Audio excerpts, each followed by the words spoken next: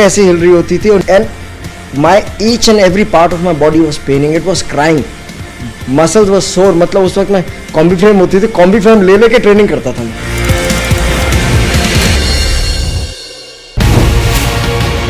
Bharatiya Janata Party is making it very clear that look, it's our own government, but we are starting our own investigation. We are doing it. What moral ground can Kavitha or Manish Sisodia take? Karnataka, an MLA's son is caught with 8 crores. They want to do an investigation with Lokayukta.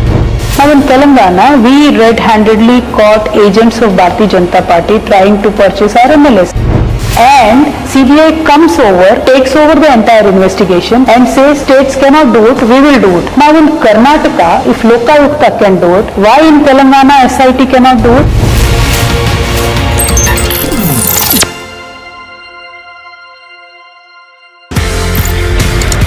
आप India आते हैं and then you start special forces, NSG, Garud, Marcos.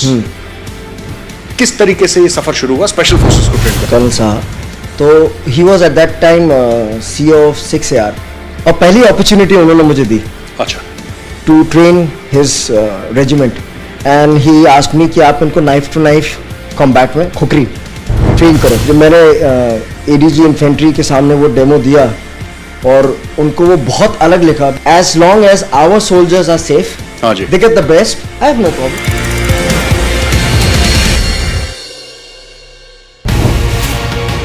Focusing about the future of your party, 21 years after it was founded, now you've taken the national foray. The BRS has come into the picture. You're looking at stitching an alliance, and which becomes far more difficult. We've seen in multiple states there isn't any coordination between the opposition parties. So how exactly are you really looking at? Our goal right now for 2024 is to dislodge the current Bharatiya Janata Party government at the center. For that goal, whoever has a similar line of thinking, we will work with them. KCR Garu had gone to meet Mamta Di, then he has gone to meet Uddhav Thackeray ji, Sharad Pawar ji. Every single politician in this country, Honorable KCR Garu has approached to make sure there is a understanding.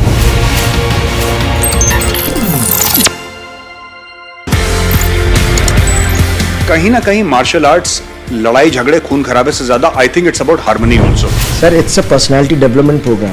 पूरा martial arts बिल्कुल जी। आपकी फौज में भी यही है, discipline, mind, body and spirit is in command of you. आपके पास गन है बट आप किसी सिविलियन को गुस्सा आते गोली तो नहीं मार देते ना। You have to control that control comes from the mind and from the training. So that जो आर्मी में हम बोलते हैं फोर्स कंटिन्यूम, किस फोर्स पे कितना फोर्स देना है, ये मेंटल कंट्रोल ट्रेनिंग से आता है, करेक्ट ट्रेनिंग से।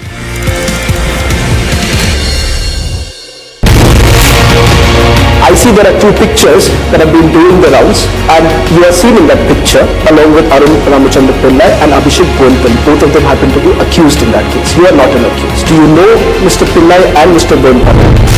A few of them I know, I might have known. Point here is, how are these few people that I know have been treated by ED? There are ED excesses today, there are IT excesses today, there are CBI excesses today happening in this country on the behest of a political party in power.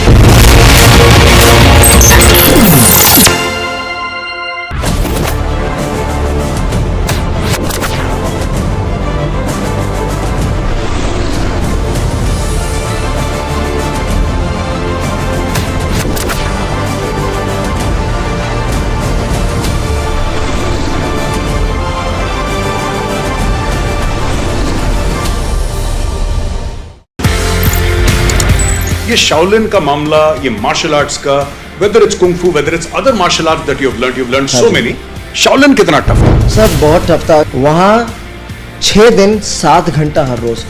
हमारा पहला exercise होता था 1000 metre का पहाड़ है, उसको हमको भागना पड़ता था 20 मिनट में, and like a dog on hand and feet we had to crawl back the hill, then we had to be in a squat position for at least 1 hour, और हमारी टांगें ऐसे हिल रही होती थी and my each and every part of my body was paining, it was crying, muscles was sore। मतलब उस वक्त मैं कॉम्बी फ्रेम होती थी, कॉम्बी फ्रेम ले लेके ट्रेनिंग करता था मैं।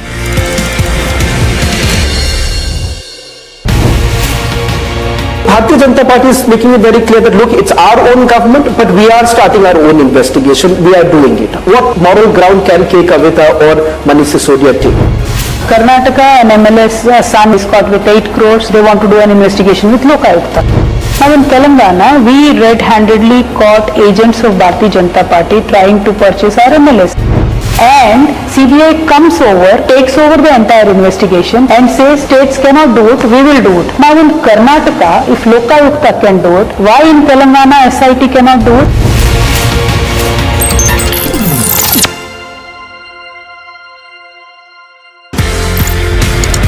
आप इंडिया आते हैं and then you start special forces, NSG, Garud, Marcos.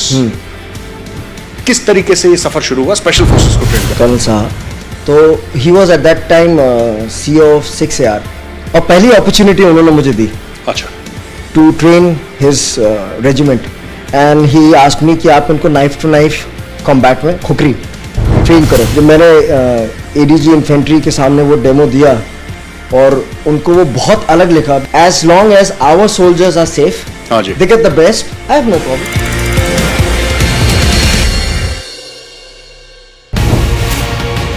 Focusing about the future of your party, 21 years after it was founded, now you've taken the national foray. The BRS has come into the picture. You're looking at stitching an alliance, and which becomes far more difficult. We've seen in multiple states there isn't any coordination between the opposition parties. So how exactly are you really looking at? Our goal right now for 2024 is to dislodge the current Bharatiya Janata Party government at the center. For that goal, whoever has a similar line of thinking, we will work with them. KCR Garu had gone to meet Mamta Di, then he has gone to meet Uddhav Thackeray ji, Sharad Pawar ji. Every single politician in this country, Honorable KCR Garu has approached to make sure there is a understanding.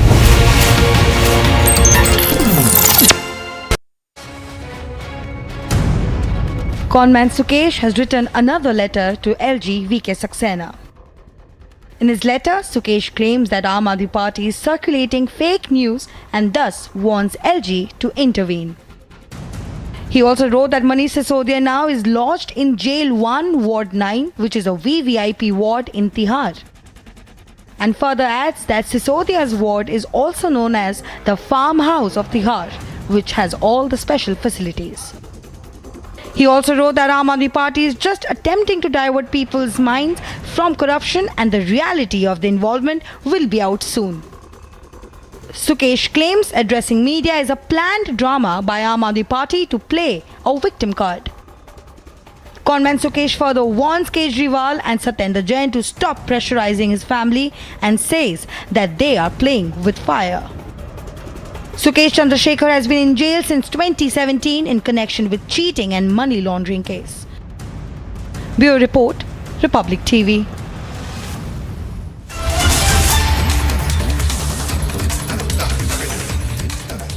प्यार करना है time pass करना है। Time pass भी ऐसी किसी के भी साथ तो नहीं कर सकती ना, उसकी भी लाइक कोई मिलना चाहिए ना। यू मीन मेरे जैसा कोई handsome, good looking, rich, lovable, humble, respectful, romantic, प्यारा और लवेबल सेम होता है। मैं दोनों, हिंदी में भी इंग्लिश में भी। 11,000 placements last year. At Amity, we are committed to nurturing passionate, hardworking and proactive professionals. I see there are two pictures that have been doing the rounds, and you are seen in that picture along with Arun Ramachandra Pillai and Abhishek Bonpal. Both of them happen to be accused in that case. You are not an accused. Do you know Mr. Pillai and Mr. Bonpal? A few of them I know, I might have known. Point here is, how are these few people that I know have been treated by ED? There are ED excesses today, there are IT excesses today, there are CBI excesses today happening in this country on the behest of a political party in power.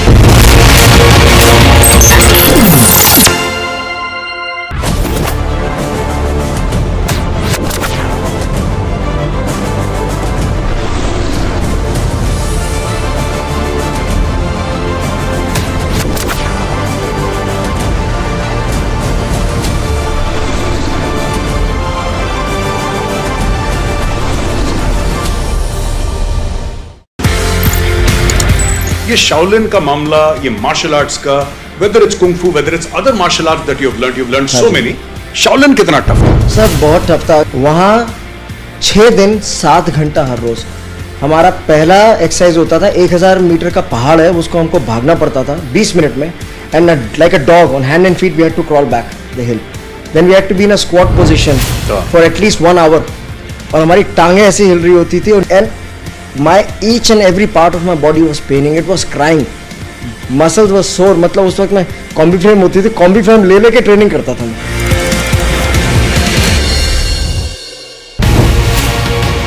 Bharatiya Janata Party is making it very clear that look, it's our own government, but we are starting our own investigation. We are doing it. What moral ground can Kavitha or Manish Sisodia take? Karnataka, an MLS son is caught with 8 crores. They want to do an investigation with Lokayukta. Now in Telangana, we red-handedly caught agents of Bharatiya Janata Party trying to purchase our MLS. And CBI comes over, takes over the entire investigation and says states cannot do it, we will do it. Now in Karnataka, if Lokayukta can do it, why in Telangana SIT cannot do it?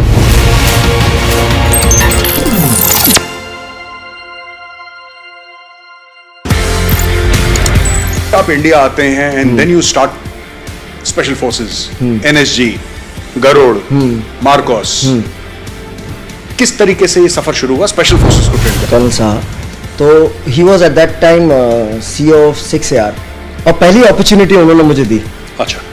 To train his regiment and he asked me कि आप इनको knife to knife combat में khukri train करो. जब मैंने ADG infantry के सामने वो डेमो दिया और उनको वो बहुत अलग लिखा. As long as our soldiers are safe, they get the best, I have no problem.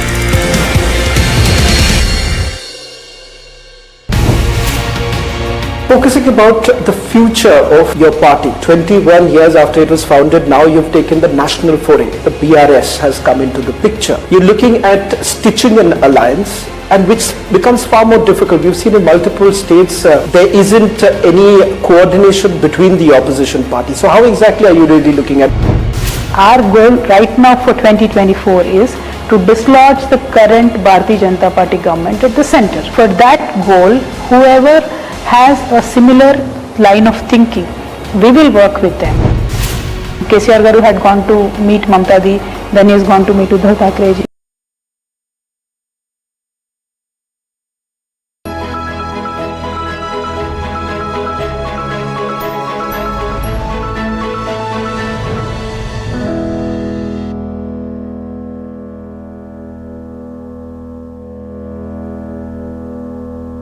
Hello and welcome to Mother Dairy Ultimate Dahi presents Behind a Boss Lady in association with Republic TV.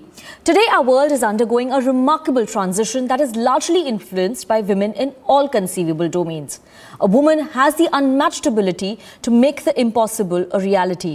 She's a born manager, a natural leader and a fierce fighter. On the occasion of International Women's Day, we at the Republic Media Network salute and honor the undying spirit of womanhood.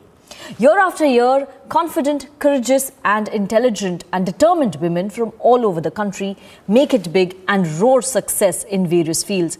They make India proud with their sterling record of achievements. In our studios, we are joined by 3 such boss ladies who are epitome of success, perseverance and resilience. I have with me Koral Dasgupta. She's an author and entrepreneur. We also have Karishma Mehta, who is the founder and CEO of Humans of Bombay. And Sharmila Oswal, who is the MD of Good Mom and a founder of India Millet Mission, joining us live in this studios.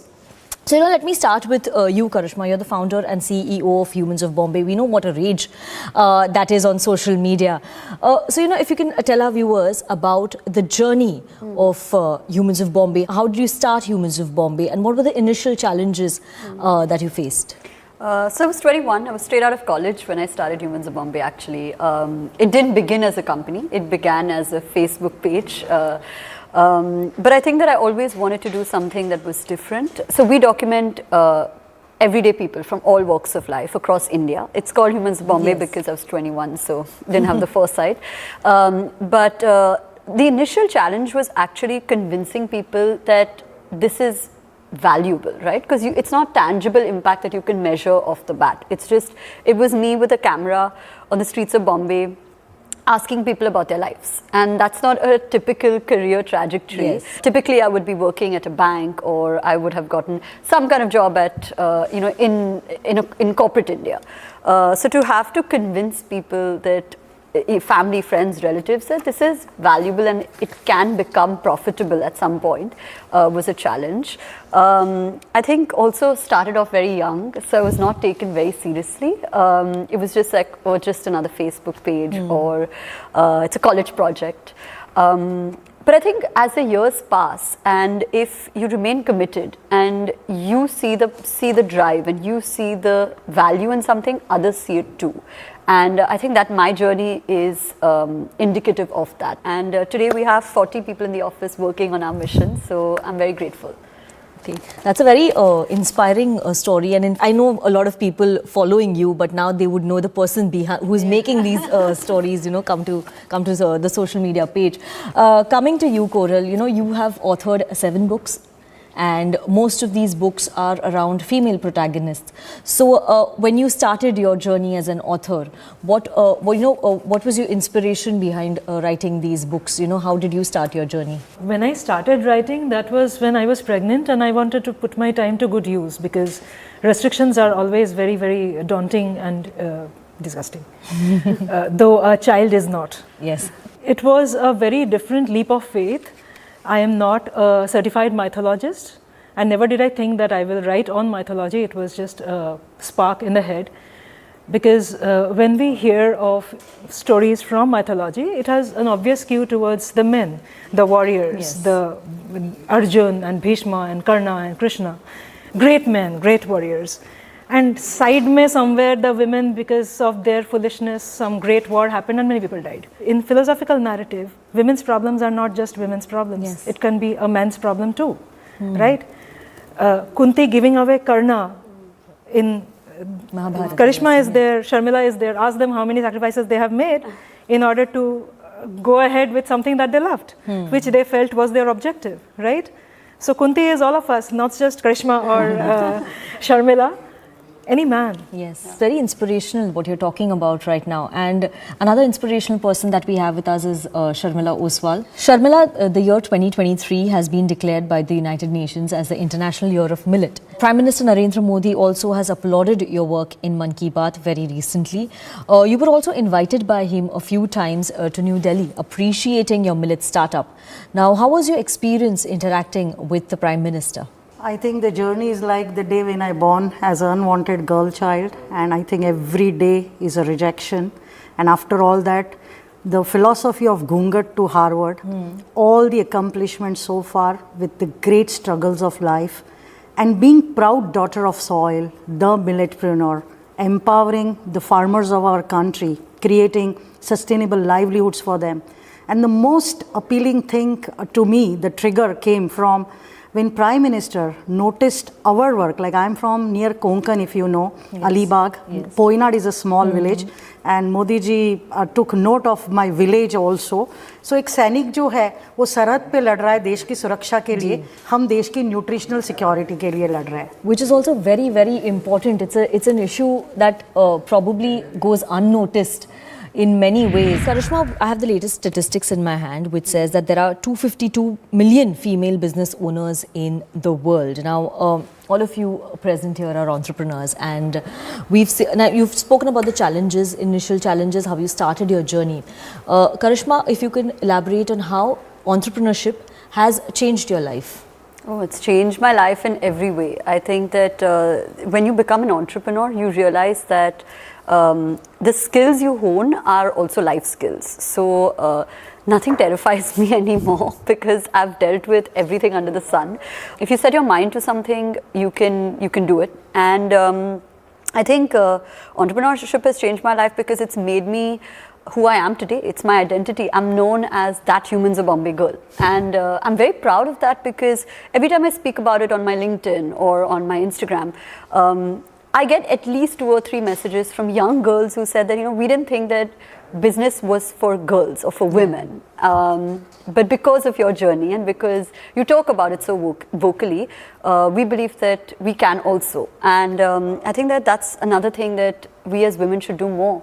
We should talk about ourselves more. We should lift each other up more because when this conversation happens, it's important that you spread this message. Your identity cannot be decided by somebody else. It cannot be decided by an external factor. It's you. Yes. So yeah, that.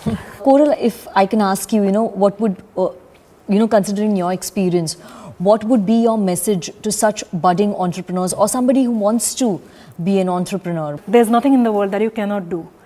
Having said that, you have to choose your domain.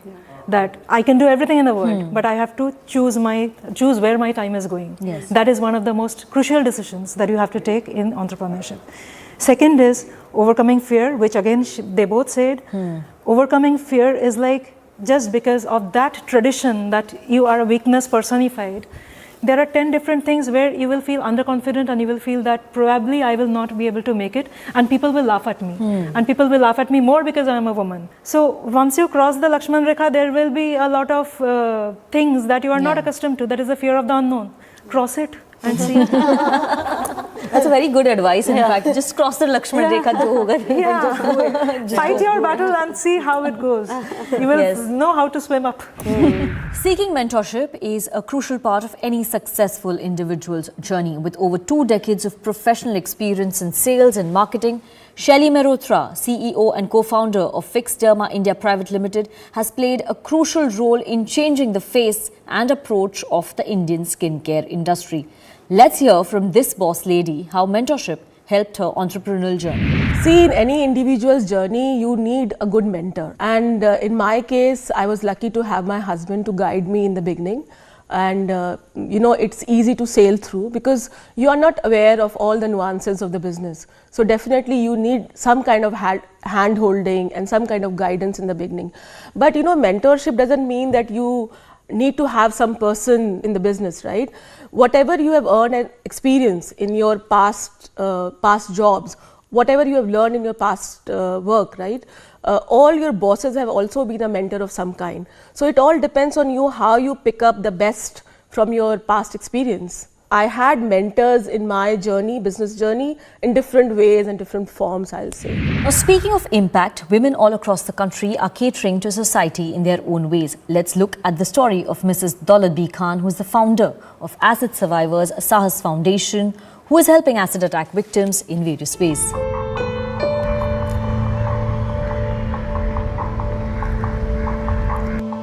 Ten years ago, when Daulat, a 26-year-old makeup artist, was sitting on a sofa, her family members threw acid on her face. वो चाहते थे कि मुझे चेहरा खराब करके मुझे बिठा देंगे, लेकिन उनकी गलत सोच है. अगर उन्होंने ये सोचा है तो हमारे अंदर साहस नहीं है, हमारे अंदर बहुत ही साहस है. इसीलिए मैंने अपने फाउंडेशन का नाम भी एसिड सर्वाइवर साहस फाउंडेशन रखा है.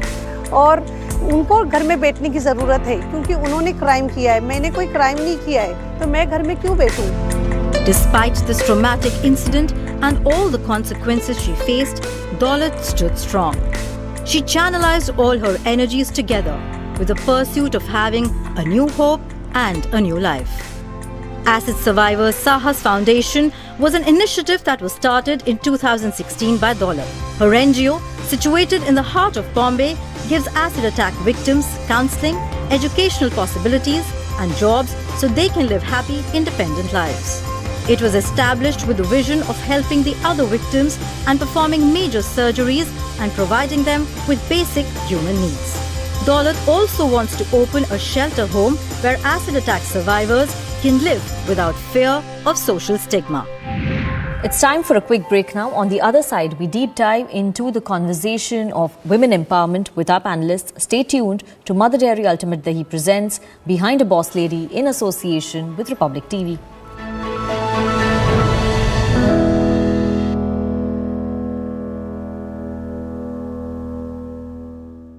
11,000 placements last year. At Amity, we are committed to nurturing passionate, hardworking and proactive professionals. कहीं ना कहीं मार्शल आर्ट्स लड़ाई झगड़े खून खराबे से ज्यादा I think it's about harmony also. Sir it's a personality development programme. पूरा मार्शल आर्ट्स. बिल्कुल. जी. आपकी फौज में भी यही है. Discipline, mind, body and spirit is in command of you. आपके पास गन है बट आप किसी सिविलियन को गुस्सा आते गोली तो नहीं मार देते ना. You have to control that. That control comes from the mind and from the training.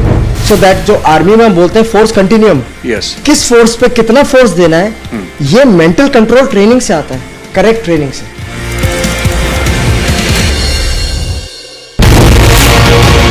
I see there are two pictures that have been doing the rounds, and you are seen in that picture along with Arun Ramachandra Pillai and Abhishek Bonpalli. Both of them happen to be accused in that case. You are not an accused. Do you know Mr. Pillai and Mr. Bonpalli? A few of them I know, I might have known. Point here is, how are these few people that I know have been treated by ED? There are ED excesses today, there are IT excesses today, there are CBI excesses today happening in this country on the behest of a political party in power.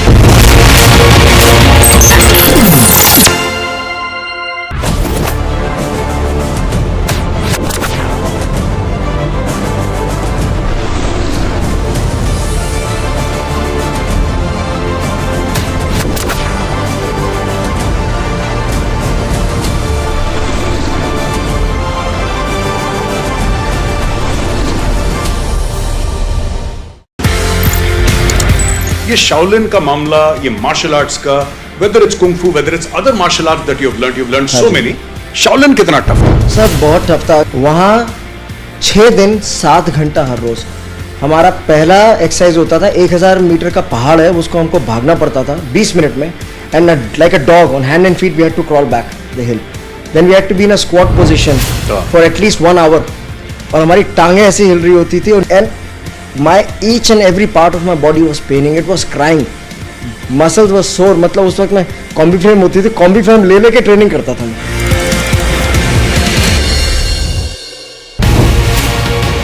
Bharatiya Janata Party is making it very clear that look, it's our own government, but we are starting our own investigation. We are doing it. What moral ground can Kavitha or Manish Sisodia take? Karnataka, an MLS son is caught with 8 crores. They want to do an investigation with Lokayukta. Now in Telangana, we red-handedly caught agents of Bharatiya Janata Party trying to purchase our MLS. And CBI comes over, takes over the entire investigation and says states cannot do it, we will do it. Now in Karnataka, if Lokayukta can do it, why in Telangana SIT cannot do it?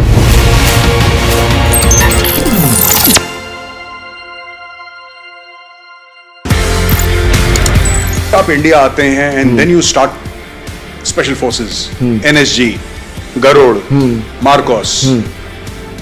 किस तरीके से ये सफर शुरू हुआ special forces को train करने? Colonel साहब, तो he was at that time CEO of 6AR, और पहली अपॉर्चुनिटी उन्होंने मुझे दी। अच्छा। To train his regiment, and he asked me कि आप इनको knife to knife.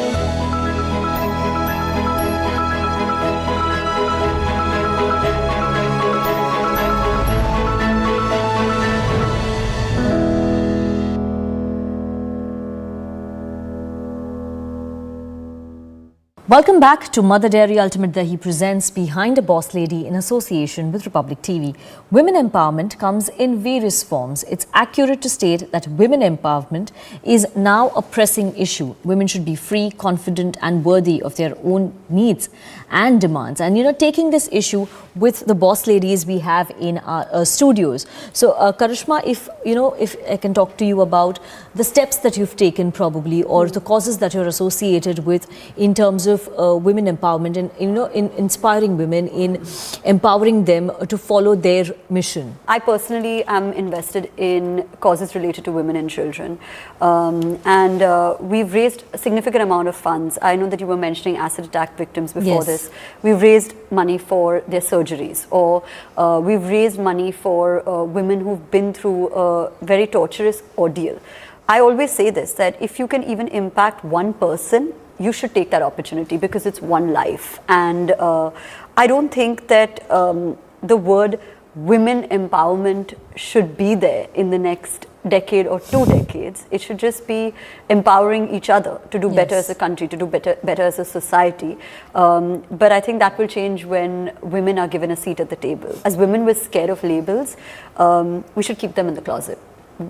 It's best kept there. And if somebody thinks that you're too unladylike or too dominating to be a woman, that's their problem. Coming to you, Goril, you've also spoken about your journey as an entrepreneur, and so when we talk about women empowerment, your thoughts on it?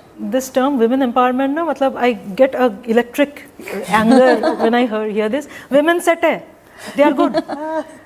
Empowers the society. We need social empowerment. So as a mother, I am doing that to my son. Secondly, with my 5-book series, what I realized is the stories of Ramayana and Mahabharata are told to a child right at the beginning of the stage when they are getting accustomed to stories. And at that time, the way the stories are told and the kind of stories they are told, that gender distinctions happen inside their mind in a way that it's very difficult to pull out later. Later, they can become activists, but never believers. Yes. Everything applies to everybody, and learning is generic. Sharmila, you are working with women at the grassroots level. You're working with the government as well. You have support systems as well. So while you are an entrepreneur, what do you think can society do more? What do you think that government can do more? What are the collective steps that can be taken so as to ensure that more and more women are empowered, more and more women sort of come into this mainstream? To tell you very frankly, and with my experiences on the rural, on the ground, if you see the women farmers, they never have a decision-taking power, like crops. So it is always a man. On the government side, this is a surprising, shocking and excitement, because primarily our startup is incubated by Central Government of India, mentored and inspired by Modi ji. To tell you very frankly, I don't find that they see us as a women, but they inspire or they support us as a skills, as a innovation, as a passion, as a creativity. अभी जो grass root से आ रही है या एक बहुत ground level पे काम करी है, उसे जीएसटी पता नहीं है, उसे सेल्स टैक्स पता नहीं है, कैसे रजिस्ट्रेशन करना है, एमएसएमई है, सेमी, ये सारे जो माइक्रो एंटरप्रेन्योर्स है, एक बार जब आप उनको एक बार बता दिया जाए, उनको कोई एम्पावरमेंट की ज़रूरत नहीं है, वो एक बेस्ट मैनेजर है. And the way she is doing business, आज वो अगर 10,000 कमा रही है, आप अगर उनको थोड़ा हैंड होल्डिंग दो, वो 25,000 कमाएगी, वो 50,000 कमाएगी, वो लाख तक जाएगी. So she is the best manager. She doesn't need any Harvard MBA और Oxford degree. She herself is very well qualified with the fire in belly. जो पैशन वो लेके आ रही है, दुनिया में कहीं नहीं मिलेगा. सो सही मायने में जो हमारी अन्नपूर्णा है, उसे कोई एम्पावरमेंट की ज़रूरत नहीं है. She herself is very very very well empowered. Now let's hear from our other boss lady, Miss Shelley, how Fixderma India empowers women at their workplace and the pivotal role women empowerment can play in the society. So do you really think women need to be empowered? I think we are very powerful people. We keep doing multitasking, and same thing I believe in our company. I have some very strong women in my company, and we don't discriminate, or there's nothing like men and women. So whoever performs gets the due. It's such a welcome change to hear that, and such so inspirational to know that women do not need external forces to empower them. They're empowered by themselves, and probably this is a message that should go across the country, because a lot of women are waiting for help. You don't need help anymore. You're your own boss lady. Maina Mahila Foundation is empowering thousands of women and setting an example in society by producing low-cost, high-quality pads and helping women with several other programs. Let's take a look at their journey. We visited the gullies of Govandi to meet the women of Maina Mahila Foundation, a social enterprise and NGO that has a clear vision of wanting to generate employment for women. At MENA, we basically believe in having women's agency towards decision-making process, and for this we want her to be physically healthy and financially independent. So whatever we do at MENA, it's basically towards making a woman believe in herself, that she is important. Knowledge about menstruation is curtailed by stigma and taboos in the Indian society. Maina is tackling this very issue of menstrual hygiene management at its roots. Working within the Govandi slum dweller communities, Maina is raising awareness around menstruation and bringing in affordable sanitary products directly to the women in need. By manufacturing low-cost, high-quality sanitary napkins, more affordable than what is already present on the market, and selling them on a door-to-door scheme, Maina is reaching out to women who would usually not step out of their house out of shame, among other reasons, to go buy pads at a nearest chemist. Maina is built by women, for women, and continues to create an impact that is shifting social norms and empowering thousands of women. To our last leg of our conversation, if Karishma, I can ask you, looking back, probably when you were 21 years old, or probably even when you were 18 years old, when you were younger, what would you like to tell that 18-year-old or a 21-year-old girl about her future? What I always say, even when I'm giving talks or I'm asked to give advice, I say the same thing that I would have told myself back then. I said, you can. And if you never ask, the answer is always no. I feel like as women we have this thing, that puchna nahi chahiye. It'll be crossing a boundary, or like they'll say no. We're planners. Inherently women are planners. We like things organized. But when I started Humans of Bombay, it was just a Facebook page. It's something that I operated from the gut. So if you're a girl, a young girl, a woman watching, and you're waiting for the right time doesn't exist. You should begin today, begin now, begin with whatever resources you have, and then you learn on the job. So I think that these 2 or 3 things would have really helped me back in the day when I was having all these fears and doubts on what I'm going to do in life. And I give the same advice on. So Coral, coming to you, what would you tell your younger self, considering your journey of so many years as an author, as an entrepreneur? What would you tell your younger self? A message that probably younger girls can take today. I think we have been a victim of patriarchy for many years now. And let me tell you that patriarchy did not affect only women. It affected men too. Women were told that we should be obedient and docile.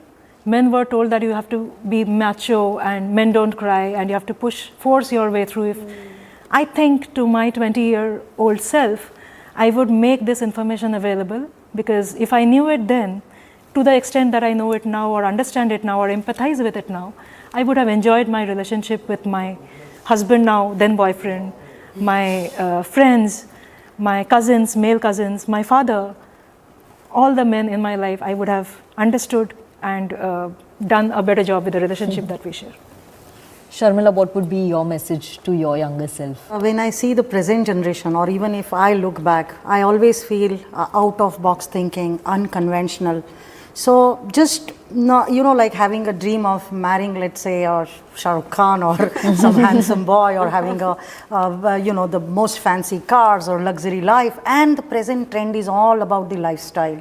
So I personally feel that when we are in that young, age, I think this is the only life we have received.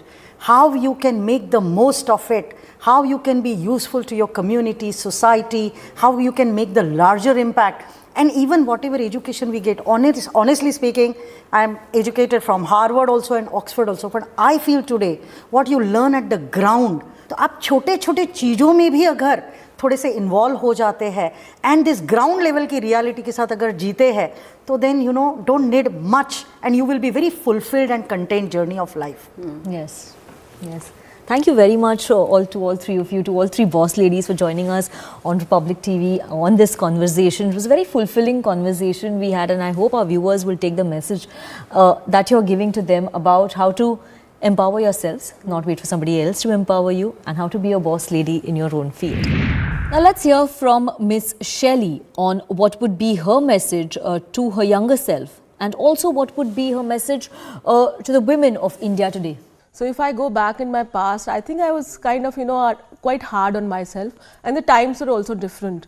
So many times you will find a lot of glitches, a lot of problems, a lot of, hurdles, but don't be a quitter, just stay put. Be strong, believe in yourself, and if you think you can do it, definitely. Now, thank you all for joining us in this panel discussion. Margaret Thatcher once said that if you want something said, ask a man. If you want something done, ask a woman. Now, despite gender inequities across industries, women are consistently forging ahead and shattering glass ceilings. There is no limit to what we as women can accomplish. Women today continue to break barriers and refuse stereotypes. On that note, we come to an end. Thank you for watching Mother Dairy Ultimate Dahi presents Behind a Boss Lady in association with Republic TV.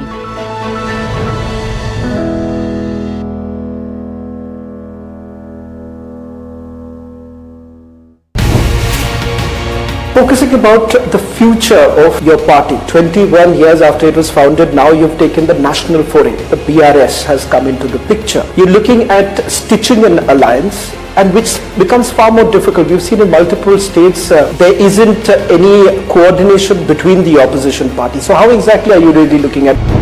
Our goal right now for 2024 is to dislodge the current Bharatiya Janata Party government at the center. For that goal, whoever has a similar line of thinking We will work with them. KCR Garu had gone to meet Mamta Di, then he has gone to meet Uddhav Thackeray ji, Sharad Pawar ji. Every single politician in this country, Honorable KCR Garu has approached to make sure there is a understanding.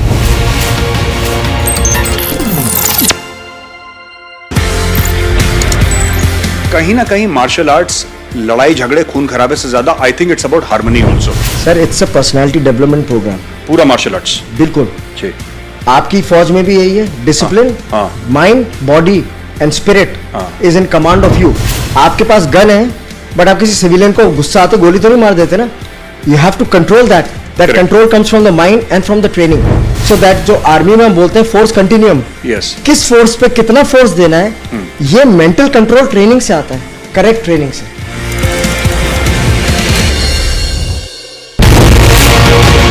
I see there are two pictures that have been doing the rounds, and you are seen in that picture along with Arun Ramachandra Pillai and Abhishek Bonpal. Both of them happen to be accused in that case. You are not an accused. Do you know Mr. Pillai and Mr. Bonpal? A few of them I know, I might have known. Point here is, how are these few people that I know have been treated by ED? There are ED excesses today, there are IT excesses today, there are CBI excesses today happening in this country on the behest of a political party in power.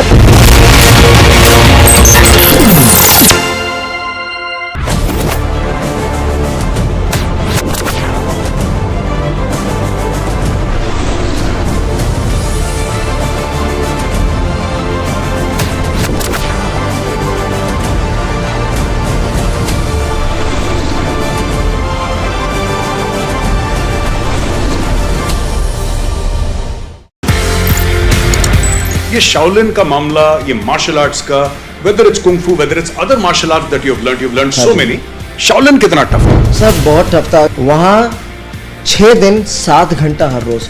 हमारा पहला exercise होता था 1000 metre का पहाड़ है, उसको हमको भागना पड़ता था 20 मिनट में, and like a dog on hand and feet we had to crawl back the hill, then we had to be in a squat position for at least 1 hour, और हमारी टांगें ऐसी हिल रही होती थी, and my each and every part of my body was paining, it was crying, muscles was sore। मतलब उस वक्त मैं कॉम्बी फ्रेम होती थी, कॉम्बी फ्रेम ले लेके ट्रेनिंग करता था मैं।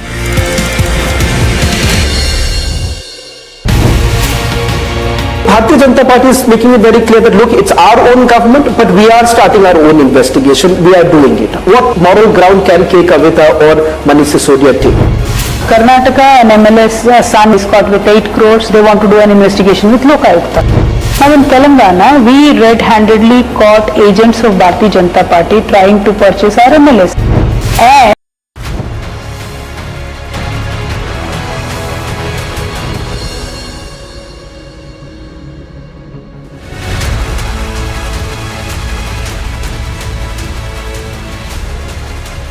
thank you for joining us on the biggest story tonight. It's 7 p.m. I'm Niranjan, and on this show, we are going to look at something that the BBC has done. The BBC, which lectures to the world about freedom of speech and expression, has sacked a footballing legend in the UK, a commentator with them, for simply criticizing the policy of the UK government. Believe it or not, they've sacked Gary Lineker. That's our focus on the biggest story tonight. Here are the headlines. BRS leader Kavitha has been quizzed by the Enforcement Directorate in the Liquorgate scandal.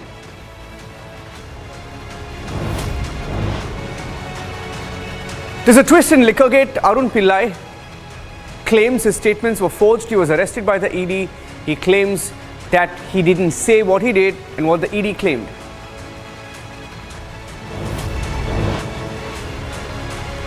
Big development in the land for job scam as raids continue, searches on, quizzing continues of different leaders and members of the Lalu family. 600 crore as proceeds of crime is what the ED is claiming.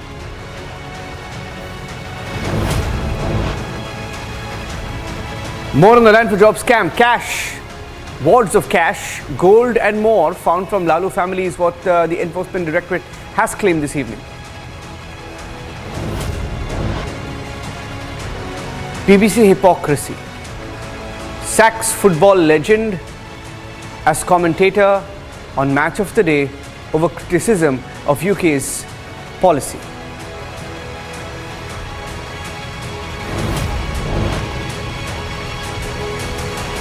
There are tremors over the Silicon Valley Bank, the SVB assets being seized. A bank has gone bust in America. There are tremors being felt in India as it's one of the biggest banks supporting startups in Silicon Valley.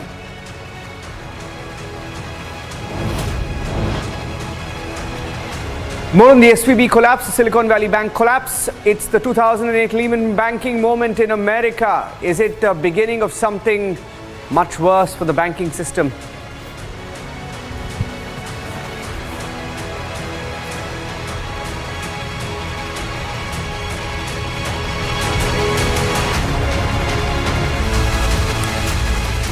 Our top focus this evening, Gary Lineker is a footballing legend. He's also a commentator, an expert, and he hosts the match of the day on the BBC. Now, why are we talking about Gary Lineker?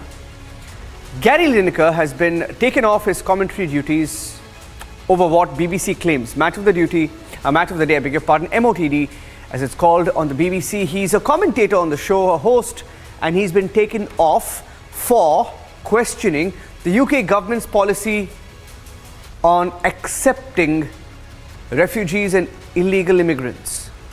Now, believe it or not, the BBC, which preaches to the world, likes to preach to India about values of democracy, freedom of speech, big talk, has sacked him over a tweet.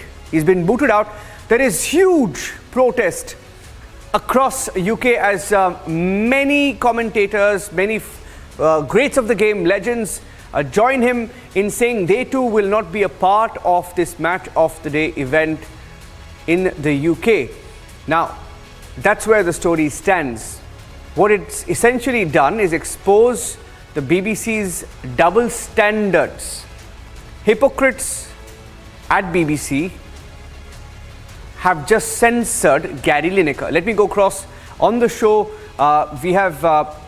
We have two panelists. All right. Let me start with you, Savio. Savio and Aarti Tikku Singh joining us on the show this evening. Savio, we've been talking about the BBC, but unusual, coming from the BBC, facing criticism, and they haven't faced any criticism. It's the Home Secretary of the UK who's faced criticism. What do you make of what they've just done?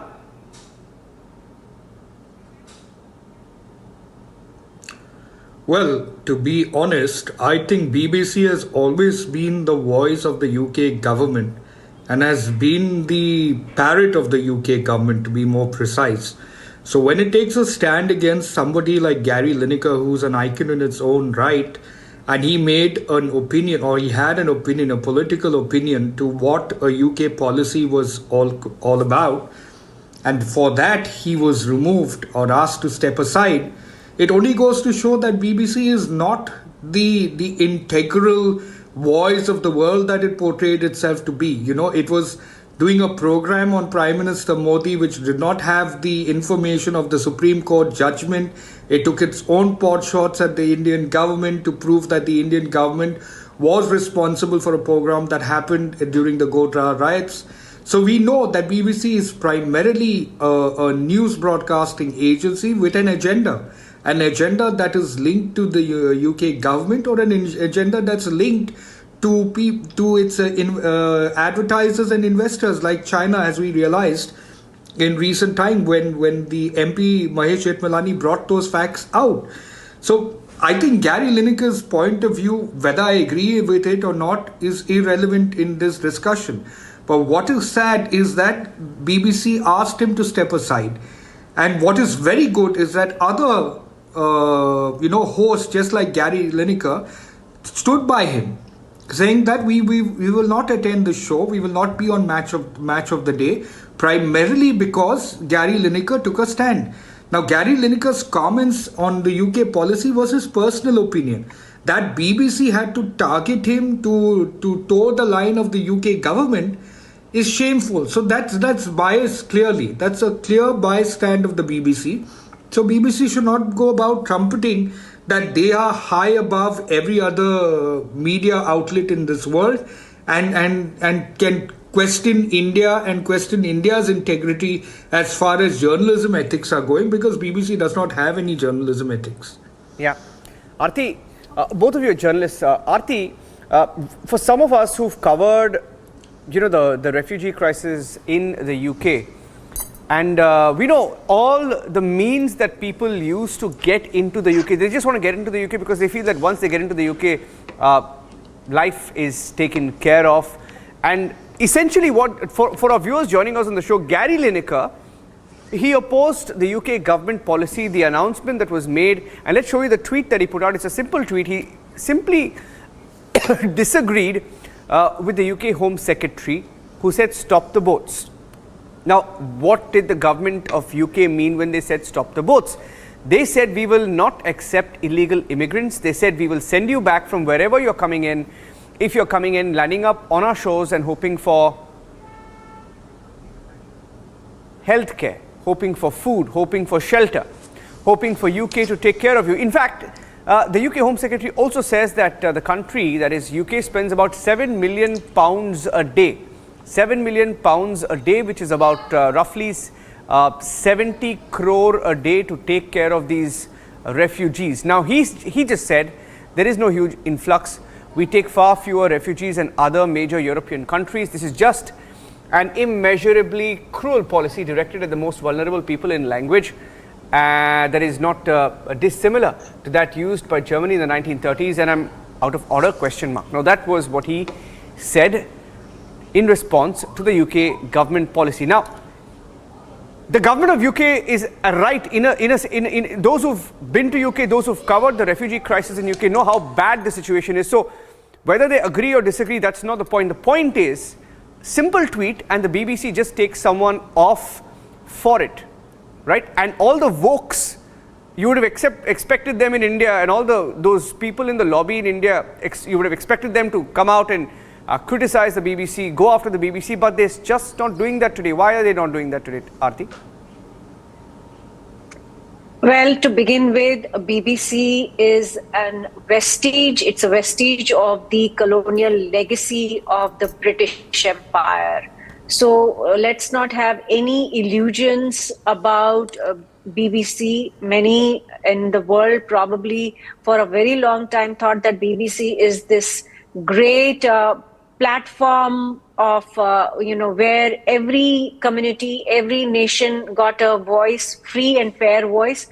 That's not so. In fact, BBC, I would say, is a highly discredited platform, and their biases are getting exposed day in, day out. And today, once again, we have seen that their bias and the fact that they toe the line of the British government, no matter who comes to power.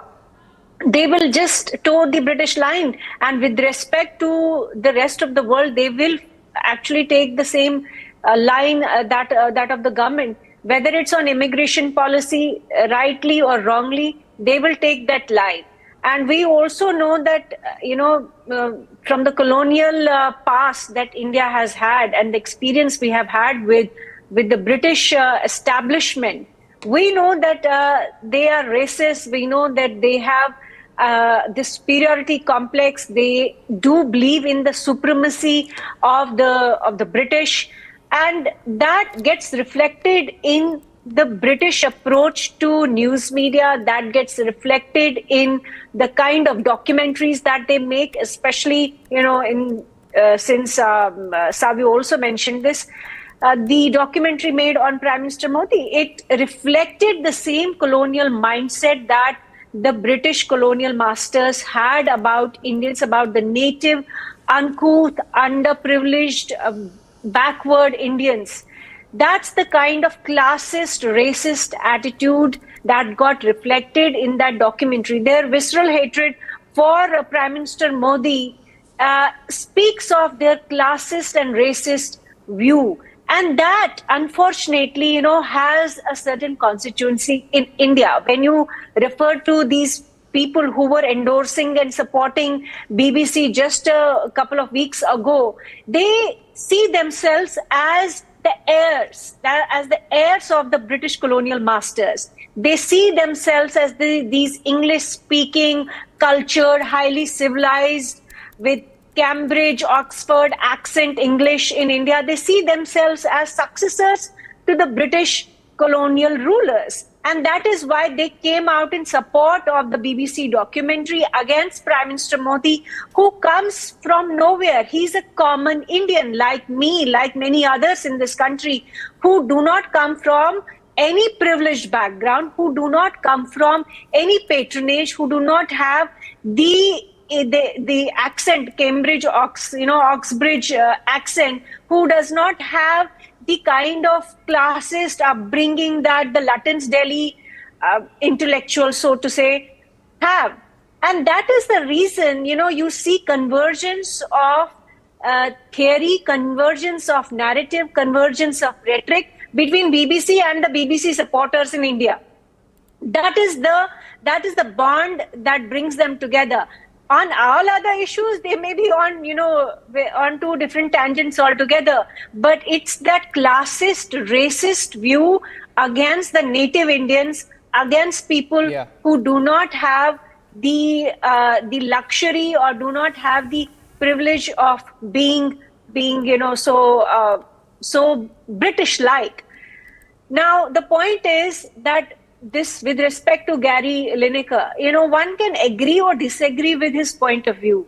There is a refugee problem in Europe. You cannot undermine that. You cannot say that there is no refugee problem. There is a refugee problem. We also know that a lot of Pakistanis have infiltrated various institutions of United Kingdom, including media. In fact, this is not something that I'm making up. The UK government has themselves come out with their own reports which show that, a lot of their institutions have been infiltrated by Islamists, by radicals. And that reality is there. One does not deny that. But for a media institution to suspend or media institution to deplatform somebody who has a different point of view on immigration policy, it is absurd. It shows that, BBC, which lectures India on democracy. Nowadays, we hear this entire rhetoric from the US to the United Kingdom. Oh, democracy in India is under threat because of the Modi government policies. But you see, this is where their own status of democracy is exposed. They do not believe in democratic point of view. They do not believe in a diverse point of view. So this shows that BBC is highly discredited. They do not really have today the voice of credibility. They do not have the audience. They do not really have a compassionate, an objective, a neutral point of view. They are the spokesperson, or you can say they are the governments. As it is, we know that they are a state broadcaster and they will always reflect the state's point of view. And that's what's happening here. We are just seeing how BBC, which had all this charade, there was this pretense of being a neutral platform. The mask is coming off. They are not a neutral media. They are the spokespersons of the United Kingdom government. Ironically, I was just looking up the BBC website right now, and Savio and Aarti, while I thank you, I just want to read out this headline from the 12th of November 2015 on the BBC website. It says, believe it or not, this is an opinion about how writers, including Salman Rushdie, are urging David Cameron to challenge Indian Prime Minister over freedom of speech.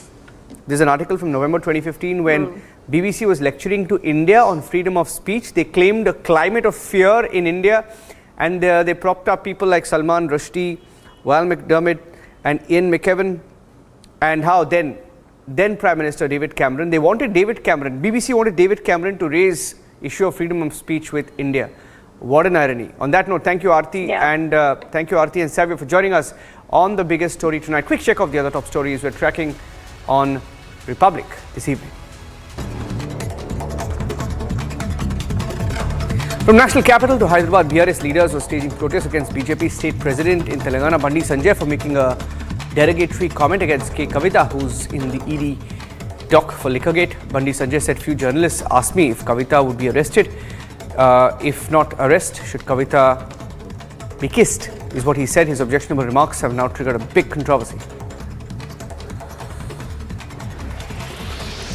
BRS workers and supporters protested in the national capital against Telangana BJP President Bandi Sanjay for his reported derogatory comments against BRS MLC Kavitha. Protesters also burned Sanjay's effigy.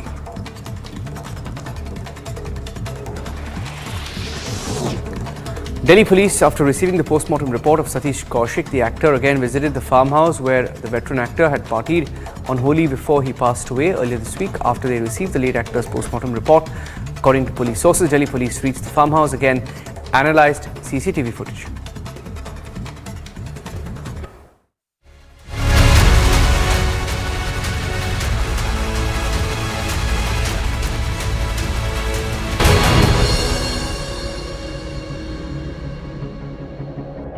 $11,000 placements last year. At Amity, we are committed to nurturing passionate, hardworking and proactive professionals. आप India आते हैं and then you start special forces, NSG, Garud, Marcos.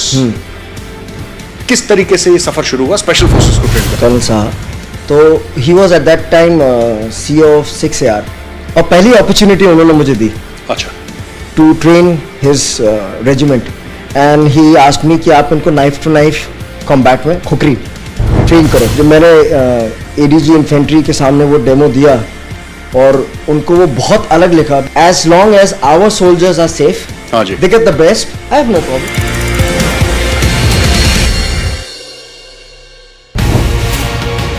Focusing about the future of your party, 21 years after it was founded, now you've taken the national foray. The BRS has come into the picture. You're looking at stitching an alliance, and which becomes far more difficult. We've seen in multiple states there isn't any coordination between the opposition parties. So how exactly are you really looking at? Our goal right now for 2024 is to dislodge the current Bharatiya Janata Party government at the center. For that goal, whoever has a similar line of thinking, we will work with them. KCR Garu had gone to meet Mamta Di, then he has gone to meet Uddhav Thackeray ji, Sharad Pawar ji. Every single politician in this country, Honorable KCR Garu has approached to make sure there is a understanding.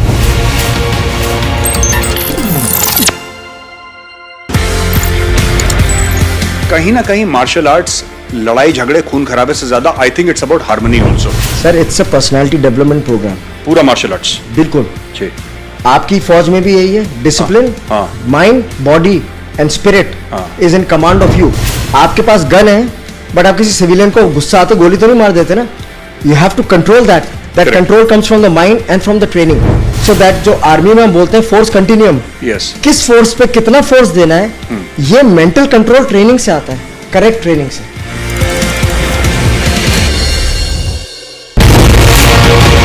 I see there are two pictures that have been doing the rounds, and you are seen in that picture along with Arun Ramachandra Pillai and Abhishek Bonpal. Both of them happen to be accused in that case. You are not an accused. Do you know Mr. Pillai and Mr. Bonpal? A few of them I know, I might have known. Point here is, how are these few people that I know have been treated by ED?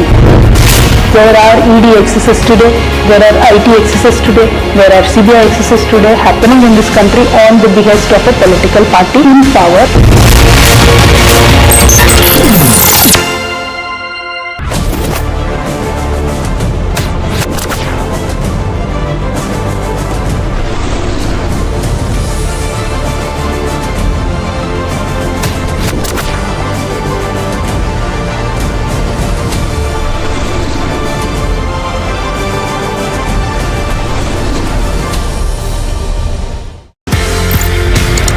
ये Shaolin का मामला, ये martial arts का, whether it's kung fu, whether it's other martial arts that you've learned so many.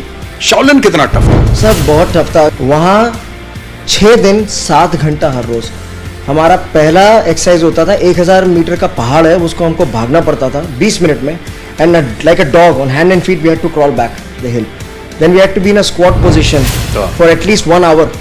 और हमारी टांगें ऐसे हिल रही होती थी. And my each and every part of my body was paining, it was crying, muscles were sore. मतलब उस वक्त मैं कॉम्बी फ्रेम होती थी, कॉम्बी फ्रेम ले लेके ट्रेनिंग करता था.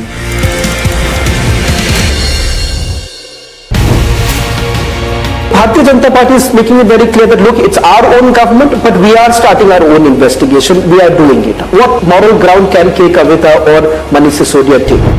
Karnataka, an MLA's son is caught with 8 crores. They want to do an investigation with Lokayukta. Now in Telangana, we red-handedly caught agents of Bharatiya Janata Party trying to...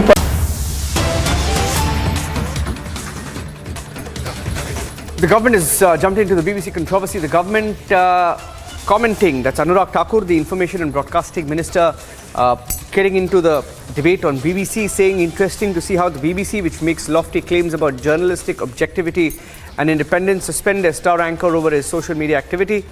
Anurag Thakur also saying in yet another interesting exhibit, BBC suspends airing of a documentary it shot over fears that it would anger a section of society.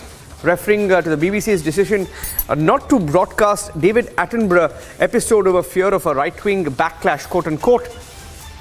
The government, Union Information and Broadcasting Minister, also saying those fake narrative setting in ethical journalism are inherently contradictory, and those indulging in malicious propaganda forged in concocted facts can never be expected to have the moral fiber or the courage to stand up for journalistic independence. That's the Union Information Broadcasting Minister responding to the growing revolt over BBC's double-speak. Taking a short break as we track the story very closely.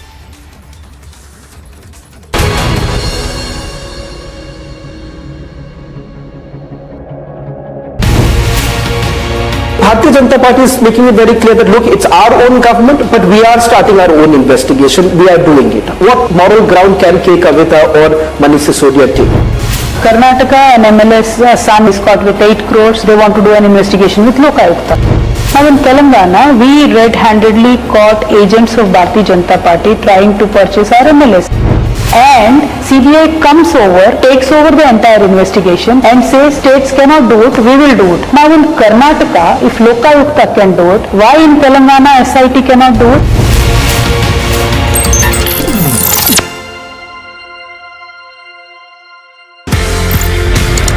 आप India आते हैं and then you start special forces, NSG, Garud, Marcos. किस तरीके से ये सफर शुरू हुआ स्पेशल फोर्सेस को ट्रेन कल साहब तो he was at that time CEO of 6AR और पहली अपॉर्चुनिटी उन्होंने मुझे दी अच्छा to train his regiment and he asked me कि आप इनको नाइफ टू नाइफ कॉम्बैट में खुकरी ट्रेन करो. जब मैंने ADG इन्फेंट्री के सामने वो डेमो दिया और उनको वो बहुत अलग लिखा, as long as our soldiers are safe they get the best, I have no problem.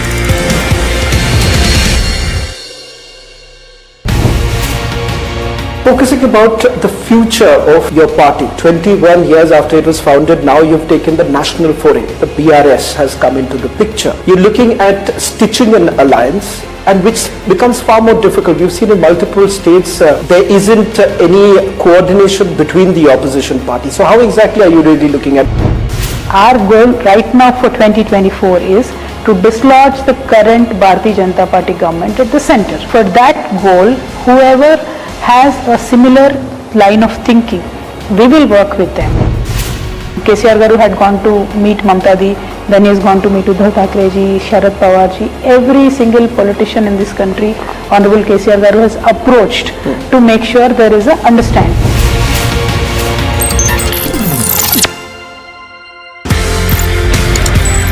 कहीं ना कहीं मार्शल आर्ट्स लड़ाई झगड़े खून खराबे से ज्यादा I think it's about harmony also. Sir it's a personality development programme. पूरा मार्शल आर्ट्स बिल्कुल जी. आपकी फौज में भी यही है, discipline, mind, body and spirit is in command of you. आपके पास गन है बट आप किसी सिविलियन को गुस्सा आते गोली तो नहीं मार देते ना. You have to control that. That control comes from the mind and from the training. So that जो आर्मी में हम बोलते हैं फोर्स कंटिन्यूम, किस फोर्स पे कितना फोर्स देना है, ये मेंटल कंट्रोल ट्रेनिंग से आता है, करेक्ट ट्रेनिंग से.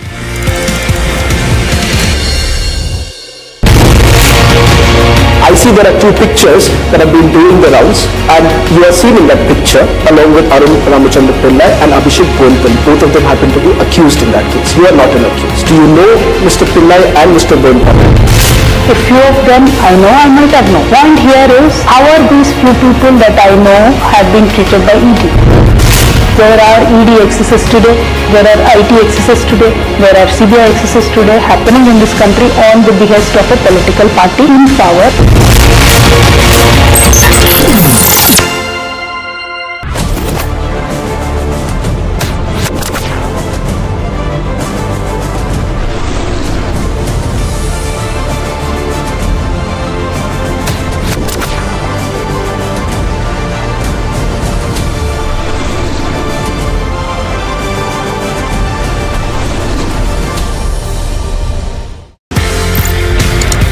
ये शाओलिन का मामला, ये मार्शल आर्ट्स का, whether it's kung fu, whether it's other martial arts that you've learned so many. Shaolin कितना टफ था? सर बहुत टफ था। वहाँ 6 दिन 7 घंटा हर रोज।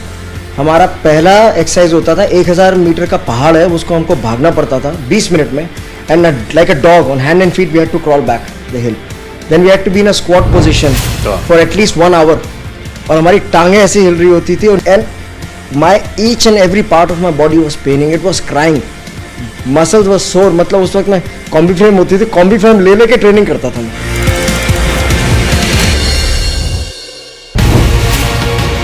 Bharatiya Janata Party is making it very clear that look, it's our own government, but we are starting our own investigation. We are doing it. What moral ground can Kavitha or Manish Sisodia take? Karnataka and MLS son is caught with 8 crores. They want to do an investigation with Lokayukta. Now in Telangana, we red-handedly caught agents of Bharatiya Janata Party trying to purchase our MLS. And CBI comes over, takes over the entire investigation and says states cannot do it, we will do it. Now in Karnataka, if Lokayukta can do it, why in Telangana SIT cannot do it?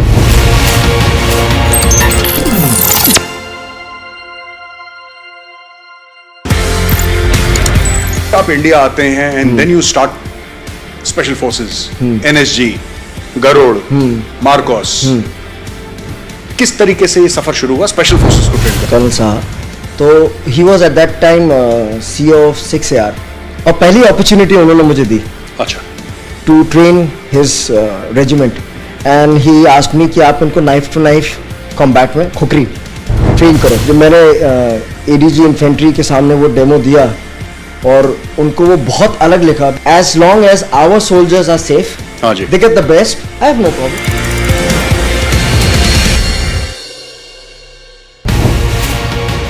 Focusing about the future of your party, 21 years after it was founded, now you've taken the national foray. The BRS has come into the picture. You're looking at stitching an alliance, and which becomes far more difficult. We've seen in multiple states there isn't any.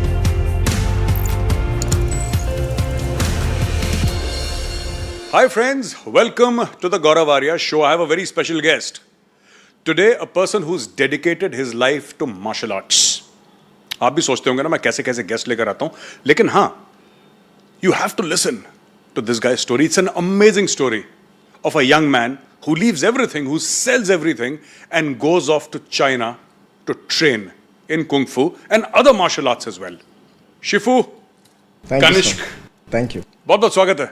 ऐसे ही करते हैं ना बिल्कुल. हाँ जी, बिल्कुल. This is how it is done, right? Yeah, that's मैंने तो movies में देखा, लेकिन आपने एक्चुअल शाओलिन देखा. आपकी कहानी क्या है? ये शाओलिन का मामला, ये मार्शल आर्ट्स का, whether it's kung fu, whether it's other martial arts that you've learned so many, ये शुरुआत आपकी कहाँ से हुई? नटशेल में मेरा ड्राइवर रिस्पॉन्सिबल था इसके लिए. He was a martial arts fanatic.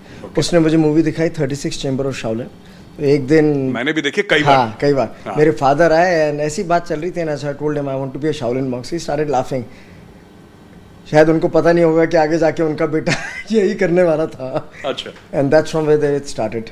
So my driver put me into martial arts class. Karate was the first martial arts which I learned. फिर I trained into a Iranian style kung fu, जिसे kung fu तो कहते हैं. मैंने अपना culinary part भी किया, और उसके बाद मैं MBA करने चला गया यूरोप. करके आया, फिर 1 साल मैंने नौकरी की, and passing of my father plays a very important role in me leaving for Shaolin. Okay. So after your father's passing, which must have been very traumatic, and I'm sure it's for everybody who's lost a parent, उसके बाद आपकी journey शुरू होती है, और आप कहते हैं कि नहीं यार मुझे तो जाना है, और मुझे जो सोर्स है इसका, हम सब तो यही समझते हैं जिनको मार्शल आर्ट्स की नॉलेज नहीं है, लेकिन जो भी थोड़ा बहुत मूवीज में देखा है, पढ़ा लिखा है, it is understood that at least for kung फू एंड चाइनीज मार्शल आर्ट्स, हाँ जी, बिल्कुल, शाओलिन इज द सोर्स. बिल्कुल. तो आप पहुंचते हैं शाओलिन कैसे पहुंच गए आप? जो मैंने बोला कि वो फैसिनेशन मूवी से स्टार्ट हुआ. अच्छा. एंड देन उसके बाद जब मैं रिलायंस में था, मैंने अपनी रिसर्च की, कहाँ जाना है, कैसे जाना है. अब तो पैसा नहीं था उतना, सो आई रिज़ाइंड. नौकरी छोड़ी, मारुति 800 थी, बेच दी, सोने की चेन बेच दी, जो भी मेरे पोस्ट ऑफिस में, बैंक में पैसा था, सारा मैंने कलेक्ट कर लिया. एंड मैंने अपनी माँ को बोला कि मैं जा रहा हूँ, and she was in utter shock, because मैं 13वीं के बाद गया था, 13 दिन बाद. अच्छा. She was in utter state of shock कि फादर की डेथ हुई है. एंड ये मैं इसलिए किया क्योंकि मेरे फादर ने मुझको मरने से पहले जो लाइन बोली थी ना, always do something which you love doing and make your passion as your profession and everything else will follow. फिर बोझ नहीं लगता ना? नहीं, फिर बोझ नहीं लगता, फिर लगता है कि हाँ यार ये तो इसमें मजा आ रहा है. हाँ, तो लव और पैशन मेरा हो गया प्रोफेशन. प्रॉब्लम क्या है सर, इंडिया में लोग 6 दिन काम करते हैं, वीकेंड में अपना पैशन ढूंढते हैं. Correct. I am living my passion 24 hours for last so many years. मैं आपको बताता हूँ, यू नो, मैंने तो आपको वैसे नहीं देखा, बट वैसे I'd seen you on TV and other things, and मैंने YouTube में भी शायद कभी देखा था. दोस्तों मैं बताता हूँ, मैं शिफू कनिक्स से पहली बार मिला था. I met him in SFTS, special forces training school. Nahan है वहाँ पे, 1 पैरा SF भी है और वहाँ पे SFTS ट्रेनिंग स्कूल भी है. तो मैंने देखा कि ये नोएडा वासी वहाँ पे इंडियन आर्मी की पैरा SF को ट्रेन कर रहे हैं. तो फिर मैंने इनसे बातचीत करी, पता लगा अच्छा आप यहाँ पे हैं, मैं यहाँ पे हूँ, ये सब हमारी बातचीत थी. अब इनसे बात करते हैं कि शाओलिन कितना टफ था. फिर मैं फौज पे आता हूँ जी. शाओलिन कितना टफ था? सर बहुत टफ था. अगर आप देखें कि हिंदुस्तान में जैसे आप अपने बच्चे को या किसी को भी ट्रेनिंग के लिए भेजें तो हफ्ते में 3 दिन 4 दिन 1 घंटा 2 घंटा मैक्सिमम.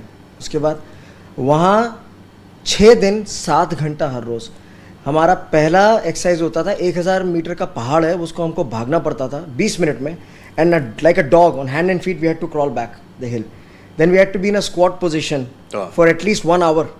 और हमारी टांगें ऐसी हिल रही होती थी और नीचे लगी होती थी अगरबत्ती कि आप जल जाओ, नीचे बैठो, और पीछे से टीचर डंडा लेके खड़ा होता था. खड़े हो गए तो डंडा. हाँ सर, एकदम बहुत पड़े हैं हमको.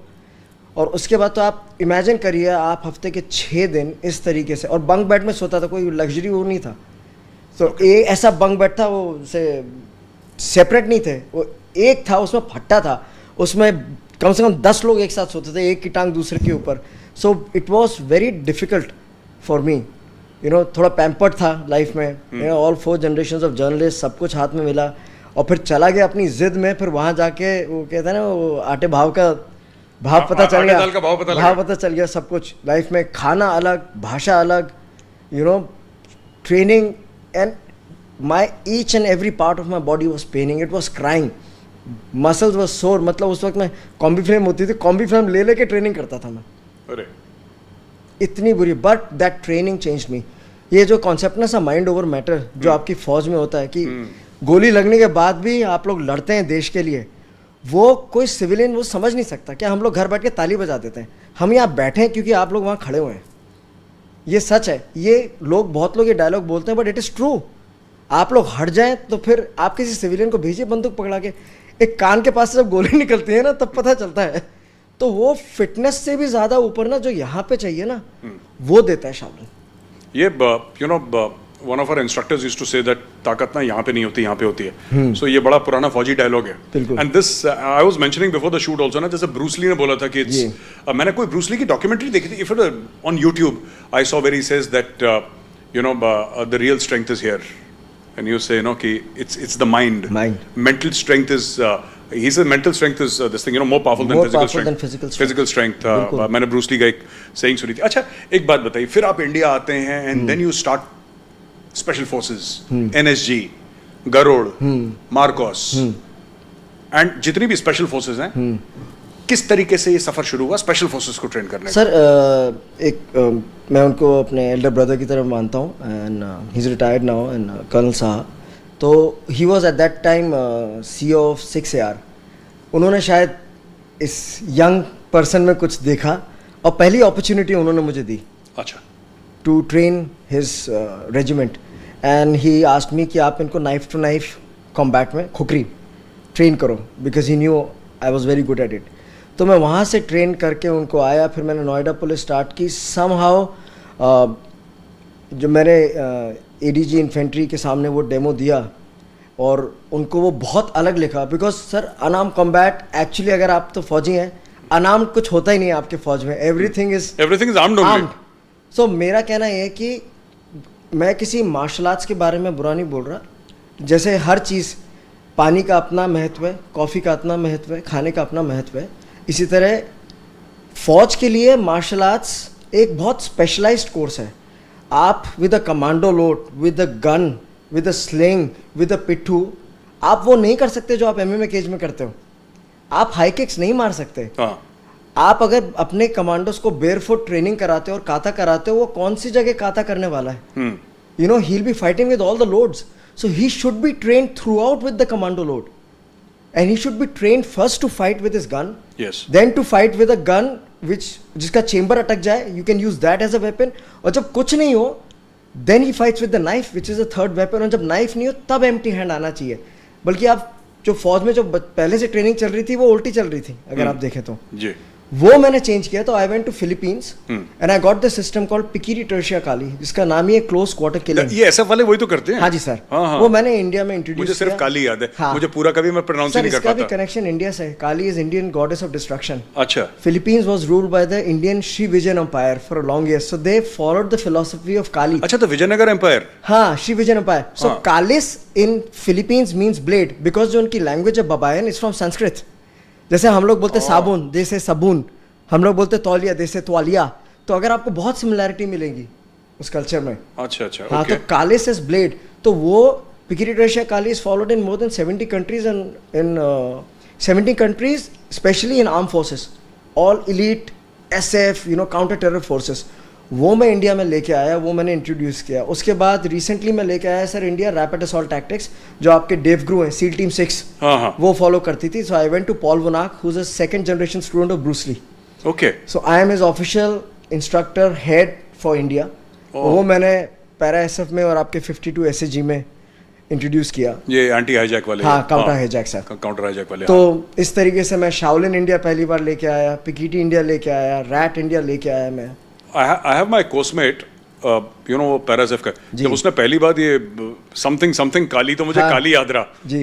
Then he says कि this is what we do. हाँ. And then उसने बोला और उसके बाद वो बोल के तो भूल गया. हाँ. So then I met you in Nahan ना. जब मैंने आपको देखा नाहन में, वो पैरा एसएफ वालों को आप ट्रेन कर रहे थे, ये वो किक्स, पता नहीं क्या क्या नाइफ चल रहा था. नाइफ ट्रेन और ये सब चल रहा था वहाँ पे. आप विजिट पे आए थे. हाँ. Then I तो नाहन पे. अच्छा, so आपने मूवीज में भी करा है ना. जी सर. तो आप शुरू में मूवी का ब्रेक, एक तो आपने दूरदर्शन वाली स्टोरी बनाई थी, आपने बताया था मुझे कि दूरदर्शन में करा था, लेकिन बॉलीवुड में कैसे एंट्री हुई? Sir credit goes to National Geographic. हाँ. तो वो 7 deadly arts with Akshay Kumar एक प्रोग्राम आया था, जो इंडियन वर्जन था 7 डेडली आर्ट्स का, जो एनजीसी की बहुत बड़ी सीरीज थी. तो उसमें उन्होंने मुझे बोला कि आप अक्षय कुमार को ट्रेन करिए. अच्छा. In Shaolin kung fu and in Muay thai and other thing. तो मैंने उनके लिए शो स्क्रिप्ट भी किया, एपिसोड्स उनको हेल्प की. वो शो बहुत बड़ा हिट हो गया. और उसके बाद एक दिन मैं जीके में मेरा स्टूडियो था सर, मैं वहाँ सिखा रहा था. तो मुझे फ़ोन आया, sir hi can I speak to Kanishk. तो मैंने कहा हाँ जी बोल रहा हूँ. Sir hi this is Farhan. तो मैंने फ़ोन काट दिया, मुझे लगा कि कोई प्रैंक मार रहा मेरे ऊपर. वो मेरे पास फिर से फ़ोन आया, sir this is Farhan Akhtar speaking. तो मैंने कहा अच्छा लगता है सीरियस है. अच्छा, सीरियस है. हाँ. देन ही सेड कि हम डॉन के लिए ऐसे ऐसे कर रहे हैं एंड वी नीड समवन जिसको मल्टीपल मार्शल आर्ट्स आते हैं, because now I think I'm the only Indian who specializes in 8 different martial arts. Which are these? So obviously I don't count जो मैं practice नहीं करता, तो मैं वो नहीं बोलूँगा. So Shaolin Kung Fu, Wing Chun, Pikiri Tertia Kali, Balintawak, San Miguel Eskrima, Tai Chi and Muay Thai Chaya, which is followed by the bodyguards of the king of Thailand. So Muay Thai? Yeah, Muay Chaya. Muay Chaya. Yeah, Muay Thai is a sports. Muay Thai is sports. Chaya was followed by the bodyguards of the king to protect him. अच्छा, ये इसके भी मैंने movie देखी. अच्छा, मैंने सारी movies देखी हैं. हाँ. I have not moved a muscle in my life. हाँ. Apart from training and in the forge, but this I've seen lot of elbows and yes, हाँ जी सर. ये करके. हाँ, so close quarters, तो it's for distraction. और rapid assault tactics जो मैंने आपको बताया. अच्छा. तो ये 8 मार्शल आर्ट्स में इंडिया में लेके आया. I'm the one who got them in India. अच्छा, so what are you doing now? आजकल किसको ट्रेन कर रहे हैं, क्या कर रहे हैं? सर आपका स्कूल है उत्तराखंड में? हाँ सर. एक्चुअली लास्ट मैंने डिस्कवरी के लिए प्रोजेक्ट किया था. अच्छा. ये India's ultimate warrior with Vidyut. So I was one of the mentor for that. तो उनका शो किया था. एंड वो मैं बात आपकी कंप्लीट कर देता हूँ पहले. तो वो उसके बाद मेरे को डॉन मिली, शाहरुख ने बुलाया. अच्छा. हाँ, तो he asked me to choreograph. फिर वो सिलसिला सर मूवीज़ का चालू हो गया. फिर मैंने कपल ऑफ फिल्म्स की, 24 सीज़न 1, माधुरी दीक्षित के लिए Gulaab Gang, Abhishek. So I work with all the stars. सो मैं अपनी मर्जी से करता हूँ. But nowadays I focus on 2 things sir. एक मेरा अपना रेजिडेंशियल स्कूल है, which is India's first residential martial arts school, which is called School of Combative Arts. वो नैनीताल में पंगौट के पास. तो वहाँ पे I have a capacity of 45 to 50 people to stay and eat. वो बनाया मैंने इसलिए था बिकॉज ताकि सिविलियंस या फौजी लोग जो मेरे से ट्रेनिंग करना चाहते हैं, they can actually come stay with me there and train. तो मैं भी वहीं रहता हूँ अपने स्कूल में, और कोई भी आके, जैसे अभी आए हुए हैं lot of foreigners there staying. अच्छा. तो वो है, plus I travel a lot sir. मेरी I have my branches in Sweden, US, Canada, Thailand, Hong Kong, so I have branched out, so they are my official branches. So I travel a lot. So it's all over the world. Yeah, it's all over the world. और मेरी अपनी company है sir, K Combatives Training and Consultancy Private Limited, which gives training. अच्छा, एक बात बताइए ना, I was talking to Israeli, so they have something called Krav Maga. हाँ जी सर. How is that? मैंने देखा है दूर से, but you're the expert, आप बता पाएंगे बेहतर. सर दोनों मार्शल आर्ट्स, जैसे एक आप हैं एक मैं हैं, दोनों लोग एक ही चीज़ करते हैं, तरीका अलग है जाने का. Krav Maga is more empty hand oriented system which is based on self defense, कि कोई अगर चाकू से मारे तो मैं बचाऊंगा. whereas Kali is a blade based system. Philippines में sir 80% killing is done by knife. It's one of the most dangerous country to travel. अच्छा. हाँ, मेरे ऊपर भी स्टैबिंग हो चुकी है. वो कौन था बेचारा जो आपके सामने स्टैबिंग करना है? वो मरा वो. But I always call this knife fight, be ready to get cut. हाँ, मैं बच गया. He got knocked out. It is years of training which happened, but nonetheless, we start with blades, then we go to empty hand. और जो हम knife से करते हैं वही हम हाथ से करते हैं, तो हमको दो चीज़ नहीं सीखनी पड़ती. अभी क्या होता है जनरल मार्शल आर्ट्स में, आप पहले एम्प्टी हैंड सीखते हो, फिर आखिरी में आपको वेपन सिखाते हैं. बट ये फौज के लिए गड़बड़ है. फौज का काम ही वेपन है, इसलिए काली ज़्यादा सूट करता है मुझे लगता है, because we start immediately with the weapons जो वो इस्तेमाल करते हैं, and then you go to empty hands. Kali is blade based. Yeah, blade based system. And the blade, so if you have a blade in your hand and you go 1 and 2, so in empty hand you also do the same thing. So you don't have to learn without two different method. Yeah, so you just transfer immediately. You're saying the motion is similar. Yeah, ball pen है तो भी आप ऐसे ही चलाएंगे, mobile phone है तो भी आप ऐसे ही चलाएंगे. क्या हमारी ऑडियंस को आइडियाज दे रहे हैं? नहीं, बच्चे बोलेंगे सेफ्टी, विमेन सेफ्टी, obviously. हाँ, so दोनों अच्छे हैं. मैं कभी किसी चीज़ को बुरा नहीं बोलता, बट दोनों की अपनी जगह.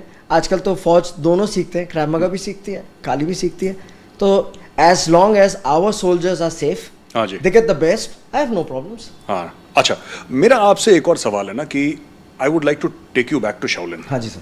मेरा एक खुद मेंटल फैसिनेशन है जी. अच्छा, हम दोनों ने एक ही पिक्चर देखी. हाँ जी. ठीक है. हाँ जी. आप शाओलिन चले गए, मैं नोएडा आ गया. ठीक है ना, ये बस ये फर्क है. ठीक है ना, बाकी सब ऐसे है. पिक्चर 36 चेंबर ऑफ शाओलिन मैंने कितनी बार देखी होगी, I don't remember. So it's a fascinating thing. How close is that movie two real life?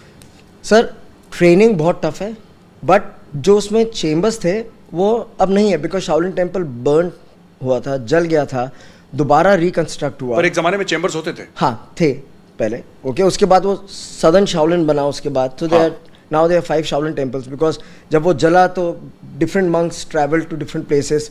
Kwanza में एक है, फुजियन में एक शाओलिन टेम्पल है, बट हेनान का मेन शाओलिन टेम्पल, हेनान वाला ओरिजिनल है, ओरिजिनल शाओलिन टेम्पल है. Northern Shaolin we call the northern feet and the southern hands. अच्छा. तो जो विंगचुंग है वो भी शाओलिन से निकला है, but it's a close quarter. और लोग कंफ्यूज कर जाते हैं. Actually Wing Chun was a system which was based on a women. It was taught to Ng Mui was a Shaolin nun, जिसने ये सिस्टम दिया एक लड़की को, जिसको एक लोकल लैंडलॉर्ड तंग करता था, जबरदस्ती शादी करना चाहता था. तो इस शाओलिन मंक ने, लेडी थी, उसने इस लड़की को सिखाया. अच्छा. और जब उस लड़की ने उस आदमी को हरा दिया तो उसने एक दिन पूछा कि आपने मुझे क्या सिखाया? तो she said just give your name. तो उस लड़की का नाम था विंगचुंग. उसने अपना नाम दे दिया विंगचुंग कुंफू. वहाँ से वो फेमस हुआ. सो बहुत अच्छी चीज़, इससे एक चीज़ समझ आती है that martial arts is not about a stronger guy to bully a weaker guy. It's about a weaker person to be able to defend himself against a stronger man. और सबसे बढ़िया चीज़ जो सर आपने बोली, mind. The biggest weapon in life which I've learned in martial arts is your tongue. When to speak, where to speak, how to speak. कब, कहाँ, कैसे, किससे क्या बात करनी है, यह आपको लड़ाई करने से भी बचाती है और लाइफ में बहुत प्रॉब्लम से भी बचाती है. तो ये जो आप मार्शल आर्ट्स की बात कर रहे हैं, when to speak, how to speak, in front of whom to speak, how much to speak, ये तो नॉर्मल लाइफ लेसन्स नहीं सर. लाइफ लेसन तो है, लेकिन जो ट्रेनिंग आपकी आर्मी में होती है, जो हम लोग शाओलिन में करते हैं, to have that control over body and mind, वो ट्रेनिंग से आता है सर. अदरवाइज गुस्सा और हाथ छोड़ना तो आजकल कॉमन हो गया है. कि एक आदमी ने गाली दी, मैंने दूसरी गाली दी, मैंने हाथ छोड़ दिया. बट ये ट्रेनिंग कि मुझे पता है कि मैं कितना उस आदमी को पेन दे सकता हूँ, और उसके बाद I will choose not to give that pain to that person, makes me a better. So we are called fighting gentlemen. Explain this to me. Okay. So for example, if he abuses me, so I'll give you a very common example जो मैं सब बच्चों को देता हूँ. 2 ईंट लीजिए, मार दीजिए, टूट जाएंगे? टूट जाएंगे. एक कॉटन का इतना बड़ा सैक ले लीजिए और ईंट ले लीजिए. अब आप रुई को ईंट पे मारो, ईंट को रुई में मारो, रुई को कुछ नहीं होता sir.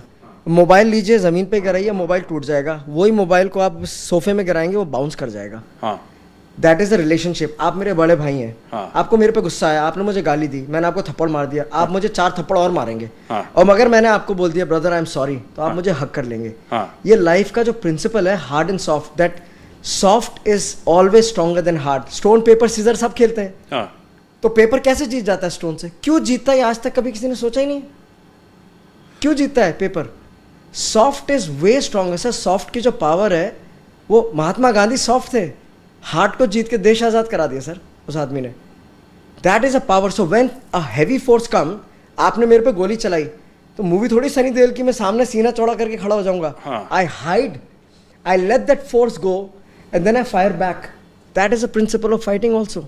But tell me something, आप ये कह रहे हैं कि जो मुझे समझ में आ रहा है और जो मैंने पढ़ा है, आप वही बात कह रहे हैं जो मैंने पढ़ा है। और कहीं ना कहीं मार्शल आर्ट्स लड़ाई झगड़े खून खराबे से ज्यादा, I think it's about harmony also. Sir it's a personality development programme, पूरा मार्शल आर्ट्स। बिल्कुल जी। आपकी फौज में भी यही है। Discipline, mind, body and spirit is in command of you. आपके पास गन है, बट आप किसी सिविलियन को गुस्सा आते गोली तो नहीं मार देते ना। You have to control that. That control comes from the mind and from the training. This is the weapon. सड़क चलते just because I am a shifu and I know I can beat this guy, उसने गाली दी तो मेरे को ये तो बनता नहीं कि मैं उठा के उसे मार दूं। सो दैट जो आर्मी में हम बोलते हैं फोर्स कंटिन्यूम, किस फोर्स पे कितना फोर्स देना है, ये मेंटल कंट्रोल ट्रेनिंग से आता है, करेक्ट ट्रेनिंग से। मैं बिल्कुल बिल्कुल। तो यू नो शिफू कनिष्क, आपने जो बोला ना दोस्तों, जैसे मैं इनको बता रहा था ना, पिक्चरें दोनों ने वही देखी हैं, इन्होंने भी वही देखी, मैंने भी वही देखी। ये पहुंच गए शाओलिन और भाई हम पहुंच गए नोएडा। लेकिन fact of the matter is, जो सीखना है, martial arts is not meant to bully. आप किसी को दबाएं इसलिए शाओलिन कुंफू नहीं है, कोई भी मार्शल आर्ट इसलिए नहीं है। वो इसलिए कि आप अपने आप को बचा सकें, and I think also morally and ethically to do the right thing. Exactly, ये बहुत बड़ा सबसे बड़ा पॉइंट बोला। आजकल क्या होता है सर, किसी लड़की को इफ्टीज होती है, 10 लड़के निकाल के मोबाइल फोन रिकॉर्डिंग करने लगते हैं, उनमें से एक की हिम्मत नहीं होती कि जाके स्टेप इन करे। Now, if you're a martial artist, whether you train MMA or judo, I don't care. You should have the guts to go and do the right thing. Right thing. वो right thing करने से लोग घबराते हैं sir. Correct. So, Shifu Kanishk, thank you very much. ऐसे। हाँ जी, thank you sir. Thank you very much. Thank you. दोस्तों, you know, matter of great honor and privilege, we have a 24 carat Shaolin, you know, kung fu master in front of us, and he's told us काफी कुछ चीजें Shifu Kanishka ने हमें बताई। He was the first one who got the Shaolin fighting skills, Shaolin kung fu to India. तो पहले Shifu हैं ये जो भारत में ये लेकर आए चीन से। दोस्तों, ये प्रोग्राम देखने के लिए बहुत बहुत धन्यवाद, और गौरव आर्या शो देखने के लिए बहुत बहुत धन्यवाद। अगले हफ्ते फिर आऊंगा। I'll come back again next week and bring you another special guest. Till then, have a great weekend.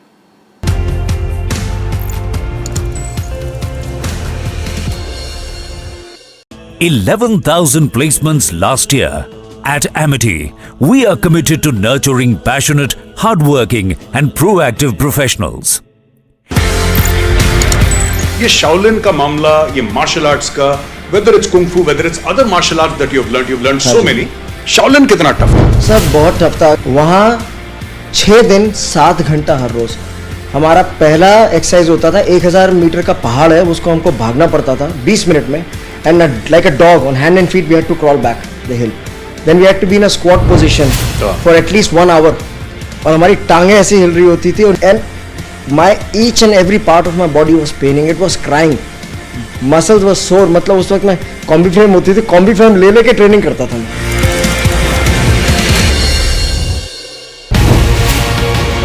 Bharatiya Janata Party is making it very clear that look, it's our own government, but we are starting our own investigation. We are doing it. What moral ground can Kavitha or Manish Sisodia take? Karnataka, an MLA's son is caught with 8 crores. They want to do an investigation with Lokayukta. Now in Telangana, we red-handedly caught agents of Bharatiya Janata Party trying to purchase our MLAs. And CBI comes over, takes over the entire investigation and says states cannot do it, we will do it. Now in Karnataka, if Lokayukta can do it, why in Telangana SIT cannot do it?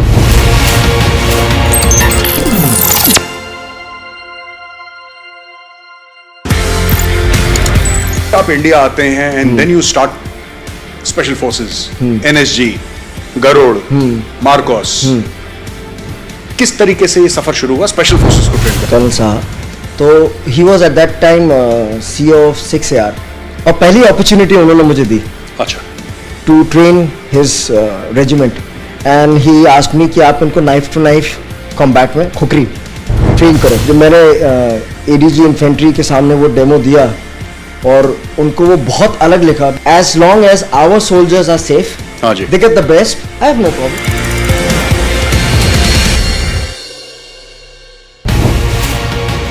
Focusing about the future of your party, 21 years after it was founded, now you've taken the national foray. The BRS has come into the picture. You're looking at stitching an alliance, and which becomes far more difficult. We've seen in multiple states there isn't any coordination between the opposition parties. So how exactly are you really looking at? Our goal right now for 2024 is to dislodge the current Bharatiya Janata Party government at the center. For that goal, whoever has a similar line of thinking, we will work with them. KCR Garu had gone to meet Mamta Di, then he has gone to meet Uddhav Thackeray ji, Sharad Pawar ji. Every single politician in this country, Honorable KCR Garu has approached to make sure there is a understanding.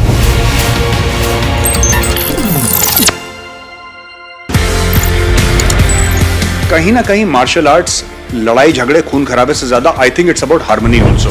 Sir it's a personality development programme. पूरा martial arts बिल्कुल जी। आपकी फौज में भी यही है, discipline, mind, body and spirit is in command of you. आपके पास गन है बट आप किसी सिविलियन को गुस्सा आते गोली तो नहीं मार देते ना, you have to control that. That control comes from the mind and from the training. So that जो आर्मी में हम बोलते हैं फोर्स कंटिन्यूम, किस फोर्स पे कितना फोर्स देना है, ये मेंटल कंट्रोल ट्रेनिंग से आता है, करेक्ट ट्रेनिंग से।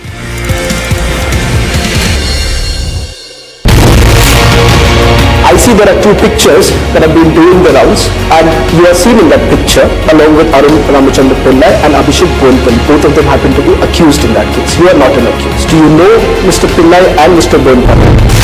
A few of them I know, I might have known. Point here is, how are these few people that I know have been treated by ED? There are ED excesses today, there are IT excesses today, there are CBI excesses today happening in this country on the behest of a political party in power.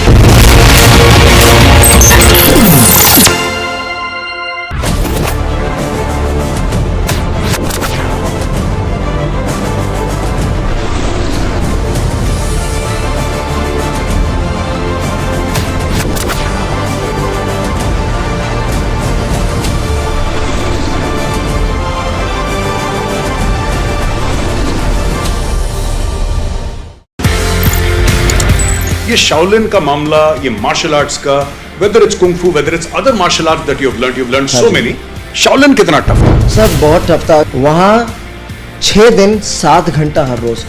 हमारा पहला exercise होता था 1000 metre का पहाड़ है, उसको हमको भागना पड़ता था 20 मिनट में, and like a dog on hand and. Getting you a quick check of the other national stories. From national capital to Hyderabad, BRS leaders are staging protest against BJP Telangana President Bandi Sanjay for making derogatory remarks against Kavitha, who is being investigated by the Enforcement Directorate for Liquorgate. BRS workers and supporters protested in the national capital outside the Telangana Bhavan against BJP's Bandi Sanjay for his derogatory comments against BRS MLC Kavitha. 11,000 placements last year. At Amity, we are committed to nurturing passionate, hardworking and proactive professionals. कहीं ना कहीं martial arts लड़ाई झगड़े खून खराबे से ज्यादा I think it's about harmony also. Sir it's a personality development programme. पूरा मार्शल आर्ट्स बिल्कुल जी। आपकी फौज में भी यही है, discipline, mind, body and spirit is in command of you. आपके पास गन है बट आप किसी सिविलियन को गुस्सा आते गोली तो नहीं मार देते ना, you have to control that. That control comes from the mind and from the training. So that जो आर्मी में हम बोलते हैं फोर्स कंटिन्यूम, किस फोर्स पे कितना फोर्स देना है, ये मेंटल कंट्रोल ट्रेनिंग से आता है, करेक्ट ट्रेनिंग से।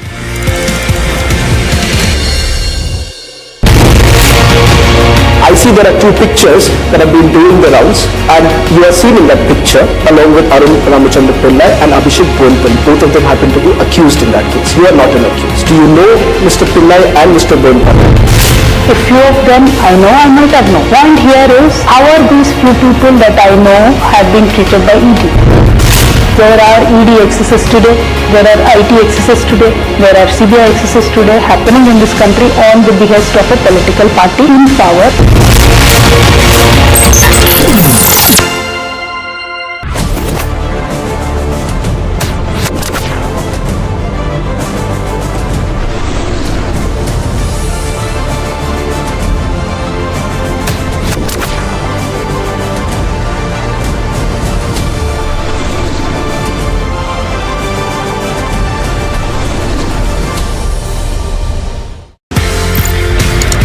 ये शाओलिन का मामला, ये मार्शल आर्ट्स का, whether it's kung fu, whether it's other martial arts that you've learned so many. Shaolin कितना टफ था? सर बहुत टफ था. वहाँ 6 दिन 7 घंटा हर रोज. हमारा पहला एक्सरसाइज होता था 1000 मीटर का पहाड़ है, उसको हमको भागना पड़ता था 20 मिनट में. And like a dog on hand and feet we had to crawl back the hill. Then we had to be in a squat position for at least 1 hour. और हमारी टांगें ऐसी हिल रही होती थी. And my each and every part of my body was paining. It was crying. Muscles were sore. मतलब उस वक्त मैं कॉम्बी फ्रेम होती थी, कॉम्बी फ्रेम ले लेके ट्रेनिंग करता था मैं.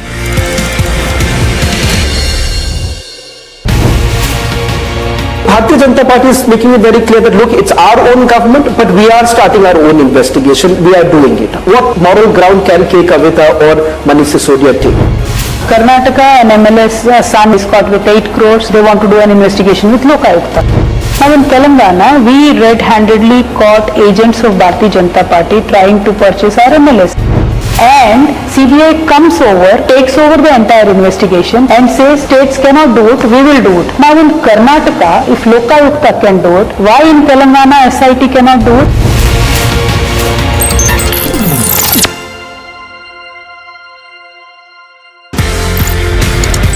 आप इंडिया आते हैं and then you start special forces, NSG, Garud, Marcos. किस तरीके से ये सफर शुरू हुआ स्पेशल फोर्सेस को ट्रेन करने? कर्नल साहब, तो he was at that time CEO of 6AR. और पहली अपॉर्चुनिटी उन्होंने मुझे दी. अच्छा. To train his regiment. And he asked me कि आप इनको नाइफ टू नाइफ कॉम्बैट में खुकरी ट्रेन करो. जब मैंने ADG इन्फेंट्री के सामने वो डेमो दिया और उनको वो बहुत अलग लिखा. As long as our soldiers are safe, they get the best, I have no problem.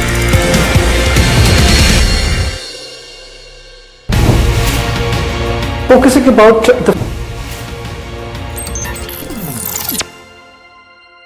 Hello, welcome you watching our special broadcast. Our newsmaker tonight is a firebrand woman leader, K. Kavitha, who's now taken the national capital by storm. The reason why I say that she's taken the national capital by storm is because she's openly dared the central government, making it very clear that she's willing to answer all questions. And more importantly, she's here for a particular cause. So what's her cause? Why exactly has she now been at the forefront of this entire fight? For more on this, thank you very much, Ms. Kavitha, for joining us on Republic TV. Let me straight away begin by asking you, a firebrand leader, someone who is in the United States, come back to India, part of that entire movement of Telangana, your journey all through has been very remarkable. The very fact that you've defeated a 2-time Congress parliamentarian and the fact that thereafter the fight has continued. Today in the national capital, you say that the fight is about the women's reservation bill. But I want to ask you this. Your bitter rival from the Bharatiya Janata Party, Arvind Dharmapuri, says KCR government didn't have a single woman in the cabinet from 2014 to 2018. So why bring the women reservation bill as the first cause of coming to the national capital and fighting for it? What is the reason behind it? See, Bharat Jagruti is an organization which was constantly working with the people of Telangana, for the people of Telangana for a long time now. And now we believe that we can expand across the nation and work for various good causes. One of the important causes being women reservation bill, because we've seen many nations which have given reservations to women in political platforms and national parliaments have made tremendous strides in terms of overall development of the nation. So now the point being, since the time I was in Parliament, every Women's Day we would get an opportunity to speak, and every time inside and outside the Parliament, wherever I got the chance, I've constantly raised the issue of Women's Reservation Bill. Why? I'll tell you. Because in this country from 1996, the issue has actually started, the discussion has started. From then till 2014, every Prime Minister had made an effort to bring the bill, at least draft the bill, put a committee, do something, bring the bill. It did get passed or it did not get passed, did not matter. Every Prime Minister had made an effort, and Honorable Sonia Gandhi ji made a much better effort in 2010. It passed in Rajya Sabha. But then from 2014 till date, in the last 9 years, it's Mr. Modi who did not even make an effort to even draft the bill. So our contention today is not to name only one particular Prime Minister, but the opportunity is humongous. There's a historical opportunity with the Bharatiya Janata Party today because they enjoy a great mandate. Now when you have such a mandate, you can push for bills like these. Right. And I earnestly request Mr. Prime Minister and also Madam President today that please bring the bill.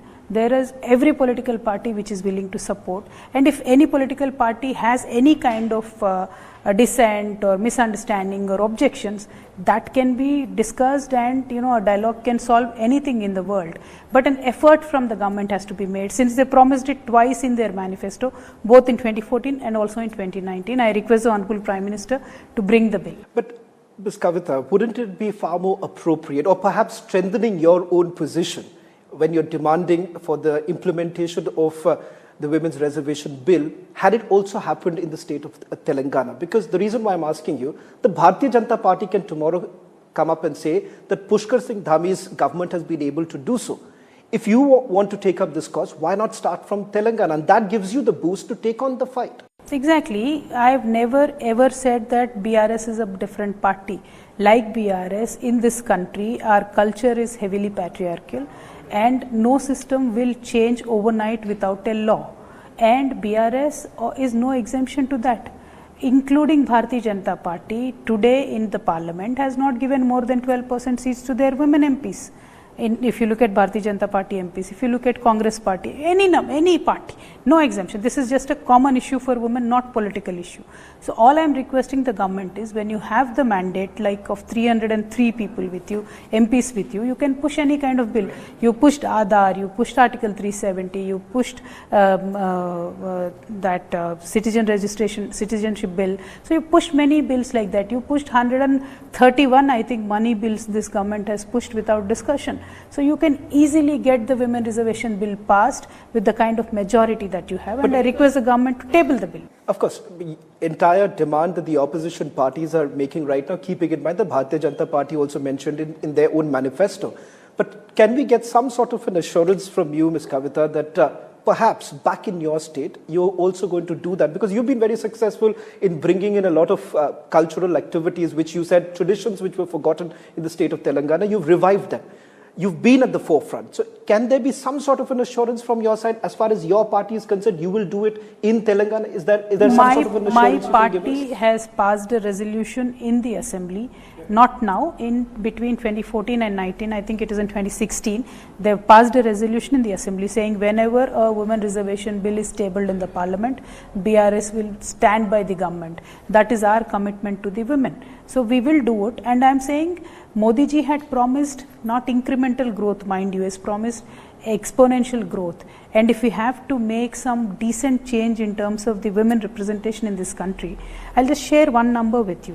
1947 or 1952 in the first Parliament, we had 24 women MPs. Today we have 78. So if we are taking at least 75 years to come to the number 78, we are going to take 2063 to come to 180. Whereas within 2 days, if Honorable Modi ji wants it, he can pass the bill and there will be 180 women MPs, doesn't matter whichever party, in the Parliament in 2024. That is the strength today BJP has, and they should utilize it for the greater good of the women. That is my sincere appeal. Focusing about the future of your party, 21 years after it was founded, now you've taken the national foray. The BRS has come into the picture. Many would say that, is it a little short-sighted, keeping in mind that you're basically coming out of Telangana? you're looking at stitching an alliance, and which becomes far more difficult. We've seen in multiple states there isn't any coordination between the opposition parties. So how exactly are you really looking at? Because in Khammam, this entire opposition strength, the unity that was essentially being displayed was minus the Congress party. And as I see your words about the Congress party has also been quite, you've been very harsh on them, on the Congress party. The Vadra Congress says, you said, Congress should be fighting shoulder to shoulder with the regional parties. They should leave their arrogance, become a team player. Do you think that the Congress party will actually be able to cede that space and become a part of it? And because they're saying, without us, there can't be any opposition alliance. Let me tell you about BRS and what BRS wants. When TRS became BRS, our only agenda is to give a people's agenda to the nation. Why do I say that? When we took up the fight of Telangana, we stuck to the fight. It took us 15 years to achieve the state, but we never went back. We've had many setbacks back and forth, we've never went back. That was our commitment to people of Telangana. Once we achieved the state, in the last 9 years, we've made tremendous development happen in the state. We are today #1 in every indicator that you take at the national level. It could be rice production, it could be health indicators, it could be education indicators, it could be cleanliness, it could be municipalities, it could be irrigation facilities, it could be education. Anything you take, we are either #1 or 2. And one or two areas in which central government gives awards, from 1 to 10 was Telangana. So that is the kind of development we have done. Give me one more minute. So this is the kind of wealth we created in Telangana. When we started as a state, 2014, we had only 60,000 crores budget. Today our budget is 2,90,000 crores, and we are not a deficit state. Our fiscal deficit is in control, our debt is in control, and we are progressing and we are creating jobs by day. Today, within 9 years, 20,000 industrial units have started, operated, and given 30 lakh jobs to the youth of Telangana. So our BRS, when we came to the national level, our agenda was simple. Whatever we've done in Telangana, we want to do it for the nation. Now with that agenda we've come. I know it is not a one-day job, it is not a one-night job, it is not even probably one generation job, but we will keep at it, we will work for it. While doing that, our goal right now for 2024 is to dislodge the current Bharatiya Janata Party government at the center, right? For that goal, whoever has a similar line of thinking, we will work with them. We will absolutely make an effort, and which we have been consistently making starting from 2019 election. We are making efforts. If you remember, Honorable KCR Garu had gone to meet Mamta Di, then he has gone to meet Uddhav Thackeray ji, Sharad Pawar ji. Every single politician in this country, Honorable KCR Garu has approached to make sure there is an understanding. And after that, I really welcome Mamta Di did her own meetings. Naveen Patnaik, Nitish ji did his own meetings, Stalin ji did his own meetings. We welcome these moves. We want more and more opposition parties to come together, discuss, debate. And as you're saying, Congress has to now, they have to introspect. It is not for me to speak for Congress. But unless you bring them on the table, at least on the talking table, because wherever they are going, they're essentially, be it even in the northeastern states when the elections were actually happening, we have seen in one state, in Tripura, there's an alliance. In Kerala, there is it. How does that really work? Because one needs to understand, your own electorate back in the state of Telangana are voting because of the development model that you are projecting. Or for that matter, even KCR being the face of your party, people are voting for that. People are voting for KCR there. But what happens in the national picture? Whom are we really going to vote? Because the country knows that there is a Prime Minister Narendra Modi on the one side. Why is it so very difficult for the opposition parties to come together, even for tomorrow? As I understand, you're bringing in 18 parties. Will the Congress party now come in? Because the Congress party, again and again, they're reiterating. Rahul Gandhi makes it abundantly clear that there will be no alliance. There can be no alliance minus the Congress party. If that's the position, how will you all negotiate? See, but Shravanji, the discussion is not so unilateral, is it? See, it is not just ki Modi versus everybody. No, it's not like that. Narendra Modi ji is one among the MPs and he's first among the MPs. Simple as that. Simply put, that is the case. So tomorrow when 543 seats are to be fought across the nation, there are multiple parties, and in Telangana, what is the strength of BRS? In Tamil Nadu, what is the strength of DMK? In Maharashtra, what is the strength of Shiv Sena, NCP? all that will matter, and that is why repeatedly all these regional political leaders or strong leaders across different states are meeting constantly to arrive at an understanding. If Congress has a role in some state, probably we will consult them, or probably we won't. So you're open to in a the state idea like, of talking to no, the I'm just saying, party. in a state like Bengal, they have one MLA seat. Now what will you strike a deal there? All I'm trying to tell you is, Congress, the burden is not just on everybody else. The burden heavily is on Congress also. Party. They should come to an understanding. They should realize what they want, and they should devise a strategy as well of their own, which BRS is doing. BRS wants to work pan-nation. But will the BRS make that attempt of reaching out to the Congress party for a pan-India alliance? Will that happen at some point? As of now, we are trying very hard, one, to expand BRS wherever it is possible, two, to work with our alliance partners, like-minded people, to make new friends, to consolidate old friendships. We are working on that. When it comes to a position where we need to talk to Congress, where Congress wants to talk to us, we will think about it. We will cross that bridge when we get there.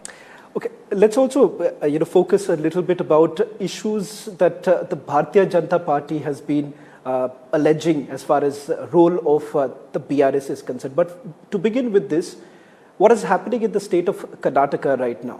There is an MLA's son who is caught red-handed. The Lokayukt starts an investigation. The MLA disappears for a very long time, suddenly reappears.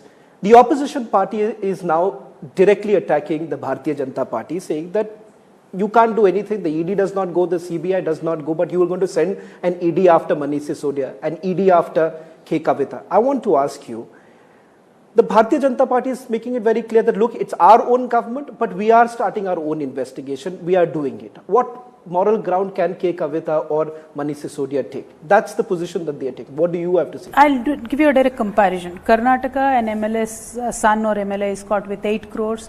They want to do an investigation with Lokayukta. Now in Telangana, we red-handedly caught agents of Bharatiya Janata Party trying to purchase our MLAs, who claimed that Mr. BL Santosh is in charge of this entire operation, and they have put aside 2 lakh crores of cash to buy the MLAs. It was all on record, it was caught on tape, it is all across YouTube for you to watch anytime. And when we created our own SIT, Mr. Santosh does not appear. BL Santosh says, I am going to the court, I don't want to come. And CBI comes over, takes over the entire investigation and says, states cannot do it, we will do it. Now in Karnataka, if Lokayukta can do it, why in Telangana SIT cannot do it? All I am saying is, Bharatiya Janata Party, because they are power in the central government as well, they are utilizing the central agencies to take over the rights of the states and to shield their own people. They are shielding BL Santosh today, they are shielding Mr. MLA in Karnataka who is caught with money. And if ED is not on vacation, and if ED is not biased only towards targeting the opposition, they should immediately book a case on Mr. MLA who is caught with the money. You also, that you, when you are in power, you are also using state agencies targeting the opposition party there. Bandi Sanjay makes that kind of allegation against you, that how can you take a high moral ground by saying that central agencies are being misused because you are creating an SIT after BL Santosh. Then you have, if I'm not wrong, a BJP legislator T. Raja against whom there are cases that have been registered, Bandi Sanjay being one of them. In fact, Bandi Sanjay's son's issue was also, they say that the BRS was basically behind it.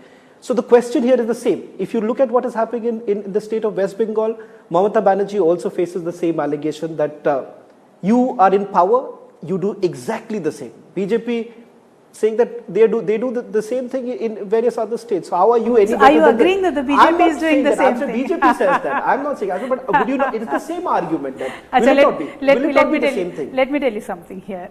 The way Mr. Bandi Sanjay speaks, if you listen to the speech, if you understand Telugu, not once, for every speech of his, he should have 10 cases on him.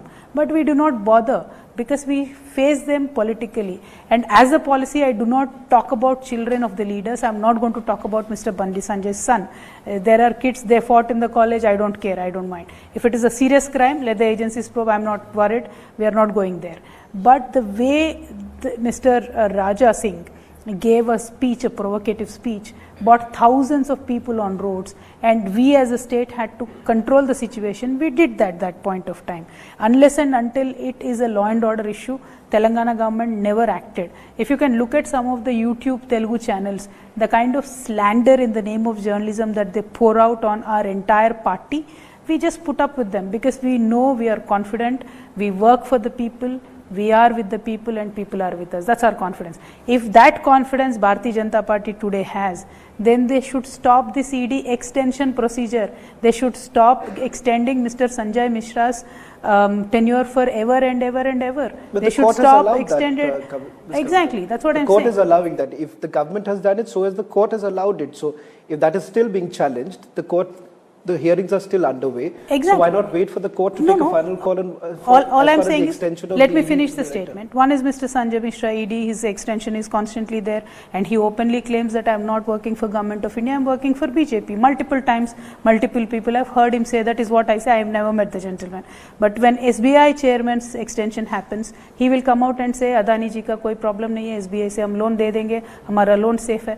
LIC person gets an extension, he'll come out and say, LIC mein kisi ka nuksan nahi ho raha hai, whereas 50,000 crores LIC lost in a single day. That's people's money. And if you are giving extension for people who are shielding your friends, who are shielding your political allies, who are shielding your own MLAs, that is not fair. We want a just investigation. We want the agencies to be independent. We want LIC to be independent. We want SBI to be independent because public money and public interest is involved in it. That is my contention. Ms. Kavitha, I saw your press conference earlier in the day, and I would say that if you've taken the bull by the horn, so let me, this part that I want to focus on right now, let's keep the political rhetoric aside because I think that the public deserves to know. You're a public representative. There are serious allegations that have been leveled. Let's make the attempt of giving a very direct answer rather than really looking to the political rhetoric. You say that these material, as far as the excise policy or the allegations that have been leveled against you, have been leaked by the agency through the remand copies. I'm not going by that. I'm telling you up front, the questions that I'm asking is based on the supplementary charge sheet that has been filed, which is available to the entire public, not a select media. Now, in the charge sheet, there are some very specifics that I would like to go on to. On 8th of April 2022, they say in the charge sheet, K. Kavitha and Arun Pillai met Vijay Nair and Dinesh Arora at Oberoi Maidens, discussed recoupment of the kickbacks paid by the South Group. A direct question. Do you know Arun Ramachandra Pillai? Because I see there are two pictures that have been doing the rounds. And you are seen in that picture. And along with Arun Ramachandra Pillai and Abhishek Boinpalli. Both of them happen to be accused in that case. You are not an accused. But you are seen in that picture. So first I want to understand, do you know Mr. Pillai and Mr. Boinpalli? See, first I want to tell you one thing. Overall, when this entire case started, there was a government declared tender floated by Delhi government. Few people from Hyderabad came and participated in the tender. They won, they lost, what happened I don't know. Who all came I don't know. If few of them I know, I might have known. Not a big deal. Point here is, how are these few people that I know have been treated by ED? There is a gentleman who's filed a writ petition in Hyderabad saying that he's beaten up and he can't hear anymore. There's a writ petition pending. ED has beaten him up so bad. There is a writ petition by but another. Are you talking about this is the same accused? case. Okay. Same case. There is another gentleman who's filed a writ petition in Telangana High Court saying that morning to evening they only ask me and pressurize me to give only two political leaders' name, either K. Kavitha or Manish Sisodia. He's been arrested now, he's inside the jail, he's filed a writ petition. So this is the kind of operation that is done by ET. I will really not want to go into details because it will again attract a lot of cases and a lot of legal issues will come to both you and me. Point here is there are ED excesses today, there are IT excesses today, there are CBI excesses today happening in this country on the behest of a political party in power, which is a matter of fact, which everybody knows. My point here is, do not do that. Do not use them as your, extension of your party. Not because of me personally being targeted. Today, I am being targeted. Tomorrow, regular people will be targeted, and it is not guaranteed that BJP will stay in power forever. You are leaving a bad precedent. So whoever will come after you will continue the same thing, and it is not good for our country. This is absolutely bad, and the section 50 under which ED gets a lot of power and where the proof of burden is on the person accused. If you are alleging that you have paid me bribe, I am supposed to prove that I have not taken any bribe. That is not fair. You cannot go against the system. I really, through Republic, requesting the Honorable Supreme Court to immediately listen to the PMLA Section 50 matter and please remove the proof of burden from the victims. It is an earnest appeal to the Supreme Court. When your name came up for the first time, you were very aggressive. You said you were going to file cases against Sirsa, the BJP leader, as well as Parvesh Verma. You said that these were baseless allegations. We don't see that same aggression now. Why exactly? Oh, we filed the case. In the sense, let me just elaborate a little bit, because as far as Abhishek Boinpalli, Mr. Pillai are concerned, their connections with Hyderabad, that's a different matter altogether, and writ petition that you're talking about. What about another accused who goes by the name of Samir Mahindru? Because Samir Mahindru, in his statement to the Enforcement Directorate, says that Road number 14 in Banjara Hills, there was a meeting that happened at your residence where Abhishek Boinpalli, Sharath Reddy and several others were present in that particular way. That is what he's saying. In fact, they also go on to say there were FaceTime calls that were made. We don't know.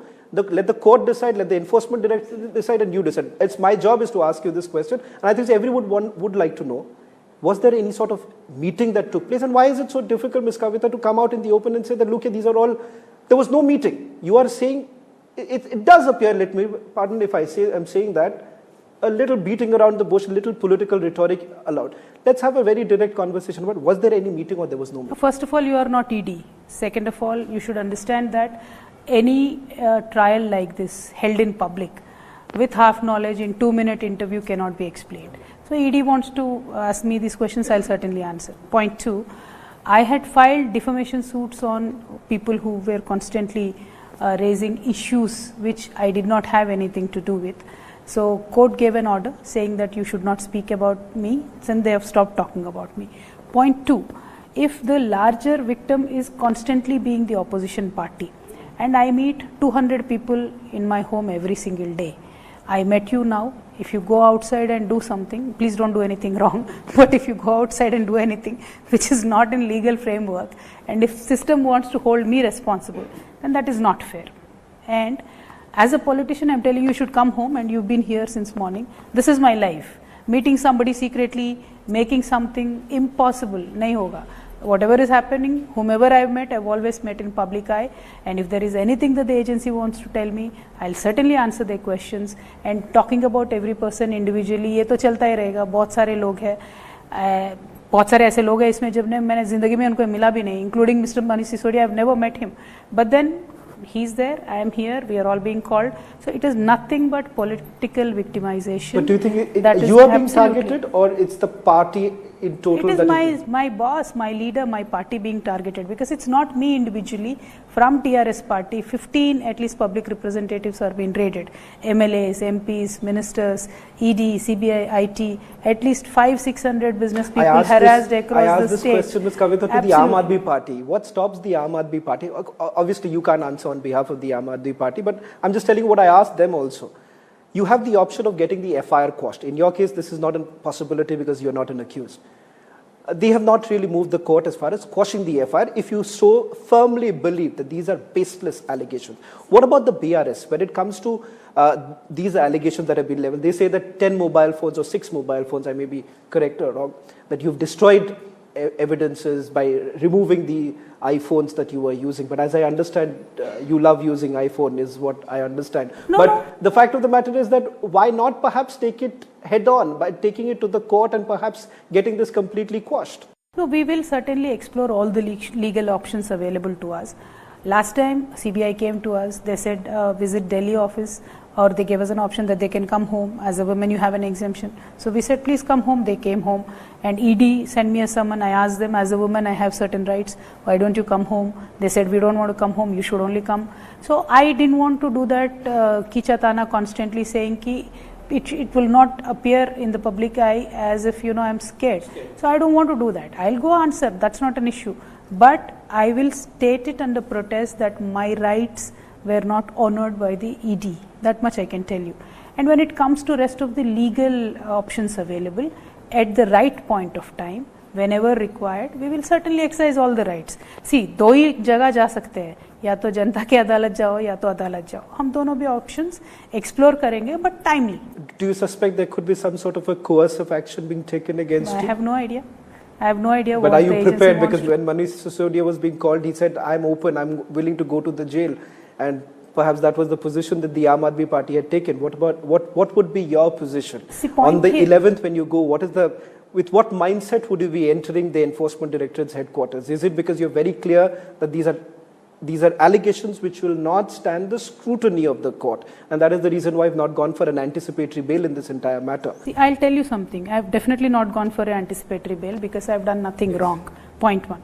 Point two, this entire section 50, if you do something wrong, if you don't do something wrong, it doesn't matter, they can arrest you. That is the problem. That is why it is draconian, and that is why you should go. And today on Republic, if I'm telling you openly that I have paid 1,000 crore bribe to Mr. Modi, I am just asking under section 50, will you call Mr. Modi? क्या उतना दम है? मोदी जी को छोड़ दीजिए, चलिए किसी MP का नाम ले लेते हैं. If I say I have given him bribe, will you call him and me together? No, because ED today or agencies today are not looking at Bharatiya Janata Party or friends of Bharatiya Janata Party. We've repeatedly said there are 38 shell companies of Mr. Adani who have bought in a lot of illegal money. That is there in the report. Why don't you take action? ED goes on vacation, simple as that. They don't even know Mr. Adani. That's a problem, right? So we are saying today, if they want to do something on the opposition leader, they are very much in a position to do it, and it doesn't have to be their fault, because section 50 is draconian. Until and unless it goes, this silsila will continue. And this is not good for democracy, because again I'm saying, today BJP is in power, tomorrow they won't be in power. But if this precedent is set by BJP, it will come back to them and it will ultimately go to the people, which is not good for India as a country. One final question that I want to take with you is with regards to the allegation that you all also face of misusing state agencies. For example, what happened to YS Sharbila in Telangana. Do you believe that you all are getting a little bit of, edgy about the growing support of YS Sharbila, or you would completely dismiss that there is no wave or whatsoever for YS Sharbila there? And perhaps what is being alleged, what you are alleging for the Bharatiya Janata Party, they are alleging the same for you. YS Sharbila is saying that KCR is afraid of YS Sharbila. Why doesn't KCR come and directly fight with me? That's the position YS Sharbila is taking. She's a woman leader also. Hence, I'm asking you: do you feel would it be right the way YS Sharbila has been targeted in Telangana? One thing I'll make it clear to you: the so-called BJP who's in power in center, their president can go around free, and why will we restrict a person who is on the behest of BJP? We call her orange parrot there, Ms. YS Sharbila, because she is acting on behalf of BJP. And if she wants to go around, let her go around. And she never directly criticized KCR Garu. She was criticizing an MLA, that too in an unparliamentary language, and there was a tiff between the MLA and her.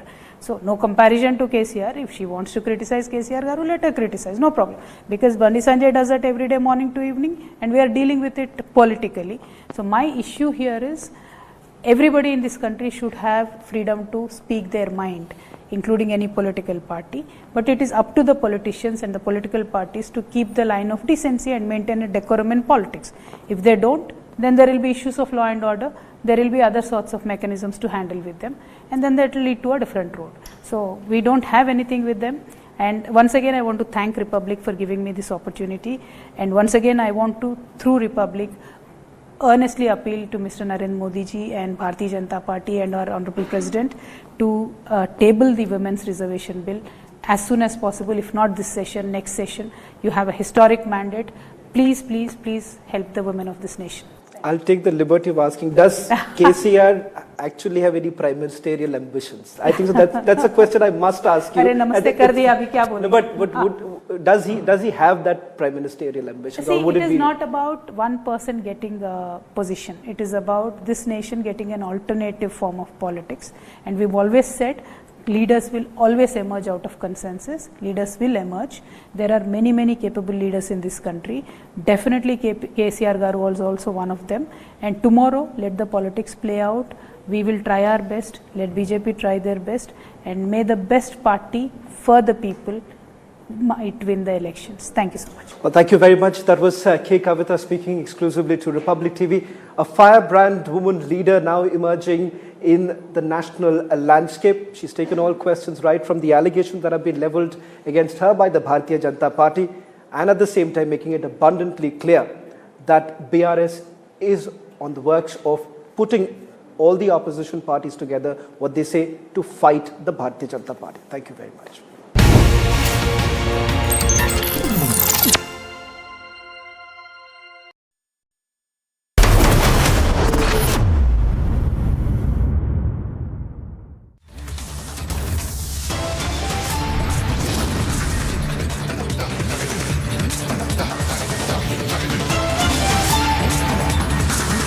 BBC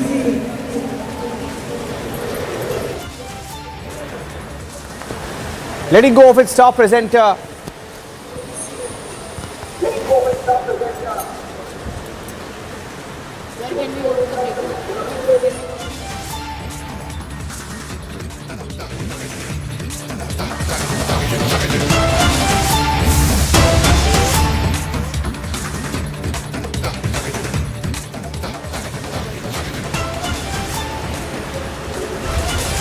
We're getting in some breaking news right now, and Republic TV getting details, and my colleague Abhishek breaking the story right now.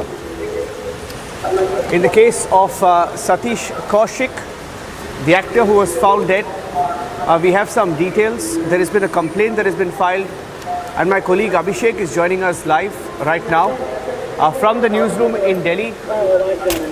Abhishek will be joining us on the newsroom, from the newsroom anytime now, but this is the story so far. We have details.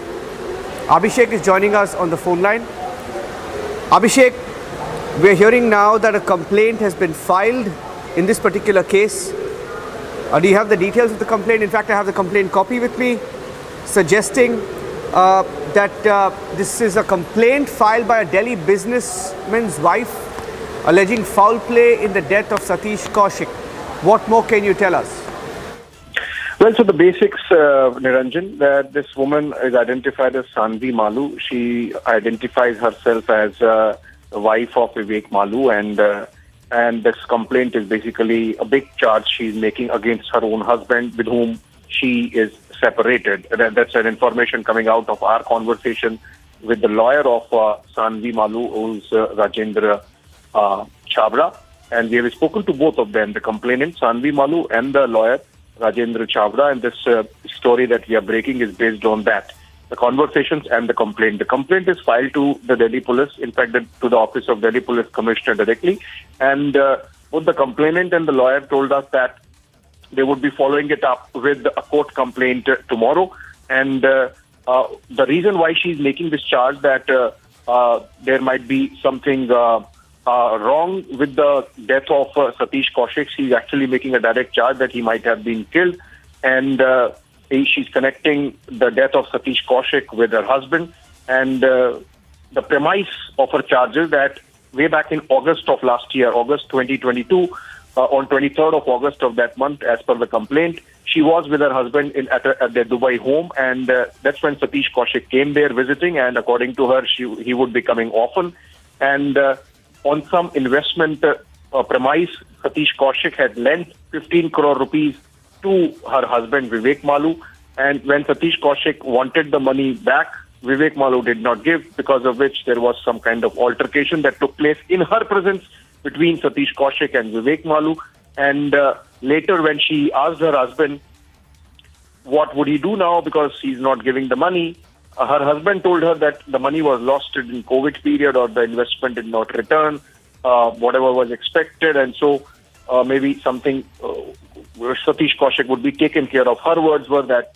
maybe he would be given an overdose of drugs or whatever. So essentially what we are telling our viewers, Niranjan, is the complaint, the version of the complainant, and this is based on the facts as given in the complaint. We are not, in any manner reflecting whether they are right or wrong. They are it's a narrative or a story that has been put in the complaint by the complainant, identifying herself as the wife of Vivek Malu, and we have also, of course, spoken to the lawyer. The story that comes out is that Satish Kaushik's death might not be a normal death by cardiac arrest as it comes out of the post-mortem. Remember also, Niranjan, this is important, and there is a reason why we are breaking this story, because there were reports earlier in the day that the Delhi police has confiscated some medicines. The word used was medicines from the farmhouse where Satish Kaushik had died. Now, the Delhi police did not clarify what those medicines were, what those prescription drugs in any manner, or something else. So there is an element of mystery surrounding Satish Kaushik's death, and this complaint really adding to that mystery with this woman who's wife of a South Delhi businessman, and she is identifying herself as his estranged wife and making this charge that Satish Kaushik's death might not be above board because she was witness to an altercation between Satish Kaushik and her husband in the August month of last year at their Dubai residence. Niranjan.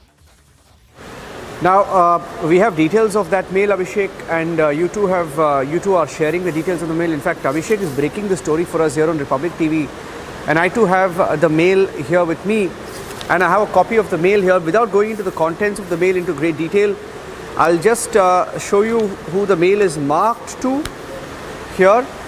The mail is marked here, and these are the details, Abhishek. The mail is marked to the Prime Minister, sent primarily to the Commissioner of Police in Delhi.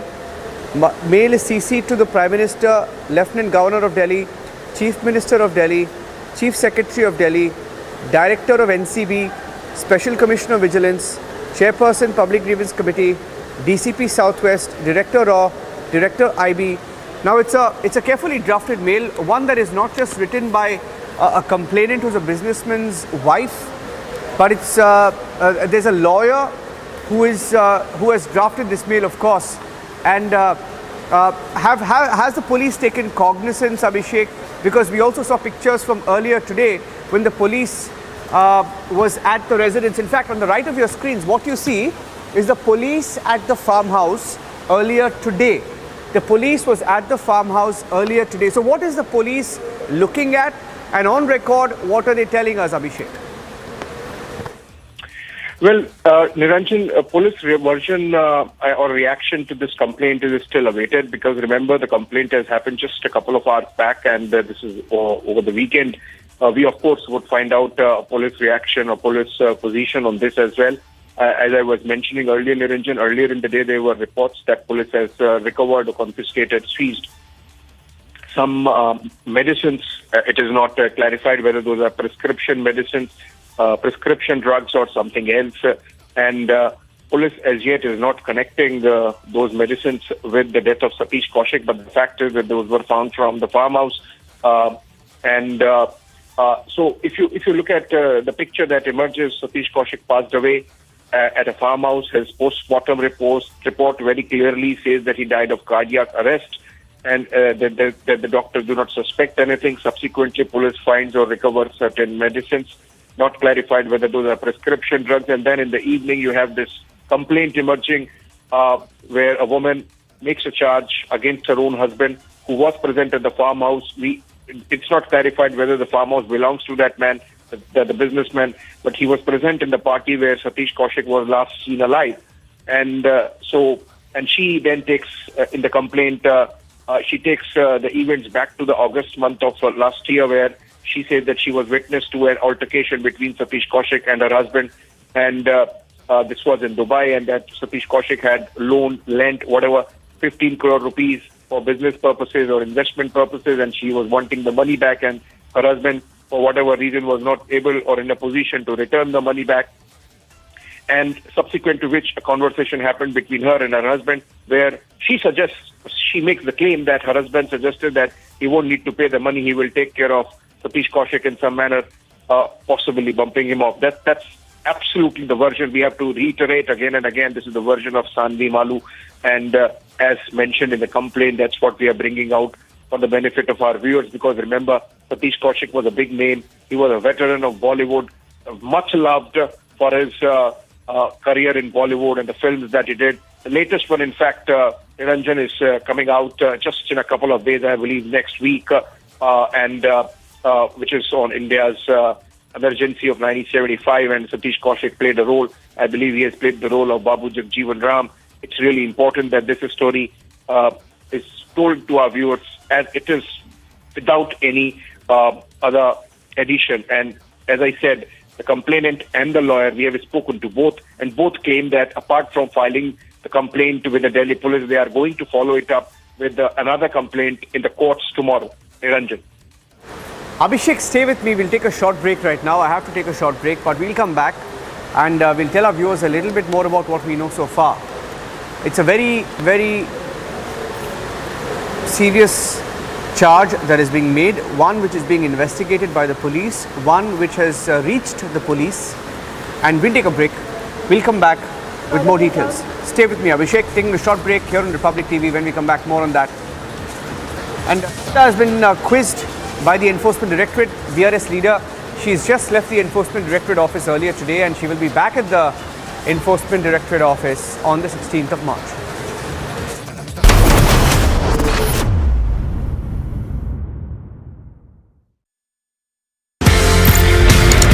आप India आते हैं and then you start special forces, NSG, Garud, Marcos.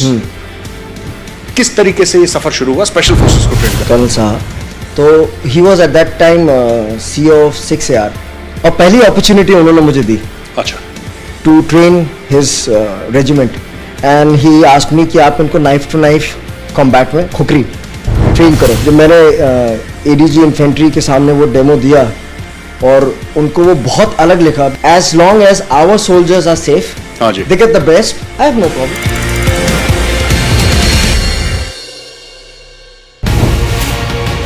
Focusing about the future of your party, 21 years after it was founded, now you've taken the national foray. The BRS has come into the picture. You're looking at stitching an alliance, and which becomes far more difficult. We've seen in multiple states there isn't any coordination between the opposition parties. So how exactly are you really looking at?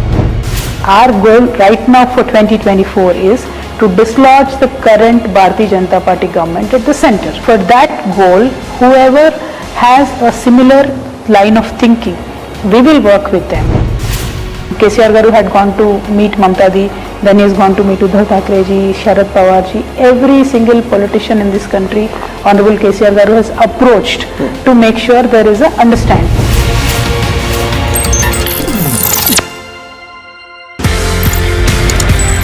कहीं ना कहीं martial arts लड़ाई झगड़े खून खराबे से ज्यादा I think it's about harmony also. Sir, it's a personality development programme. पूरा मार्शल आर्ट्स. बिल्कुल. आपकी फौज में भी यही है. Discipline, mind, body and spirit is in command of you. आपके पास गन है, बट आप किसी सिविलियन को गुस्सा आते गोली तो नहीं मार देते ना. You have to control that. That control comes from the mind and from the training. So that जो आर्मी में हम बोलते हैं फोर्स कंटिन्यूम, किस फोर्स पे कितना फोर्स देना है, ये मेंटल कंट्रोल ट्रेनिंग से आता है, करेक्ट ट्रेनिंग से.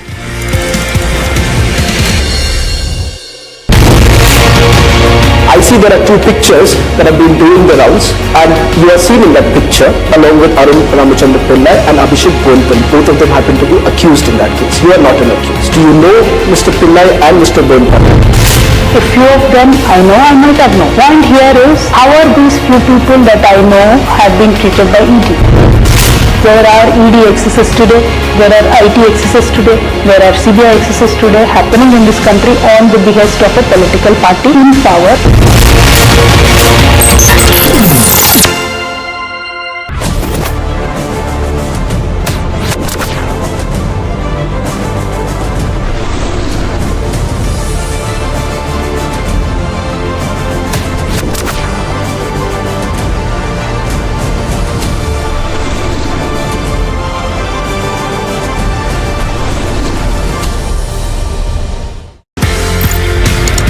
ये शाओलिन का मामला, ये मार्शल आर्ट्स का, whether it's kung fu, whether it's other martial arts that you've learned so many.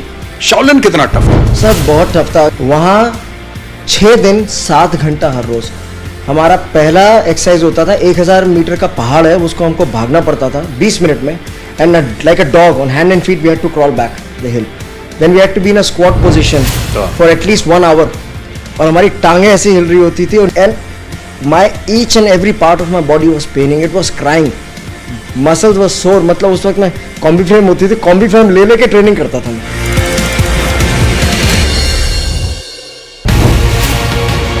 Bharatiya Janata Party is making it very clear that look, it's our own government, but we are starting our own investigation. We are doing it.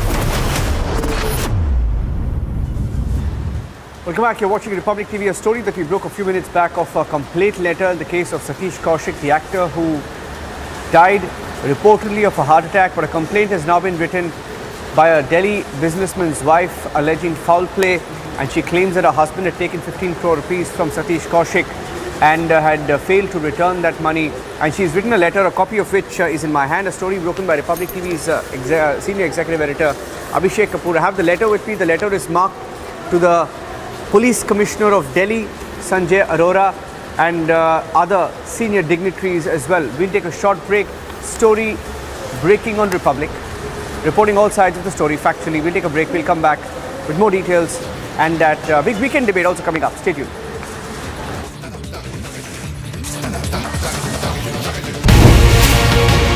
Bharatiya Janata Party is making it very clear that look, it's our own government, but we are starting our own investigation. We are doing it. What moral ground can Kavitha or Manish Sisodia take? Karnataka and MLS son is caught with 8 crores. They want to do an investigation with Lokayukta. Now in Telangana, we red-handedly caught agents of Bharatiya Janata Party trying to purchase our MLS. And CBI comes over, takes over the entire investigation and says states cannot do it, we will do it. Now in Karnataka, if Lokayukta can do it, why in Telangana SIT cannot do it?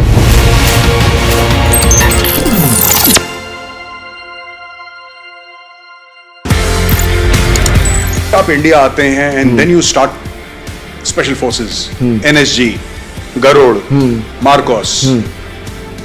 किस तरीके से ये सफर शुरू हुआ special forces को train करने? Colonel साहब, तो he was at that time CEO of 6AR, और पहली अपॉर्चुनिटी उन्होंने मुझे दी। अच्छा। To train his regiment, and he asked me कि आप इनको नाइफ टू नाइफ कॉम्बैट में खुकरी ट्रेन करो। जब मैंने ADG इन्फेंट्री के सामने वो डेमो दिया और उनको वो बहुत अलग लिखा, as long as our soldiers are safe, they get the best, I have no problem.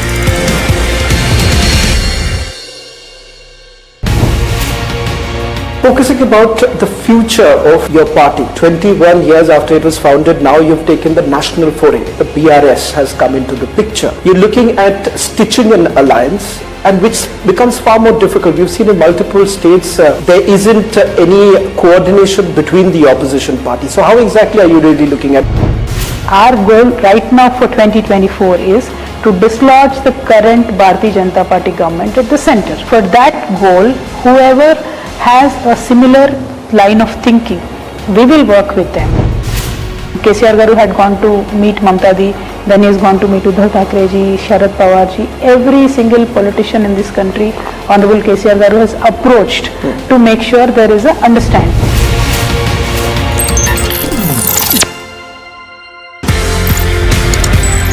कहीं ना कहीं मार्शल आर्ट्स लड़ाई झगड़े खून खराबे से ज्यादा I think it's about harmony also. Sir, it's a personality development programme. पूरा मार्शल आर्ट्स, बिल्कुल। आपकी फौज में भी यही है, discipline, mind, body and spirit is in command of you. आपके पास गन है, बट आप किसी सिविलियन को गुस्सा आते गोली तो नहीं मार देते ना। You have to control that control comes from the mind and from the training.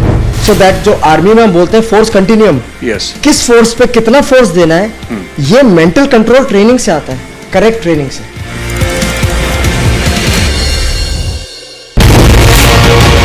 I see there are two pictures that have been doing the rounds, and you are seen in that picture along with Arun Ramachandra Pillai and Abhishek Bonpal. Both of them happen to be accused in that case. You are not an accused. Do you know Mr. Pillai and Mr. Bonpal? A few of them I know, I might have known. Point here is, how are these few people that I know have been treated by ED? There are ED excesses today, there are IT excesses today, there are CBI excesses today happening in this country on the behest of a political party in power.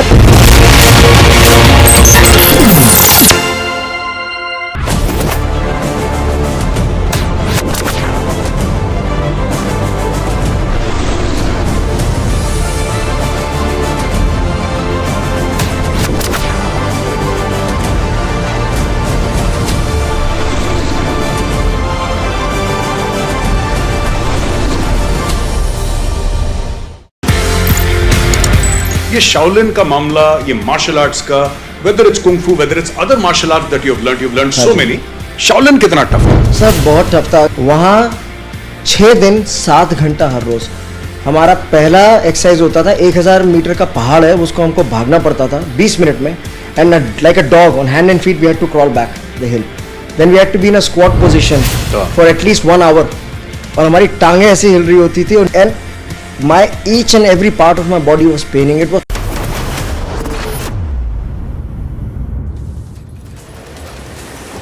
Welcome back. You're watching Republic TV. Back with the story that was broken by Republic TV earlier this evening. Abhishek Kapoor accessing the details of a letter that has been written by a Delhi businessman's wife regarding the death of Satish Kaushik, the actor. The Delhi police was earlier at the farmhouse where the actor had attended a holy party, after which he died, and they're collecting the CCTV footage. Some reports claiming that some suspicious medicines were found at that farmhouse. But coming back to the story broken by Republic TV, a woman who claims she's the wife of a businessman has written a letter claiming that actor Satish Kaushik had given 15 crore rupees to her husband, and that her husband had failed to return that money, and claims foul play in the case. Taking a break, back with the reporting inputs in just a bit. Statements being made by a leader of the opposition in different campuses in the UK. He's talking about integrating India, uniting India. There seems to be a dichotomy in what he's been saying and what his party has been doing. The running theme of the various speeches that he made in London and in Cambridge was that the opposition is not allowed to speak in India. Rahul Gandhi is a habitual absentee from Parliament. You will find that his attendance is way below the national average. The person missing from Parliament is Rahul Gandhi.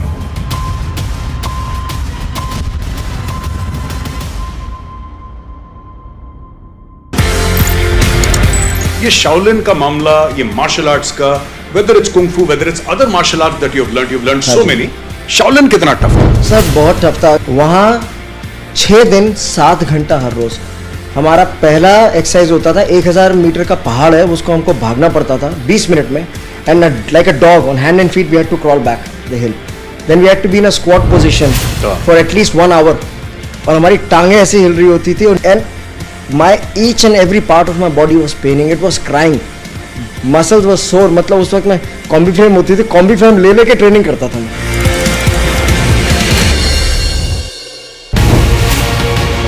Bharatiya Janata Party is making it very clear that look, it's our own government, but we are starting our own investigation. We are doing it. What moral ground can Kavitha or Manish Sisodia take?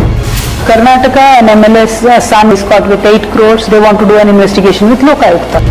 Now in Telangana, we red-handedly caught agents of Bharatiya Janata Party trying to purchase our MLS.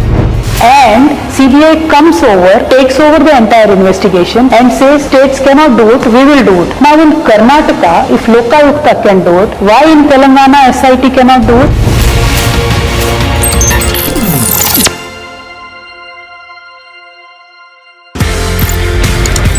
आप India आते हैं and then you start special forces, NSG, Garud, Marcos. किस तरीके से ये सफर शुरू हुआ स्पेशल फोर्सेस को ट्रेन करने? कर्नल साहब, तो he was at that time CEO of 6AR, और पहली अपॉर्चुनिटी उन्होंने मुझे दी। अच्छा। To train his regiment, and he asked me कि आप इनको नाइफ टू नाइफ कॉम्बैट में खुकरी ट्रेन करो। जब मैंने ADG इन्फेंट्री के सामने वो डेमो दिया और उनको वो बहुत अलग लिखा, as long as our soldiers are safe, they get the best, I have no problem.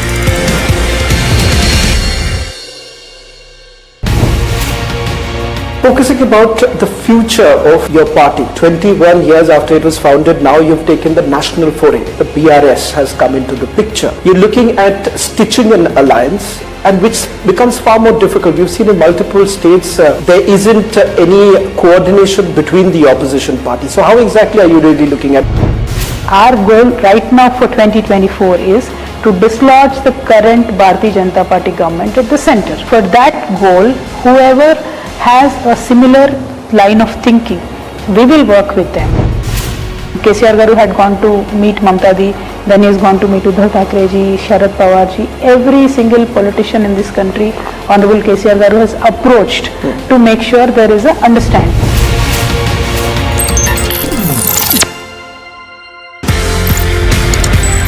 कहीं ना कहीं मार्शल आर्ट्स लड़ाई झगड़े खून खराबे से ज्यादा I think it's about harmony also. Sir it's a personality development programme. पूरा मार्शल आर्ट्स बिल्कुल जी। आपकी फौज में भी यही है, discipline, mind, body and spirit is in command of you. आपके पास गन है बट आप किसी सिविलियन को गुस्सा आते गोली तो नहीं मार देते ना। You have to control that control comes from the mind and from the training. So that जो आर्मी में हम बोलते हैं फोर्स कंटिन्यूम, किस फोर्स पे कितना फोर्स देना है, ये मेंटल कंट्रोल ट्रेनिंग से आता है, करेक्ट ट्रेनिंग से।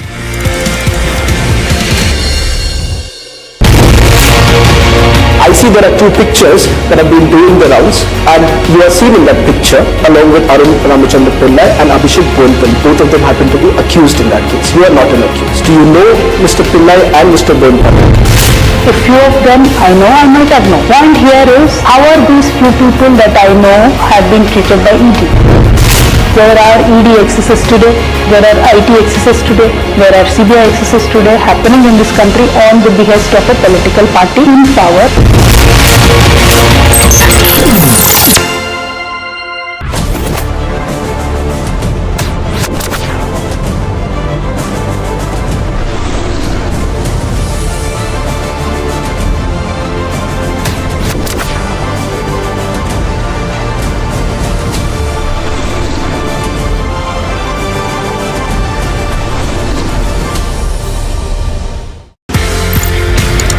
ये शाओलिन का मामला, ये मार्शल आर्ट्स का, वेदर इट्स कुंग फू, whether it's other martial arts that you have learned so many, Shaolin कितना टफ है? सर बहुत टफ था। वहाँ 6 दिन 7 घंटा हर रोज। हमारा पहला एक्सरसाइज होता था 1000 मीटर का पहाड़ है, उसको हमको भागना पड़ता था 20 मिनट में, and like a dog on hand and feet we had to crawl back the hill, then we had to be in a squat position for at least 1 hour, और हमारी टांगें ऐसी हिल रही होती थी, and my each and every part of my body was paining, it was crying, muscles were sore। मतलब उस वक्त मैं कॉम्बी फ्रेम होती थी, कॉम्बी फ्रेम ले लेके ट्रेनिंग करता था मैं।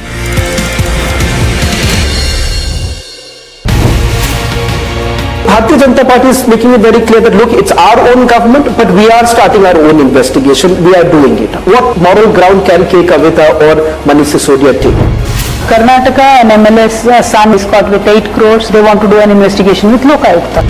Now in Telangana, we red-handedly caught agents of Bharatiya Janata Party trying to purchase our MLAs. And CBI comes over, takes over the entire investigation and says states cannot do it, we will do it. Now in Karnataka, if Lokayukta can do it, why in Telangana SIT cannot do it?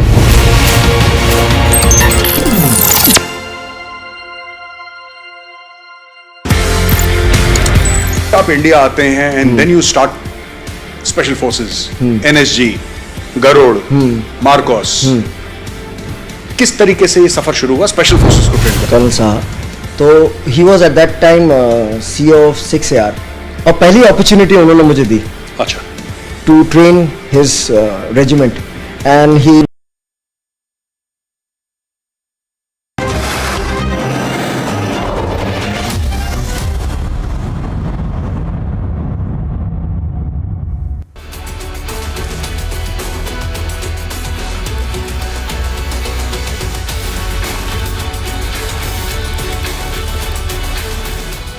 Hello and welcome. You're watching the Weekend Debate this Saturday night with me, Sanika, and with me in the Mumbai studios is Niranjan. Last week, we saw BJP's historic return to power in 3 northeastern states. Prime Minister Modi personally attended the swearing-in ceremonies of all the 3 CMs. Not just this, for the first time, a Prime Minister attended a meeting with ministers in one of the northeast states. Viewers, this is a remarkable shift in the way a mainstream political party of a government views the Northeast. The region that was once marginalized is now a prominent voice in national narrative. On the other hand, we have seen a party and its leaders carry out what was called the Bharat Jodo Yatra.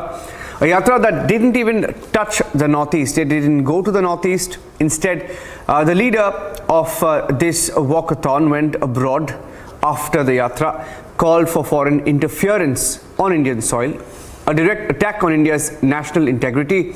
So whether it's the abrogation of Article 370 or the mainstreaming of the Northeast, which has been done, who has done more for national integration? It's been one of the biggest talking points this entire week, and that's our debate this Saturday night on the Weekend Debate. On the 7th of March, Prime Minister Narendra Modi held a meeting with the Assam Chief Minister and his Council of Ministers.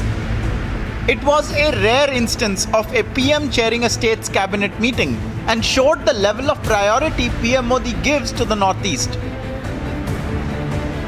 The Prime Minister also attended the swearing-in ceremonies of the 3 Chief Ministers from the Northeast. These actions have displayed the importance the state attaches to the Northeast of India. By participating in all the 3 oath-taking ceremony and giving special time to Assam Cabinet, Prime Minister Narendra Modi ji has strongly demonstrated that for him, in India's development story, Northeast is a very important element, and Northeast is actually Asta Lakshmi of this country. Whether it was the Article 370 move, और मैं दृढ़ मान्यता के साथ आया हूं कि धारा 370 हटाने में 1 सेकंड भी देरी नहीं करनी चाहिए. to the mainstreaming of the Northeast. आज सुबह से मैं जब टीवी देख पाया, इन चुनावों के नतीजे ही छाए रहे. ये सिर्फ डीलों की दूरी समाप्त होने का ही नहीं, बल्कि ये नई सोच का प्रतिबिंब है. अब north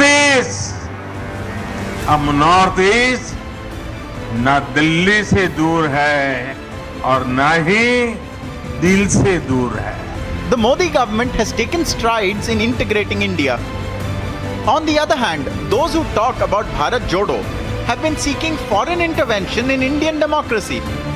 The so-called defenders of democracy, which are the United States, European countries, seem to just be oblivious that a huge chunk of the democratic model has come undone, right? Which is the real problem. So who has done more for national integration? Let's debate. Let's start with Kanchan Gupta, Senior Advisor, Minister of Information. He's a Senior Advisor in the Ministry of Information and Broadcasting, Government of India. Kanchan, thank you for joining us. This entire week we've had different statements being made by a leader of the opposition in different campuses in the UK, and he's talking about integrating India, uniting India. There seems to be a dichotomy in what he's been saying and what his party has been doing here in India. I don't want to wade into the politics of it, but all I will say is that the running theme of the various speeches that he made in London and in Cambridge was that the opposition is not allowed to speak in India, and that there is some sort of there's an attempt by the government to choke opposition voices. Now that is absurd, because both outside Parliament and inside Parliament the opposition has had a free say, and if you just look at the media, the headlines, the debates, you will find that nearly the bulk of it is what the opposition says on a daily basis. Even Rahul, and then Rahul Gandhi says that he is not allowed to speak. Now this entire yatra in which he participated or which he led, every few hours he was making all kinds of statements. It's a different matter. Much of it was so obtuse that even his audience could not understand what he was getting at. The second point which he makes, that parliamentary participation is denied to the opposition. Now I have made public data from Parliament's database which shows that Rahul Gandhi is a habitual absentee from Parliament. He does not participate in debates. He does not participate in question hour, and he does not participate on Fridays, which is a private members' day. So if you look at the data, you will find that his attendance is way below the national average, almost less than half of the national average, and it is further below the state average, the state which he represents, Kerala. Now, if you look at who are the MPs from Kerala, they are all opposition MPs, or they all sit in the opposition benches in parliament. And if they have such a high attendance record, and then to say that the opposition is missing from parliament, it's not true. The person missing from parliament is Rahul Gandhi. The second data set shows participation in debates.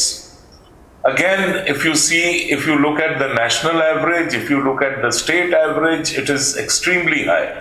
So all the opposition MPs from Kerala have been participating in more than 2/3 of the debates. And Rahul Gandhi's own participation is a measly 6 debates. So in all of 5 years, he has participated in 6 debates. And for him to then say that I am not allowed to speak is a bit rich. The third point which he makes is that democracy is dying and democracy is dead in India. And he regrets the fact that America and Europe are not only not taking notice of it, but they are doing nothing about it. So basically, he's trying to beat up this great myth that democracy is dying in India, that democracy is dead in India, and what he wants or he would like to see is American and European intervention in India. And I will just conclude by saying that if democracy were actually dying, or had it been dead, the Congress would not have won the Himachal Assembly election.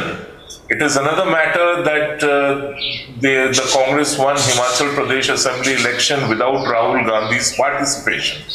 The only participation we saw was Rahul Gandhi basking in reflected glory on the day of swearing in of the new Himachal Chief Minister. So given this backdrop and the fact that recently we had elections in 3 key northeastern states, again it's a different matter that the Congress got wiped out, but we cannot argue the case case against democracy in India by using the example of Congress getting wiped out from the electoral landscape.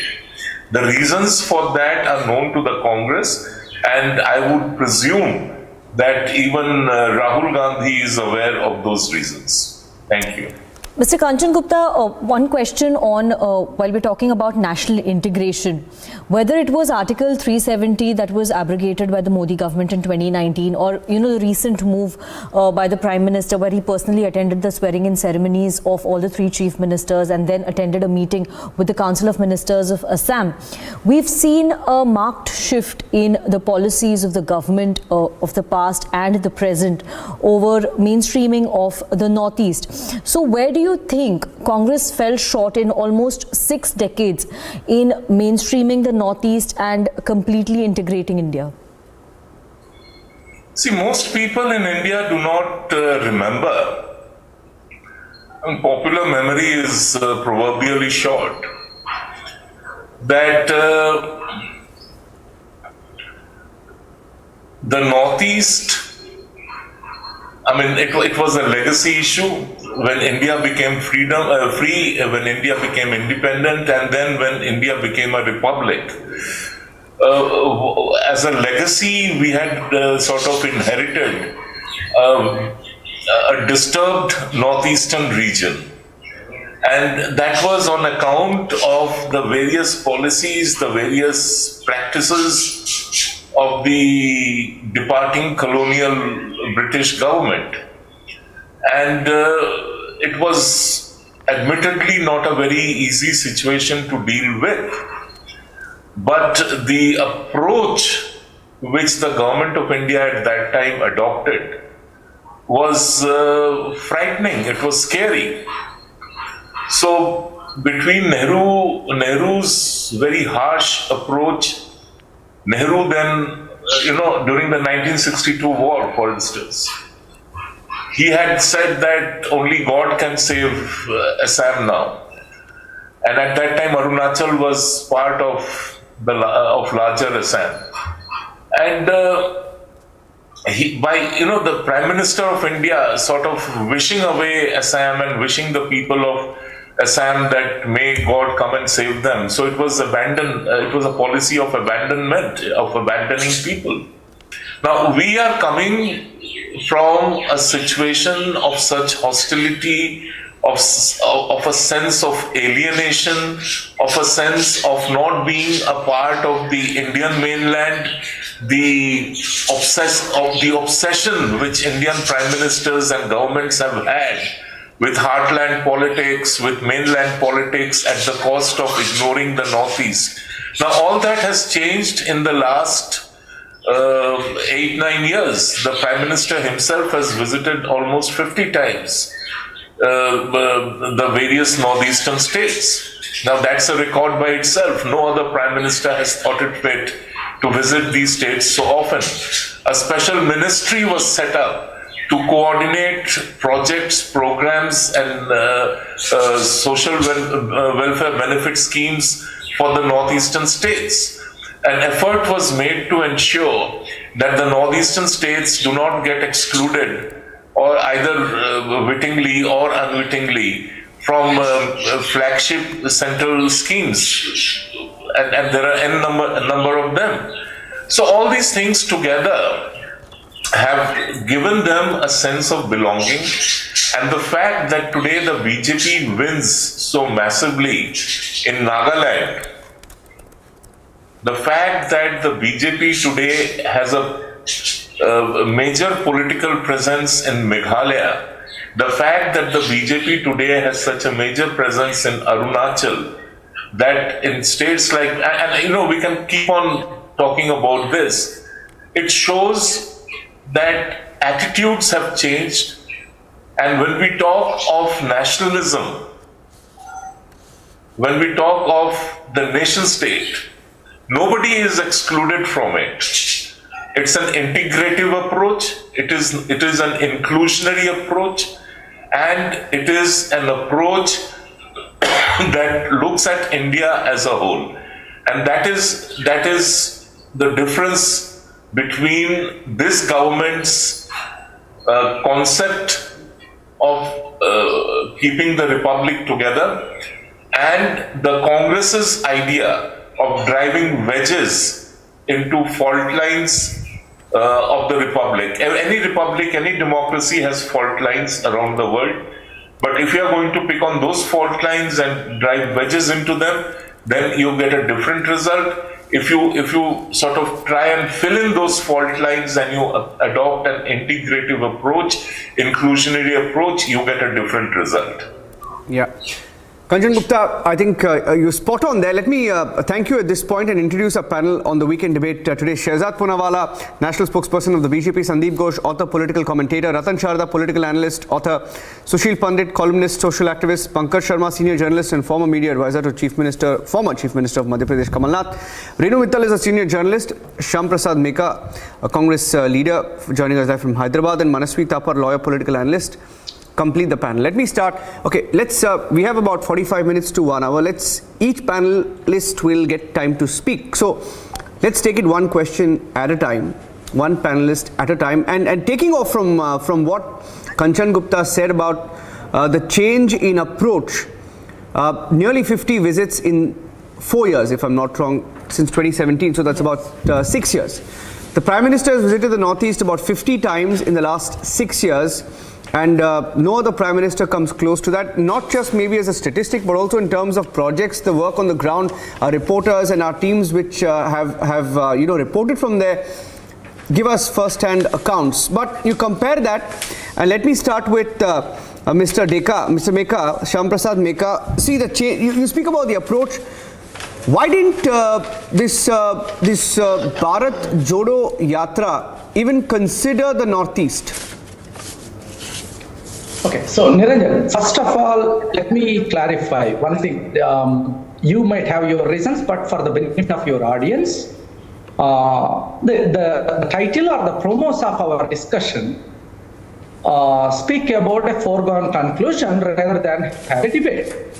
That's the first thing. Second, okay, now coming to this. So why do you think Bharat Jodo Yatra ignored Northeast? Bharat Jodo Yatra is talking about mainly the economic disparities and the othering of people within our own country. And when these issues are taken, why do you think Northeast is ignored? Second, when only geographically or physically it is not traversed, since the yatra is from Kanyakumari to Kashmir. So why do we want to make an issue out of that? Next point is, so coming to the national integration, this is an effort of successive governments, including some of them are BJP and some of them are Janata Party, and successive governments have done their efforts and are continuing on the path of national integration. If somebody want to bask on the reflectivity of everybody's efforts and try to paint as if only one person is saving this great country, then that's for the people of this country to look at. So let's not worry about who did or whose credit it is. The successive governments have done a great work, and though they have learned from their mistakes as a state, Indian state have done some mistakes and learned from there. And if the Northeast is better integrated than earlier, it's good, it's a happy news. Now, why do we try to take this into Rahul Gandhi bashing? Rahul Gandhi has he has done his Bharat Jodo Yatra. Okay, you want to make an issue of his interaction at the Cambridge. So we can talk about those. Why we are trying to make it a personality clash? Okay, if we want to make it a personality clash, let's do that. That there is a time and occasion for it. When elections comes in, we can do that. What Mr. Rahul Gandhi has done is he has clearly enunciated an alternative vision for India, apart from the current vision that is driving the India, that is emanating from Nagpur, from RSS. So he is successful in providing an alternative vision and let the people of the country consider both and then take their decisions. That's where we need to go, rather than making it a sort of a bullfight between two personalities or being in a hurry to claim glory of national integration, in which actually the current BJP or their ancestors have no part in national integration or fighting for the freedom of this country, and we all know this. So we as a congressman, I'm not in a hurry to jump in and join this bullfight and argue with raised voices and emotional issues and diverting people's attention. That's not what I am as a congressman. So this is what our party is trying. We are providing an alternate vision of India, an alternate vision where not just the geographical boundaries of India, but the people of India work together and reclaim the greatness that this country should be having amongst the fraternity of the world democracies. That's what we are standing for. So, Mr. Meka, Shehzad Poonawalla, I would like to bring you in at this point. Mr. Meka is saying that probably we shouldn't be making it a personality clash. It's definitely not a personality clash. It's an issue-based debate that we are having about national integration. So, Shehzad Poonawalla, how would you like to counter that point made by Meka that the successive governments have worked for Northeast and it's not just about what the Modi government is doing? How would you like to counter that? Look, the Northeast elections were the first set of elections that took place after the culmination of the Bharat Jodo Yatra. Correct the echo, please. It's a little disturbing. And in the first three set of elections that took place after the Bharat Jodo Yatra, what we have seen is that a party like the BJP, which was only at 1.5% vote share in Tripura 10 years ago, today has gone to 39% vote share. And the Congress party, which was considered to be, the Northeast was considered to be the bastion of the Congress party, today it has gone to a historical low of last 10 years in Tripura, Nagaland and Meghalaya. And the reason why this has happened is because the Prime Minister, when he sends a scheme from the center, whether it's the Awas Yojana, the Nal Yojana, the Shauchalaya Yojana, the Ayushman Bharat Yojana, it goes to Madhav and Mohit and it goes to Matthew. It goes to Sandra, Sunita and Sultana. No discrimination is made. But let me tell you, this Bharat Jodo Yatra, it started with whom? George Ponaiya. The same George Ponaiya who said that I will not even stand on Bharat Mata, I will wear shoes because Bharat Mata will infect me. He spewed venom against Hindus. Who was coordinating the Bharat Jodo Yatra leg? In Delhi, it was Jagdish Taitler who was responsible for the massacre of the Sikhs in 1984. What is the history of the Congress party? The Congress party has done riots after riots, whether it's Hashimpura, Bhagalpur, Meerut, Malyana, Bombay, whether it is Ahmedabad, Jalgaon, Delhi. These are the historical riots of the Congress party under which thousands and thousands of people got massacred. And today the Congress party talks about saving and protecting institutions, and it goes on foreign soil and tries to run an agenda against the country at a time when the entire world is looking at India. G20 is being hosted in India.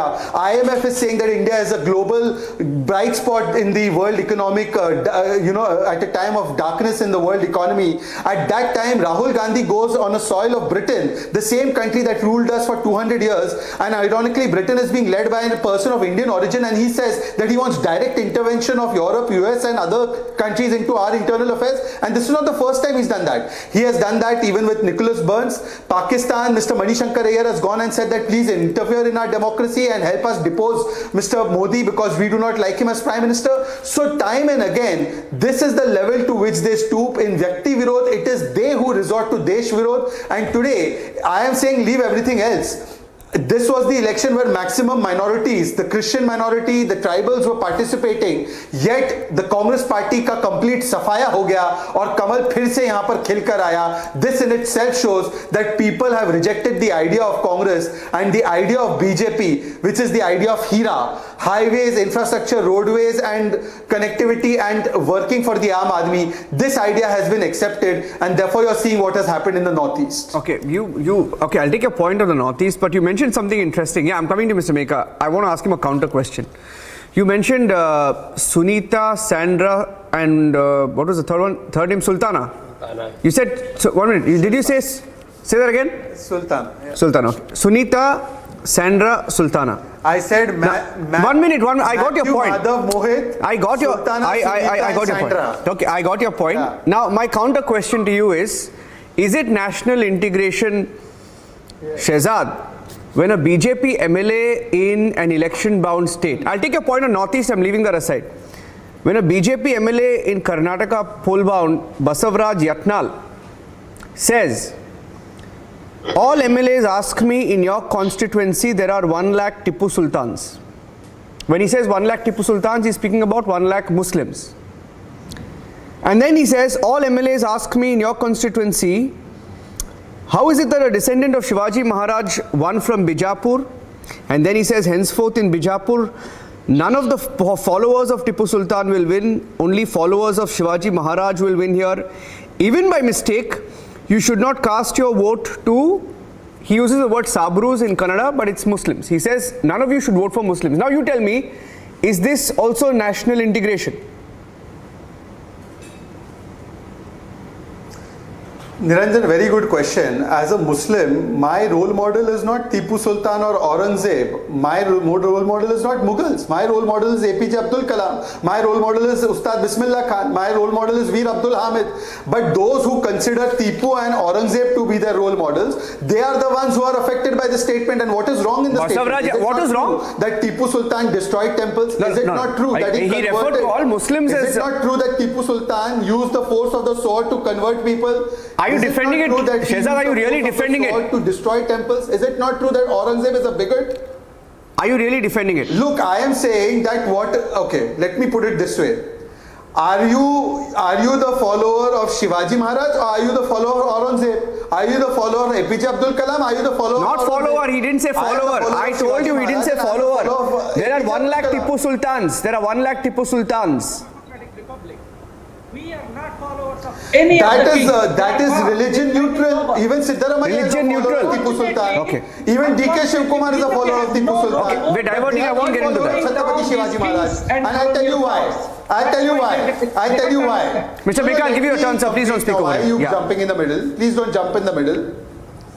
I'll tell you why. For 65 years in this country, George's cross was on the naval ensign of this country. Today we have replaced it with the Nishan of Chhatrapati Shivaji Maharaj. Who is the follower of George's cross and who is the follower of Chhatrapati Shivaji Maharaj? Who was the one who was crying for Rajpath? And we have named it Kartavya Path, and now there's a big statue of Netaji. Who was opposing when we renamed the Aurangzeb Road as APJ Abdul Kalam Road? And who was crying bitterly when Mughal Gardens has been renamed as Amrit Udyan? We must take pride in our cultural heritage. And for 70 years, the history of this country has been distorted. We must make the correction that because when we have to build the Vikas Ki building, the foundation of it has to be deep, and we have to go back to our roots. And our roots come from Chhatrapati Shivaji Maharaj. Our roots come from probably APJ that's Abdul another Kalam. debate. Our That's roots another come debate from altogether on how. I thought you would. Okay. Anyway, Sarika, continue. We'll come back to this. That's a debate. That's another debate altogether, Niranjan, on how probably we are overcoming the colonial hangover. The role model of Congress Party. This is about national integration. I was talking about a communal statement. How do you integrate a country by making communal statements, asking for people not to vote for Muslims? Come on, Shehzad, you're diverting now. Niranjan, yeah. Niranjan, I want to quickly. Okay, 30 seconds rebuttal. Statement been made. He has said that I don't want followers of Tipu Sultan. I want followers of Chhatrapati Shivaji Maharaj. But we must celebrate this statement. No. We must all follow Chhatrapati Shivaji Maharaj, the most secular ruler of this country. Most secular. No, sir, he did not say votes. He said I have 1 lakh Tipu Sultans. And he's asking people not to vote for Muslims. Come on, Shehzad, there are some things you can defend, some things you can't. You can't defend this. It's a communal statement. Okay, let's leave it at that.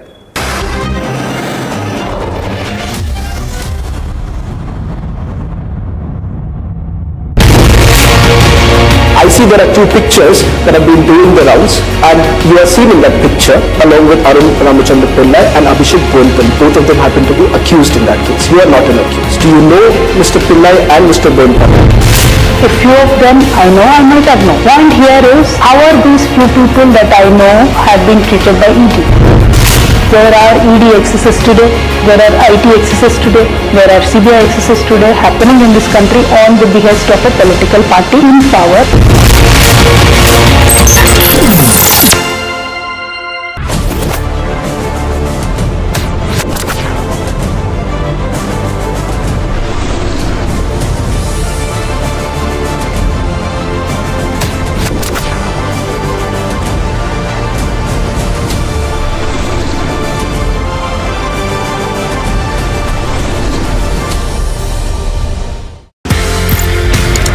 ये Shaolin का मामला, ये martial arts का, whether it's kung fu, whether it's other martial arts that you've learned so many. Shaolin कितना tough था? Sir बहुत tough था. वहाँ 6 दिन 7 घंटा हर रोज. हमारा पहला एक्सरसाइज होता था 1000 मीटर का पहाड़ है, उसको हमको भागना पड़ता था 20 मिनट में. And like a dog on hand and feet we had to crawl back the hill. Then we had to be in a squat position for at least 1 hour. और हमारी टांगें ऐसे हिल रही होती थी. And each and every part of my body was paining. It was crying. Muscles were sore. मतलब उस वक्त मैं कॉम्बी फ्रेम होती थी, कॉम्बी फ्रेम ले लेके ट्रेनिंग करता था.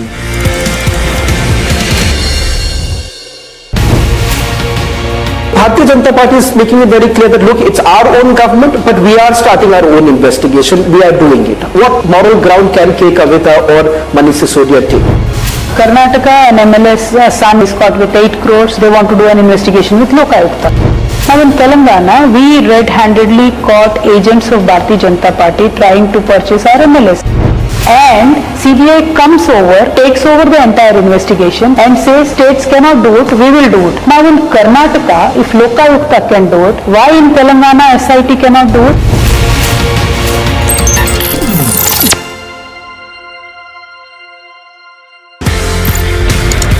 आप इंडिया आते हैं and then you start special forces, NSG, Garud, Marcos. किस तरीके से ये सफर शुरू हुआ स्पेशल फोर्सेस को ट्रेन करने? कर्नल साहब, तो he was at that time CEO of 6AR, और पहली अपॉर्चुनिटी उन्होंने मुझे दी अच्छा to train his regiment, and he asked me कि आप इनको नाइफ टू नाइफ कॉम्बैट में खुकरी ट्रेन करो। जब मैंने ADG इन्फेंट्री के सामने वो डेमो दिया और उनको वो बहुत अलग लिखा, as long as our soldiers are safe, हाँ जी, they get the best, I have no problem.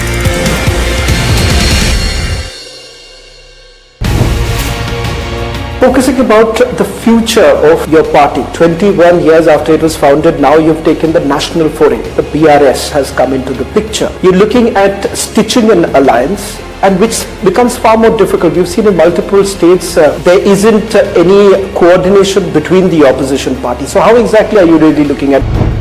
Our goal right now for 2024 is to dislodge the current Bharatiya Janata Party government at the center. For that goal, whoever has a similar line of thinking, we will work with them.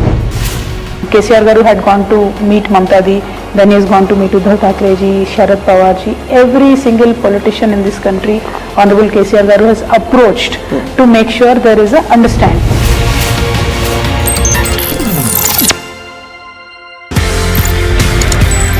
कहीं ना कहीं martial arts लड़ाई झगड़े खून खराबे से ज्यादा I think it's about harmony also.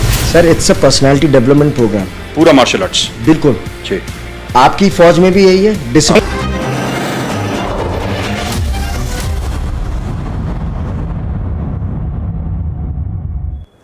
Sanika. Yeah. So in fact, I would like to go across to Pankaj Sharma next. Sanika, yes. 30 seconds. 30 seconds. 30 seconds to you, Mr. Meka. Yes. Yeah, see, quickly, one point is, let us look at everything from only the electoral prism.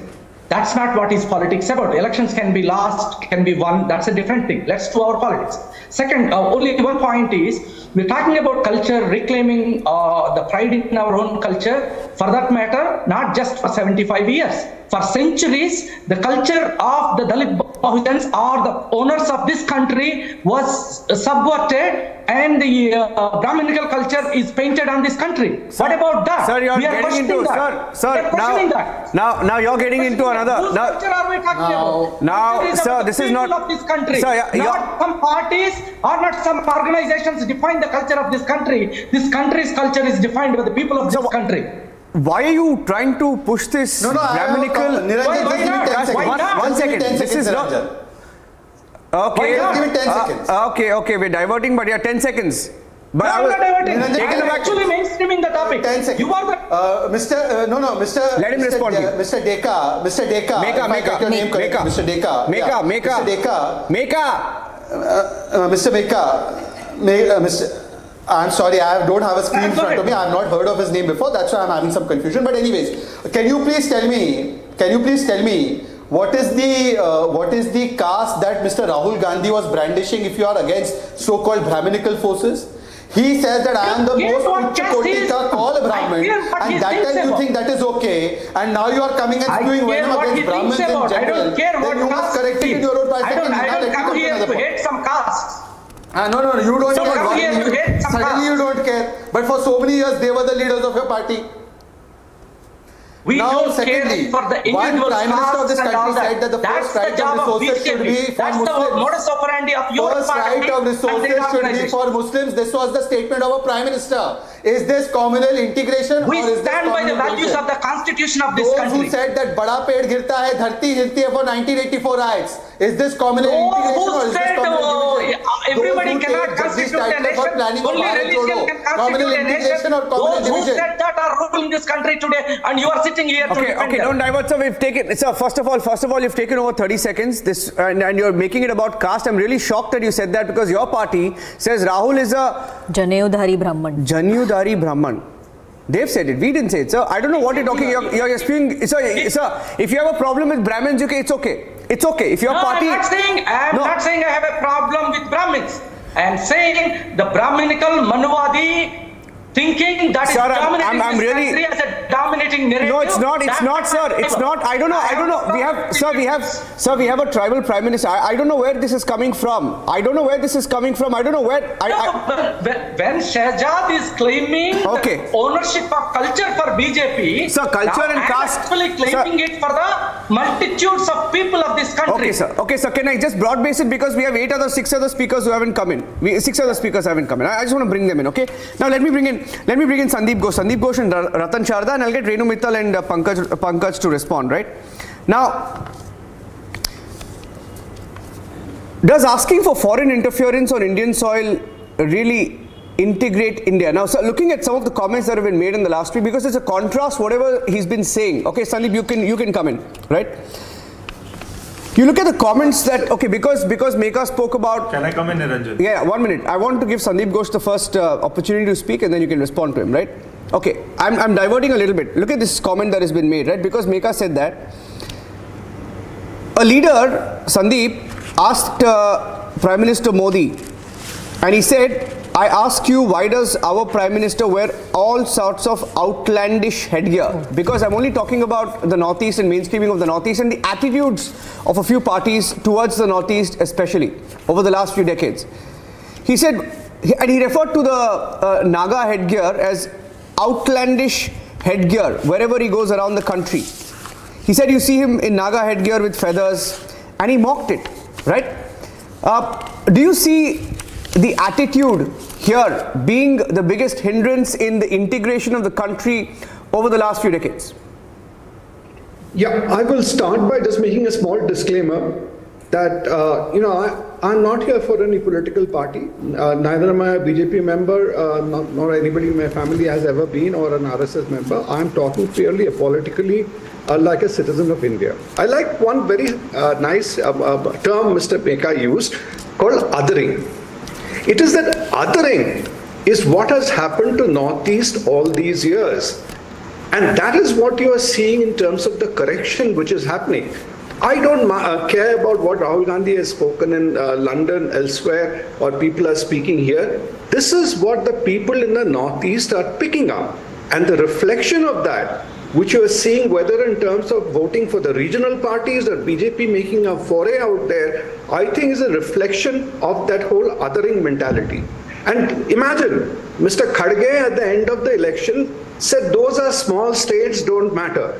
Mr. Jairam Ramesh referred to Mukul Sangma, calling him Judas, not realizing that Meghalaya is a Christian-dominated state, and you make a statement like calling Apurna Sangma, who was treated very shabbily by the Congress, his son calling him Judas. So these are things which have made the Northeast feel othered, and that is the change which is happening. And what you're seeing, whether in the Northeast or in Kashmir, is the change which is happening. I don't have a problem what Rahul Gandhi goes and says in London, but could he say, yes, I'm finding today the atmosphere in Kashmir has changed. That's why for the first time I've been able to go there, walk around freely, play in the snow, do snowboarding, etc. And the whole atmosphere has changed without getting into who has done it, who has not done it. Why couldn't this be done since 1984? That needs to get acknowledged, and that is the difference which people are not making out, and that is where the othering is happening. And when you're talking, finally coming back to your question, Niranjan, about the headgear or this thing, sometimes it strikes even people like us, why does Narendra Modi have to wear the local outfits wherever he goes? But that is again another point people miss. The kind of connect he is doing over there with people, I think that matters for the local people. Somebody sitting in Delhi might feel anything is outlandish, can talk about something else. Somebody else, seeing some other outfit may consider it out. But what is the message being conveyed to the people out there? And if you say that, yes, I can wear your headgear with as much pride, and I love wearing it, that's a huge statement for the people of that region. And these are facts which I think people miss out there, and I think that is where we have a major problem between Congress's walk and the talk, literally. Sanika, just pulling out a data here with all of this council, etc., that he spoke of, we are hearing We are hearing that under the UPA between 2009 and 2014, just 1,000 kilometers of roads were built in the northeast compared to 2,731 kilometers of national highways between 2014 and 2019. So let me bring in Ratan Sharda now. Ratan Sharda, the question is, do highways integrate India or, creating a language divide and making comments about headgear unite India? Well, Niranjan, I have so many things to answer because I come very late. After listening to so many people, I made some points. I hope I can cover all of them. First of all, Pankaj is now officially Congress member. So to come as a journalist is actually not correct. No, so it's fine, Ratan Sharda. That's some. Now coming to actual. Some of them prefer. Some of them prefer as a political analyst. It is not personal attack. It's okay. A description. It's okay. When I am called an RSS person, I am called an author. I am. That's my only point. Limited point. Now coming to what Pankaj has talked about National Integrated Council, all these integration councils, all these paper talking shops don't work. If they were working, would have national integration long years back. Because intentions have to be good, they have to be done on the ground, which was not done. I will, close this Northeast comment very shortly. I will not make a huge, song and dance about Northeast. But people won't remember that there used to be 72-hour blockades to Manipur and many other places, regular bunds in Northeast, which never became a news. There used to be protection money paid to tea garden owners, from tea garden owners, official tax receipts are supplied to these people, and when some corporate was caught paying money, they were prosecuted, not the people who got the money. And this was a time when you could not hoist tricolor, you could not sing Vande Mataram and Janagana Man in any place. From there, the situation has changed so much. There was agitation for royalty to be paid to Assam for fuel. Do we know that? We talk a refinery, khol diya, ye kar diya, sir. They were not paid royalty, though the natural gas came from Assam. They are not being paid royalty. That is also the truth. Now, coming to the larger issue about national integration, I'll go back to what Mr. Meka said. Yes, it's not a question of personality. It is a question of ideology. What is the ideology? Ideology of Congress is that India is a union of states. It was never one nation. It was brought together by Mr. Nehru with the help of Mr. Mountbatten. Before 1947, India was just a free-for-all kind of place where there was no nation. While I claim and BJP claims and Modi ji claims that this is a 10,000-year-old documented history of Bharat, which is a continuous civilization, continuous geopolitical, cultural nation. It is proved that 12 Jyotirlingas all around Bharat, 15 Jyoti Peeths all around Bharat, 5 sacred Gurdwaras all over Bharat, Panch Pyares from all over Bharat. This is the history of Bharat. So Bharat culturally is always a nation right from time memorial, from Chandragupta Maurya, Chanakya to the present day. This is the basic vision. And I say this is why it should be not personally oriented, but Rahul Gandhi represents that particular ideology. He spoke about it outside India, inside India. So he's being named. He's not being named because he's a Pappu. He's being named because very wisely he made a statement in London and all over the world and including India. Coming to the vision of national integration, when the Congress says it's a Brahminical structure, it's not a Congress language. It is a language of a new left, of anarchists, of people who want to break India into pieces. These are the people who stood against CAA with people who misguided the agitation and created riots. These are the people who indirectly supported Khalistani elements during farmer agitation for want of some support somewhere and creating chaos. So this entire approach is that India is not important, and you have a view where Congress felt that North was never a part of India. It was a time when Congress felt Kashmir was never a part of India. When you start with the premise that Northeast and Kashmir are forcibly attached to India and they need special treatment, you don't believe in India's integrity. You forget that Kashmir has a 4,000-year-old history of being part of India, as part of a Hindu kingdom and part of the larger Bharat. You don't believe that Northeast has a long history, including Mahabharat and old Puranas, including Tripura's 1,000-year-old history of alliance with Indian kings in Bharat, of Mahabharat, of Idumishmi tribe, which believes that Rukmini belonged to them. And recently, Modi ji in 2016 had a program where they came to Gujarat, where Dwarka is. So this is sense of integration. You talk of South. Nehru ji believed in Aryan origin theory. So you have another part of India, most important critical part of India, the Dravid section, which is Dravid means covered from three sides by sea, that they believe is not part of India. So when you start with the Aryan religion theory as a foundation of India, you already don't believe India is one. So with the premise that neither northeast nor south or part of India, it was a confederation brought together by British by force, you don't believe in India's national integration. That is the difference between Congress and Modi ji's government and RSS vision of Bharat. And he said that what BJP has done for integration of India, sir, BJP was not born.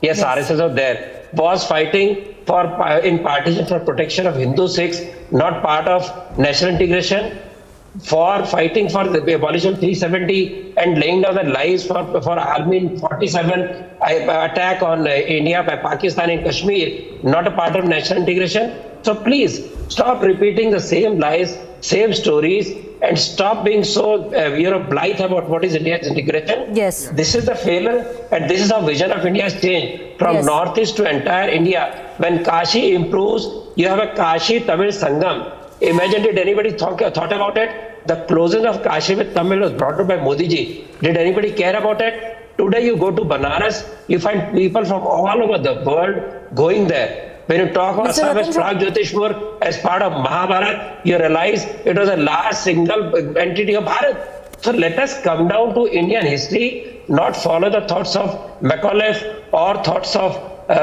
people who said that Indo-Aryan invasion theory. And let us not talk about people who believe that India was never a state. Yes. Macaulay put that idea in our head and we have become colonial slaves.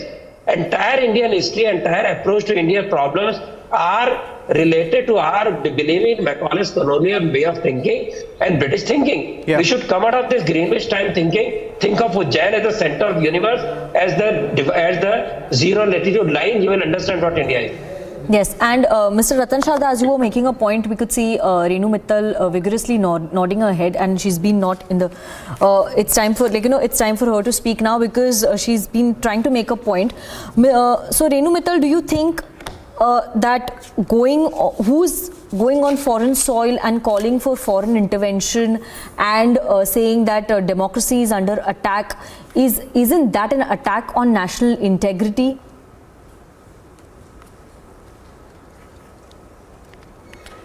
You see, what has been happening here is that, let's take this panel for example.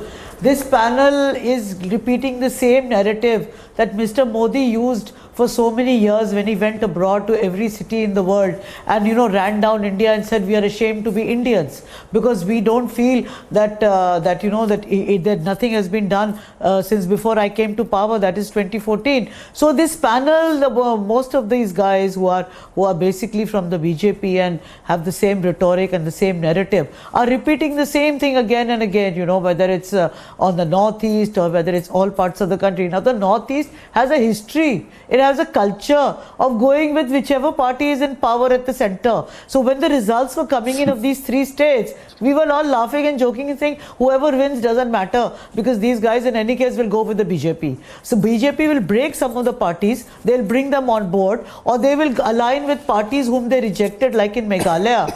Comrade Sangma was a very corrupt man, so they didn't align with him.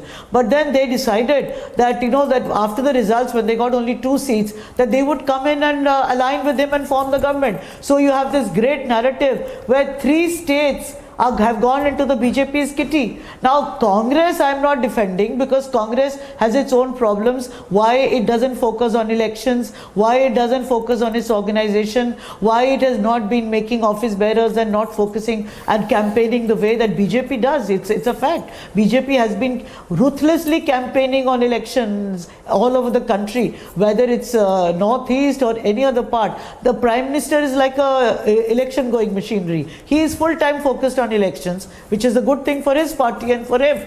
But the fact is that northeast is a different ball game. So when you're talking about 50 visits and you're talking about this and nobody has done anything, this is the same narrative that Prime Minister Modi has been talking about on every visit. He's even campaigning for Trump. Ugly baat Trump Sarkar. What can be worse than this? So when you talk about Rahul Gandhi, now let's talk about Rahul Gandhi. He's raised certain issues when he's gone abroad. Is it not a fact that his mic was switched off a number of times? Is it not a fact that the Speaker of the Lok Sabha deleted his speech because he was asking about facts on Mr. Adani? I mean, is it wrong or is it anti-national to speak about Mr. Advani? Prime Minister and the government did not bother to respond to any of the charges. On top of that, the speech has been made to look like it has no business to exist on the annals of on the Lok Sabha. So I'm saying that these are things which are happening. You can take any number of examples of what is happening. Now, if the opposition calls for unity to fight the 2024 elections together, each one of them is targeted individually and collectively. Look at Mr. Stalin. There has been an entire program has been launched to say that he is against migrants and that Biharis are being threatened and all kinds of things. And the guy's gone blue in the face to say that no, it's not true. It's all fake. Look at Mr. Lalu. Look at Tejasvi. Look at what's her name? That Kavitha. Look at any number of opposition leaders. You know, a Congress program is being held in Chhattisgarh and you are reading the ministers. What kind of a message is Mr. Modi sending? I mean, what kind of politics is he doing? He's talking about democracy. Is this democracy? You fight elections, you campaign, you do what you like, you bring your programs. But why do you want to terrorize others? You don't want opposition unity, that's the only way. What happened in 2014? What does the data tell you? Everybody here talks about data. What is the percentage of vote that the BJP got? Less than 30%. So when you are talking about an entire combined opposition, the idea is that Mamta should not come. Look, you gave everybody enough time. No, we had all these speeches, go ahead. About how great Mr. Modi is and how he's done a lot of things. You know, why I agree, he's done a lot of things. He has done things which many others. You know, historically, naming a stadium after yourself while you're still alive, these are all issues which Mr. Modi has been doing. Now the fact is that Mr. Modi, these are all like Shehzad, what's his name, Poonawala. He comes with this narrative every time. It's like a repetition. Yeah, it's like a repetition. वो मतलब आरती उतारना है, वो repeat करता रहता है, same thing. Some of these other guys are doing the same thing. You are told, you have to speak this. You are told how great Modi is. Talk facts. What is wrong with what Rahul Gandhi 1 minute, please, Ronnie, let her complete. I don't defend Rahul Gandhi, but to repeatedly call him Pappu and all, although you can call names for others also, but he has a name. Be civilized. You know, some of the panelists appearing on your channel, I mean, they are totally lacking in civility. This lady says, tell that woman to shut up. Like in the Who said that? So I'm saying that let's be civil in our discourse. Of course, I'll tell you the name. She was there. So the fact is that Congress is come down to 44 seats in the last election and 52 in this election because of their own problems. The arrogance of power which brought the Congress to this stage is something that I think is going to grip the BJP also. Because if you don't stay in tune with the people, you will come to the stage where the Congress is. So don't keep repeating these lies of what a great thing that Modi has done, what all he has done. He has been campaigning, fine. Apart from that, what? So Northeast is a different ball game. Let's see. Suppose the BJP is out of power, maybe next election or the election after that. Let's see which way the Northeast turns. It's one of the compulsions of their existence. It's sad, but it's true. Breaking parties, breaking entire parties and taking them on board. Is that democracy? TMC did that in Meghalaya, by the way. Just FYI. Either America. They took over the Congress party. They took over the Congress party. Everybody is learning from each other, na? Congress. Even in Goa, they did that. BJP has learned a lot of things from Congress. Just 1 second. What about Mr. Bhajanlal? You've made about 5 points. If I can quickly come in, because one of our panelists still hasn't spoken. Renu, one of our panelists hasn't spoken yet. Quickly, Sushil Pandit. Sushil Pandit hasn't spoken. You made 5 points. I actually, because you spoke of data, you spoke about facts. While you were speaking, I took down 5 points. I'm going backwards, okay? One of the last points you made was they call him Pappu, etc. Right? Now, okay, people have been calling him names, which is wrong, but the Congress leaders themselves on the floor of the House on record are saying that he's battling and has battled successfully the Pappu image. Okay? It was Adhir Ranjan Chaudhary who said that. Point number 1. And I'm going back.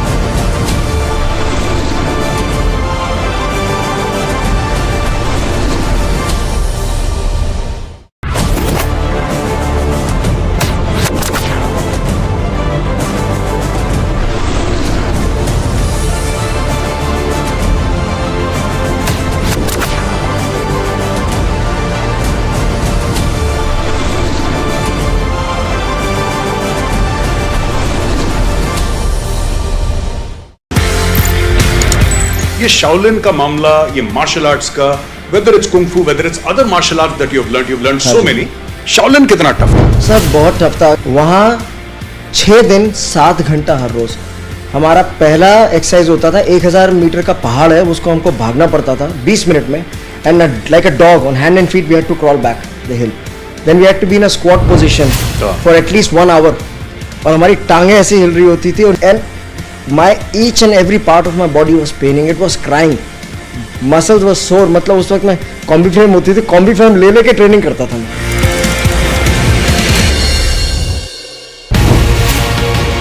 Bharatiya Janata Party is making it very clear that look, it's our own government, but we are starting our own investigation. We are doing it. What moral ground can Kavitha or Manish Sisodia take? Karnataka, an MLS son is caught with 8 crores. They want to do an investigation with Lokayukta. Now in Telangana, we red-handedly caught agents of Bharatiya Janata Party trying to purchase our MLS. And CBI comes over, takes over the entire investigation and says states cannot do it, we will do it. Now in Karnataka, if Lokayukta can do it, why in Telangana SIT cannot do it?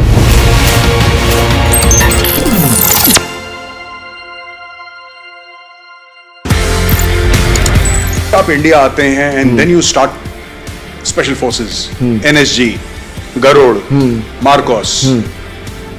किस तरीके से ये सफर शुरू हुआ special forces को train करने? Colonel साहब, तो he was at that time CEO of 6AR, और पहली अपॉर्चुनिटी उन्होंने मुझे दी। अच्छा। To train his regiment, and he asked me कि आप इनको नाइफ टू नाइफ कॉम्बैट में खुकरी ट्रेन करो। जब मैंने ADG इन्फेंट्री के सामने वो डेमो दिया और उनको वो बहुत अलग लिखा, as long as our soldiers are safe, they get the best, I have no problem.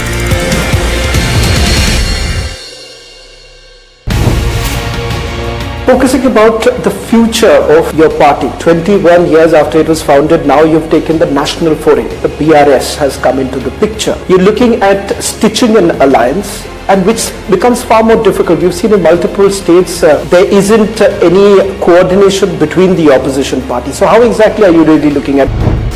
Our goal right now for 2024 is to dislodge the current Bharatiya Janata Party government at the center. For that goal, whoever has a similar line of thinking, we will work with them.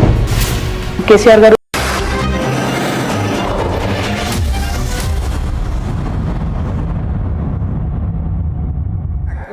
You made another point saying parties are repetitive. Everybody on the top of the screen is saying the exact same thing. Everybody in the opposition always, when they come on debates, say the exact same thing. I can make a loop and send it to you. Point number 2. Point number 3, you spoke about Stalin and the recent controversy. Let me tell you one thing. You as a journalist, please tell me if I'm right, if I'm wrong, if this is data or if this is fiction.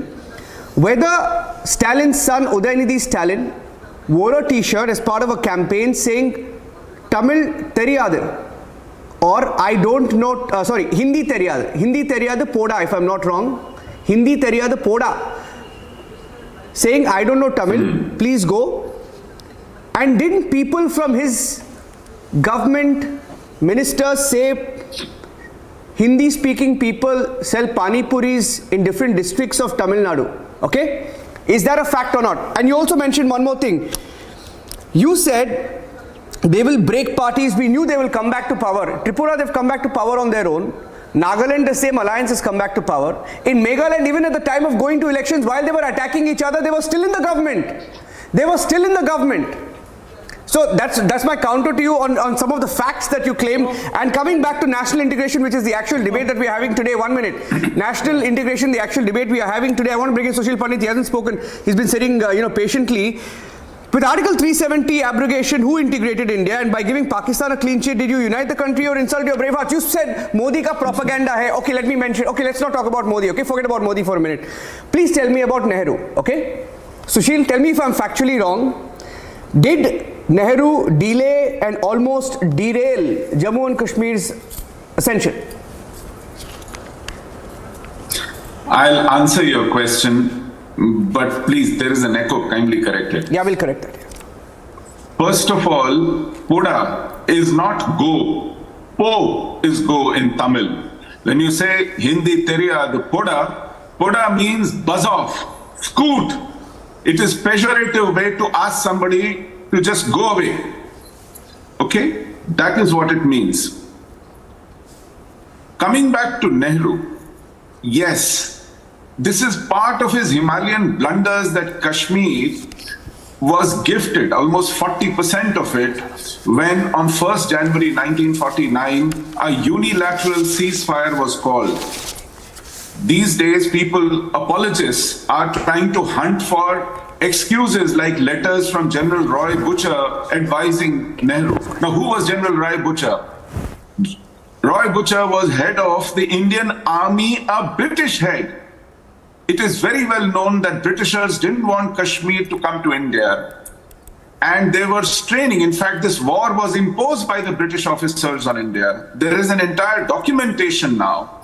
Even Ministry of Defense has published a book, and you can see how General Mesavi, who was head of the Pakistani army, was planning this invasion way back in July itself, while the invasion was launched in October, on 22nd of October. So if Nehru gifts away such a huge chunk of Jammu and Kashmir to Pakistan, who should be blamed? Shouldn't we blame Nehru? The lady in the other window says that you are terrorizing opposition. Now, terrorizing opposition means that if opposition leaders indulge in liquor scam, they should not be hauled up. Is that what terrorizing is?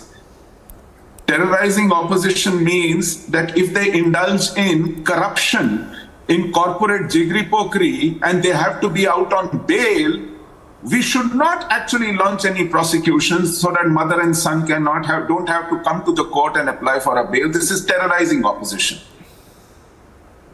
Opposition has to behave itself. Being an opposition leader is not a license to corrupt polity, to fill up your coffers, to loot public money. And if you do that, you have to be hauled up.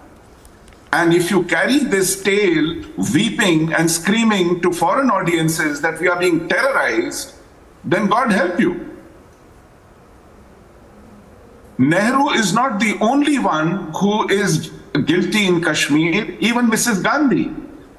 After our armed forces won us a 1971 historic war, we lost all the advantages in 1972 Shimla Agreement.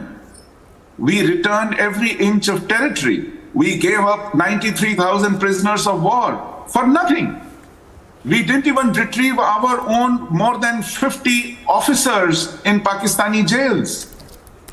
And they went mad. They rotted in those jails, and we don't know what happened to them. Likewise, there was no settlement of Kashmir issue, except the nomenclature change of ceasefire line turning into line of control. We got nothing.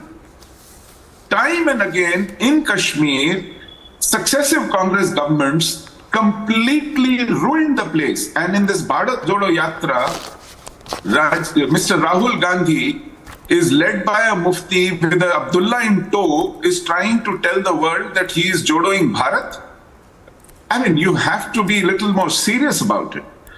He has in his ranks some of the old pro-Pakistani politicians who say that in Kashmir, we are committing a genocide of Muslims. On record, they have said that.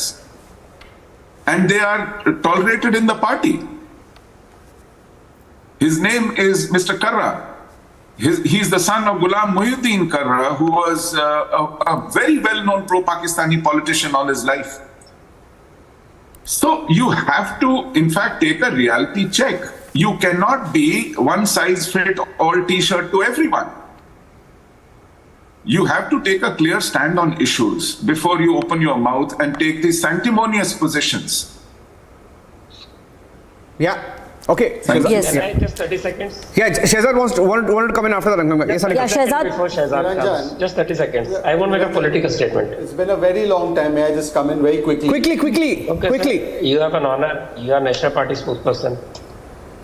Niranjan, now first of all, there was somebody who has been a has-been journalist who said that the contributions of other prime ministers aren't recognized. In fact, this is the government that made an entire museum for the recognition of all prime ministers. But earlier, before this, we have seen Jawaharlal Nehru Memorial, we have seen Indira Memorial, we have seen Rajiv Memorial, but never has tribute been paid to even their own party leaders like Sardar Patel. And today, when Sardar Patel is being given a tribute, or when Bhagwan Birsa Munda is being given a tribute, or Baba Saheb Ambedkar is being given a tribute under Azadi Ka Amrit Mahotsav, not a single congressman participates in that. Now, secondly, those who talk about integrating Bharat, uniting Bharat, so who are you calling are they principally against journalist? the abrogation of Article 370? Who are you calling a has-been journalist? I don't need to specify. Those people who hallucinate that somebody has been called as Pappu on the panel can take that compliment or that rejection or whatever it may be for themselves. Not required. Nobody called Rahul Gandhi Pappu. Not needed. But whose journalistic whose journalistic talent has well past its expiry date. I am talking about those people. I have not spoken anybody's name. Why are people taking it not personally? Needed, Shahzad. Now, to that same very ecosystem, okay, we can ignore the comment, no problem. Now, I want to only ask a simple question, that those who talk about Dalit rights across the country, for 70 years the Dalits of Jammu Kashmir were deprived their rights. Those who talk about Ladki Hu Lad Sakti Hu, the women of Jammu Kashmir were deprived their rights. Now, after the removal of Article 370 and 35A, for the first time the rights are being given to the Valmiki Samaj. For the first time rights are being given to the women of Jammu Kashmir. Are they for it or are they against it? Those who talk about uniting this country, today the tricolor is fluttering from Lal Killa to Lal Chowk. Are they against it or are they for it? Mr. Meka. And they are standing in solidarity with those people who said 370 हटाया जाएगा तो लाल चौक पर तिरंगा नहीं लहरा पाएगा, हमारा कंधा भी नहीं मिलेगा तिरंगे को. And today those people are the symbols of unity who even oppose the song of Mahatma Gandhi, the bhajan of Mahatma Gandhi. They call even the bhajan of Mahatma Gandhi, which says ki Raghupati Raghav Raja Ram is communal. Today those people are lecturing us about inclusiveness. So you see, I cannot help those who are congenitally inclined towards hating the BJP. They can continue with their hatred, but today we can see the transformation that is taking place, and they must realize that. Okay, I'm giving 30 seconds to Mr. Meka. 30 seconds.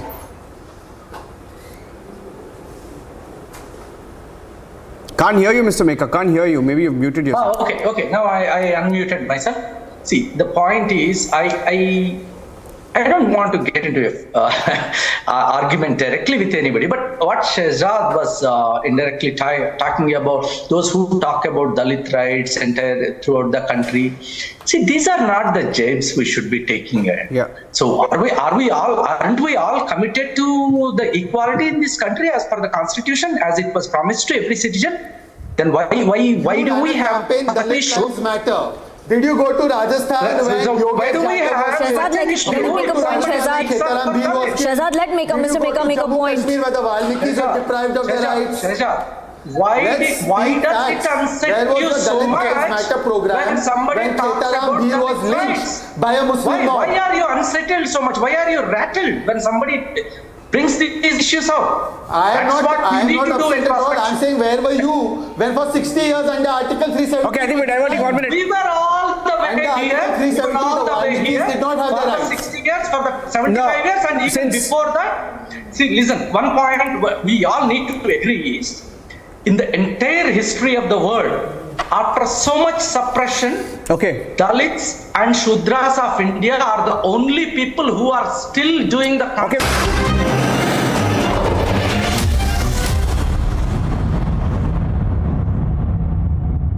Right now we are in the Kheri area that falls in the Garota police station, where 5 HE-36 grenades were recovered by the Jammu and Kashmir police, out of which 3 have been destroyed, 2 are yet to be destroyed. But this is a major tragedy that has been averted by the Jammu and Kashmir police. The Jammu and Kashmir police senior officials are here at the spot at the ground zero. It was at around 2 in the afternoon when these grenades were recovered. This is a major tragedy that has been averted by the security forces.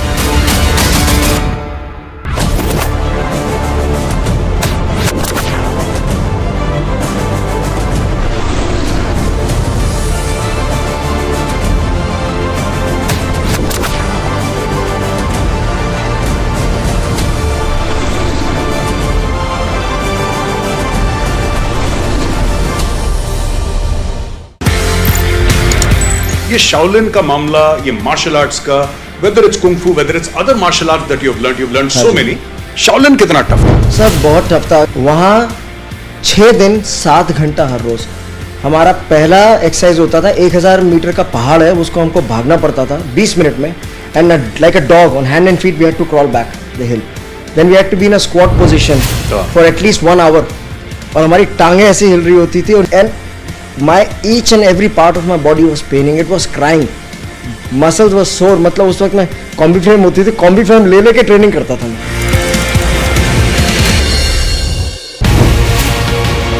Bharatiya Janata Party is making it very clear that look, it's our own government, but we are starting our own investigation. We are doing it. What moral ground can Kavitha or Manish Sisodia take? Karnataka, an MLS son is caught with 8 crores. They want to do an investigation with Liquorgate. Now in Telangana, we red-handedly caught agents of Bharatiya Janata Party trying to purchase our MLS. And CBI comes over, takes over the entire investigation and says states cannot do it, we will do it. Now in Karnataka, if Lokayukta can do it, why in Telangana SIT cannot do it? Right now we are in the Kheri area that falls in the Garota police station, where 5 HE-36 grenades were recovered by the Jammu and Kashmir police, out of which 3 have been destroyed, 2 are yet to be destroyed. But this is a major tragedy that has been averted by the Jammu and Kashmir police. The Jammu and Kashmir police senior officials are here at the spot at the ground zero. It was at around 2 in the afternoon when these grenades were recovered. This is a major tragedy that has been averted by the security forces.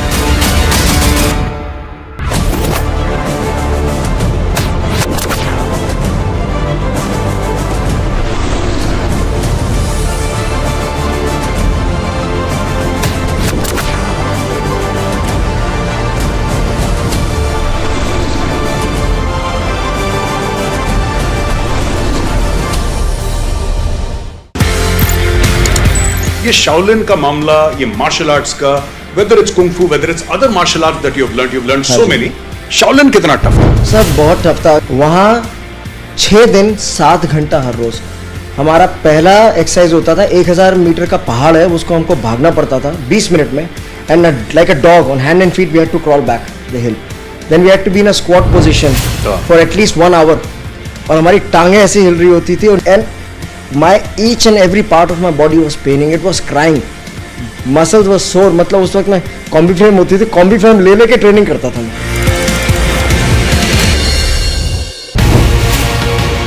Bharatiya Janata Party is making it very clear that look, it's our own government, but we are starting our own investigation. We are doing it. What moral ground can Kavitha or Manish Sisodia take? Karnataka, an MLS son is caught with 8 crores. They want to do an investigation with Lokayukta. Now in Telangana, we red-handedly caught agents of Bharatiya Janata Party trying to purchase our MLS. And CBI comes over, takes over the entire investigation and says states cannot do it, we will do it. Now in Karnataka, if Lokayukta can do it, why in Telangana SIT cannot do it? Right now we are in the Kheri area that falls in the Garota police station, where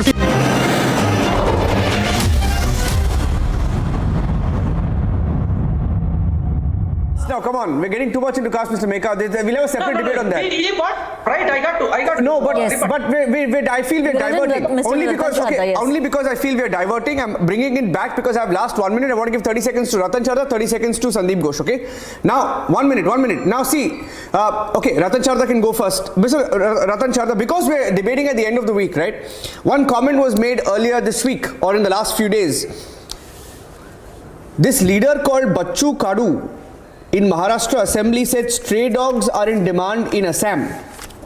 They fetch good selling price of up to 8,000 rupees, and to control the population of stray dogs in the state, they should be dispatched to Assam to be killed in slaughterhouse for meat. Now, it's a very racist comment, one that was made by someone who's backing the government in Maharashtra, right? National integration is also when you stand up against such comments and make a point. But sadly, Sadly, in Assam, we are hearing, when this was brought up in the assembly, sadly in Assam or in Maharashtra, nobody objected to this. Right, Ratan Sharda, 30 seconds. Do you think there are areas, Ratan Sharda first on this comment, I'll give you 30 seconds, and Sandeep Ghosh, I want you to wrap up and tell us the areas where the BJP is found lacking on the issues of national integration, the gaps there. First up, Ratan Sharda, 30 seconds. Can I come in? 1 minute, Ratan Sharda first up. I don't want to waste time on trying to criticize somebody. I've always criticized any racist comment, any hateful comment of any party, irrespective of which party the person belongs to. I don't know from where Mr. Kadu comes, but I don't approve of that. That's point one. Point two, a lady talked about Modi Stadium. She forgets that Bharat Ratna was given to Nehruji and Indiraji when they were alive. And also, there are 470 plus institutions in India which are named after Nehru family. Secondly, when we say Mr. Modi is the election machine, she forgets that Modi ji has been from day one talking of one nation, one election, which opposition doesn't want. So you have election every 2-3 months, every 6 months, where opposition cries hoarse about democracy, but doesn't want to have one election. They also waste their resources. They also waste governing time, but they are not ready to go back to one nation. Secondly, Nehru's statement is not a problem. Rahul's statement is not a problem. Problem was he sought help from US and European Union. That was the problem. Yes. And so when Dalit president became made in India, these people ridiculed the whole idea. When tribal woman was made president, some people ridiculed in the opposition. So this is the problem. When you have this, you talk about DMK, fake news. It is not fake news. Their special man, Prashant Kishore, has said he's going to release videos of the violence against North Indians. And has it been stopped? Has it been imprisoned? No. But you're talking of that. DMK had to release the Hindi press statement saying hum aapko tang nahi karenge. That proves there is harassment, there is violence, and they are running out of time, Ratanji. Indian forces which are to be stopped. Yeah, Sandeep Ghosh, last 30 seconds. Niranjan, give me 30 seconds. Sandeep Ghosh hasn't even started. Sandeep, I think you're muted. Yeah, Niranjan, very quick ones. One, you asked what can BJP do better? I personally feel BJP needs to rein in these fringe elements and people who talk like this. I think they have to come down much more harshly. It harms them, and these are distractions over there. Second point I want to quickly make, unfortunately today we are in a situation where in a polarized thing, no matter who says what, the other person doesn't listen or doesn't want to be convinced. But the people of India listen, and people of India are seeing what's the reality, and that's the reflection which you see today in the Northeast, you will see in other places, because they don't really get carried away by TV debates or Twitter debates. People know really, or for that matter, lectures at Cambridge or wherever. So that is something politicians must realize. Yes. Okay. Yeah, Sandeep Ghosh, those were okay, Manasri, 30 seconds to you. Exactly 30 seconds, and then we close. No, we've run out of time. 15 seconds each. 15 seconds to Sushil, 15 seconds to Manasri. 15 seconds. I don't need more. Yeah, 15. Yeah. Time starts now.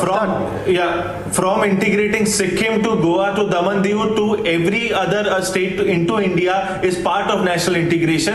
And when Junagadh princely state said that I want to get into Pakistan, it was the Indian then government which said annex Junagadh into India. So let's not say that other third ministers have not any. If Narendra Modi ji is building national highways, it's a great thing. And let's also attribute and contribute other prime ministers. Yes, I want quite 10 seconds. By destroying Congress as a viable alternative in Indian democracy, you made it poorer. That is your contribution to our democracy. Today it has become unelectable. The leader itself has become some kind of an insurance policy for this government. So think about that. Shehzad, Sandeep, Ratan Sharda, Sushil Pandit, Pankaj Sharma, Renu, Mr. Meka, Manasvi, thank you for joining us in this debate. Thank you very much.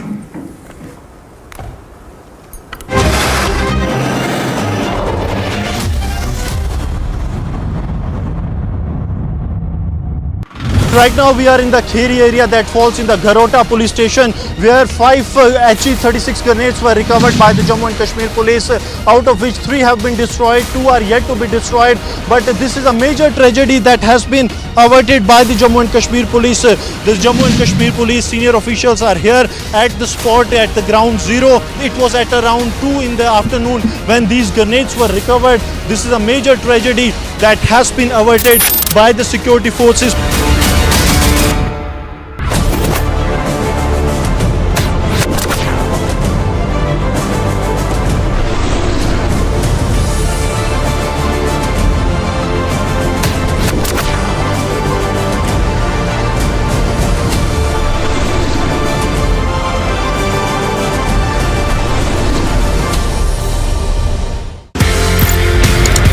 ये Shaolin का मामला, ये martial arts का, whether it's kung fu, whether it's other martial arts that you've learned so many. Shaolin कितना tough है? Sir बहुत tough था। वहाँ 6 दिन 7 घंटा हर रोज। हमारा पहला एक्सरसाइज होता था 1000 मीटर का पहाड़ है, उसको हमको भागना पड़ता था 20 मिनट में, and like a dog on hand and feet we had to crawl back the hill, then we had to be in a squat position for at least 1 hour, और हमारी टांगें ऐसी हिल रही होती थी, and my each and every part of my body was paining, it was crying, muscles was sore. मतलब उस वक्त मैं कॉम्बी फ्रेम होती थी, कॉम्बी फ्रेम ले लेके ट्रेनिंग करता था मैं। Bharatiya Janata Party is making it very clear that look, it's our own government, but we are starting our own investigation. We are doing it. What moral ground can Kavitha or Manish Sisodia take? Karnataka, an MLS son is caught with 8 crores. They want to do an investigation with Lokayukta. Now in Telangana, we red-handedly caught agents of Bharatiya Janata Party trying to purchase our MLS. And CBI comes over, takes over the entire investigation and says states cannot do it, we will do it. Now in Karnataka, if Lokayukta can do it, why in Telangana SIT cannot do it? Right now we are in the Kheri area that falls in the Garota police station, where 5 HE-36 grenades were recovered by the Jammu and Kashmir police, out of which 3 have been destroyed, 2 are yet to be destroyed. But this is a major tragedy that has been averted by the Jammu and Kashmir police. The Jammu and Kashmir police senior officials are here at the spot at the ground zero. It was at around 2 in the afternoon when these grenades were recovered. This is a major tragedy that has been averted by the security forces.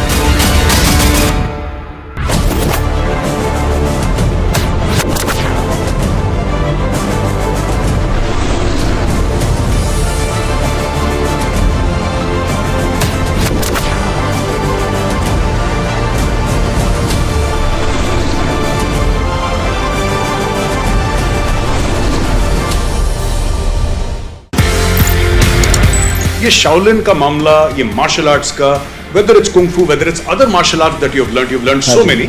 Shaolin कितना tough है? Sir बहुत tough था। वहाँ 6 दिन 7 घंटा हर रोज। हमारा पहला exercise होता था 1000 मीटर का पहाड़ है, उसको हमको भागना पड़ता था 20 मिनट में, and like a dog on hand and feet we had to crawl back the hill, then we had to be in a squat position for at least 1 hour, और हमारी टांगें ऐसी हिल रही होती थी, and my each and every part of my body was paining, it was crying, muscles were sore। मतलब उस वक्त मैं कॉम्बी फ्रेम होती थी, कॉम्बी फ्रेम ले लेके ट्रेनिंग करता था मैं।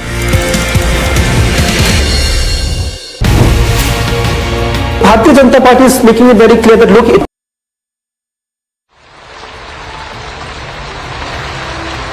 China has named Li Qiang, a close confidant of top leader Xi Jinping, as the country's next premier, nominally in charge of the world's second largest economy.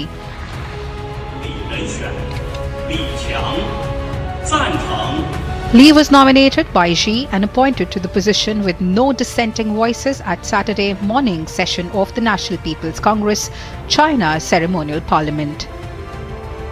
This comes a day after Xi secured a norms-breaking third 5-year term as state leader, setting him up to possibly rule for life. Li is best known for having enforced a brutal zero-COVID lockdown on Shanghai last spring as party boss of the Chinese financial hub, proving his loyalty to Xi in the face of complaints from residents over the lack of access to food, medical care and basic services.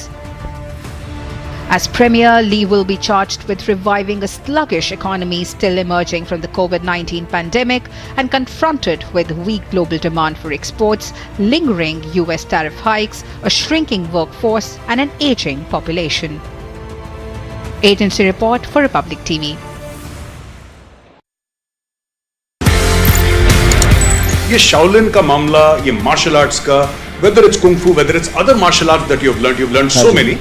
Shaolin कितना tough है? Sir बहुत tough था। वहाँ 6 दिन 7 घंटा हर रोज। हमारा पहला exercise होता था 1000 मीटर का पहाड़ है, उसको हमको भागना पड़ता था 20 मिनट में, and like a dog on hand and feet we had to crawl back the hill, then we had to be in a squat position for at least 1 hour, और हमारी टांगें ऐसी हिल रही होती थी, and my each and every part of my body was paining, it was crying, muscles was sore. मतलब उस वक्त मैं कॉम्बी फ्रेम होती थी, कॉम्बी फ्रेम ले लेके ट्रेनिंग करता था मैं।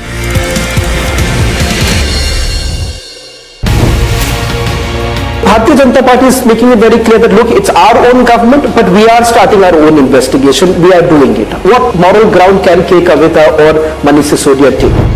Karnataka, an MLS son is caught with 8 crores. They want to do an investigation with Lokayukta. Now in Telangana, we red-handedly caught agents of Bharatiya Janata Party trying to purchase our MLS. And CBI comes over, takes over the entire investigation and says states cannot do it, we will do it. Now in Karnataka, if Lokayukta can do it, why in Telangana SIT cannot do it?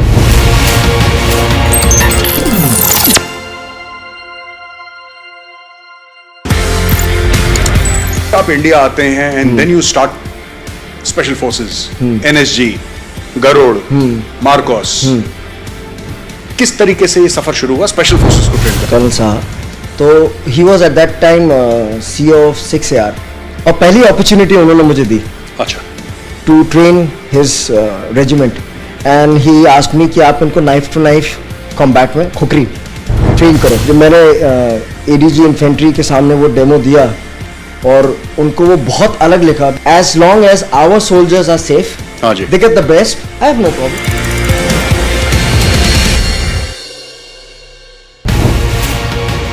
Focusing about the future of your party, 21 years after it was founded, now you've taken the national foray. The BRS has come into the picture. You're looking at stitching an alliance, and which becomes far more difficult. We've seen in multiple states there isn't any coordination between the opposition parties. So how exactly are you really looking at? Our goal right now for 2024 is to dislodge the current Bharatiya Janata Party government at the center. For that goal, whoever has a similar line of thinking, we will work with them. KCR Garu had gone to meet Mamta Di, then he has gone to meet Uddhav Thackeray ji, Sharad Pawar ji. Every single politician in this country, Honorable KCR Garu has approached to make sure there is a understanding.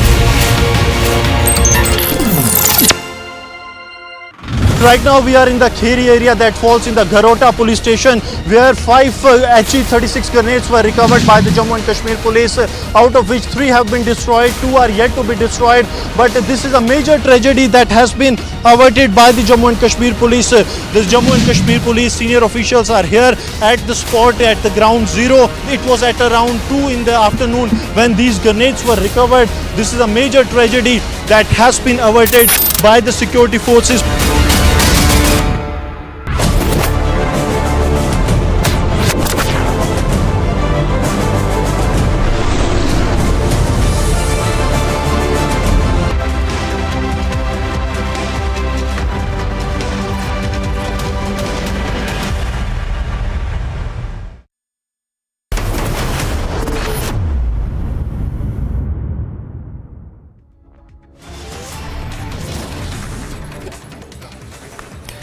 BBC suspends star presenter over UK government criticism.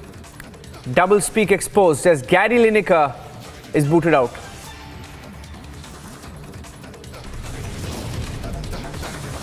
Government gets into BBC debate. Information and Broadcasting Minister Anurag Thakur hits out in a no-holds-barred attack.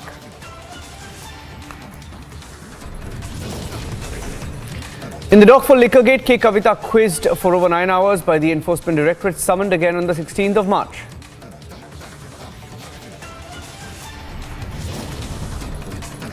Land for Job scandal explodes, over 70 lakh cash and gold jewellery seized in Enforcement Directorate raids. Mega showdown in Jaipur over insult to Pulwama widows, hundreds take to the streets.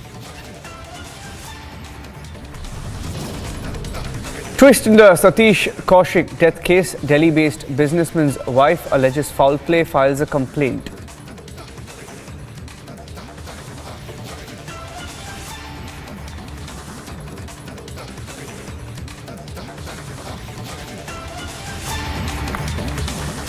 Thank you for joining us here on Republic TV. BRS leader and daughter of Chief Minister of Telangana, KCR, Kavitha, deposed before the Enforcement Directorate today, with the agency confronting her with an arrested accused in connection with its money laundering investigation into alleged irregularities in the formulation and implementation of the Delhi excise policy, what is now called Liquorgate. The BRS leader has been summoned once again on the 16th of March in connection with the case linked to alleged irregularities in the Delhi excise policy.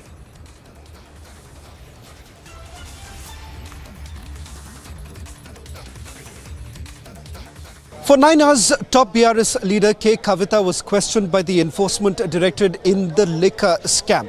We're given to understand that she was jointly interrogated with Arun Ramachandra Pillai, businessman from Hyderabad, who was arrested by the Enforcement Directorate. The idea behind this entire questioning was essentially with regards to the statement that was given by Arun Ramachandra Pillai, in which he claims that the investments that he was representing was that of K. Kavitha. In fact, the Enforcement Directorate in multiple remand copies have also cited the fact that there has been destruction of evidence. About 10 mobile phones were allegedly destroyed by the BRS leader, and that is the reason why the summons at this point in time became extremely important, crucial for this entire investigation. Not just that, the Enforcement Directorate has also heavily relied on the statement of another accused, Samir Mahindru, who's gone on to tell the Enforcement Directorate that there was a meeting that took place in Hyderabad in which he was present along with K. Kavitha, Abhishek Boinpalli as well as Arun Ramachandra Pillai.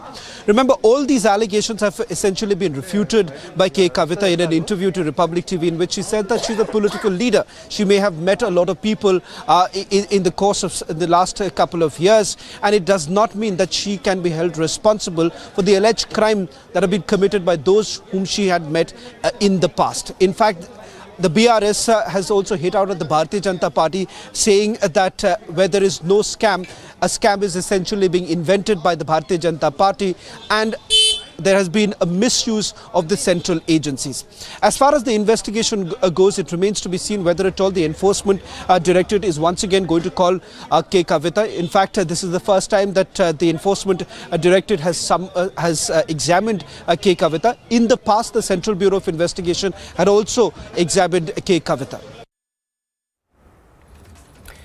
Meanwhile, the government has questioned the Aam Aadmi Party and especially the Delhi Chief Minister Arvind Kejriwal, the Union Information and Broadcasting Minister, asking some straight questions to the Aam Aadmi Party while making some very, very serious charges, especially after the arrest of Manish Sisodia.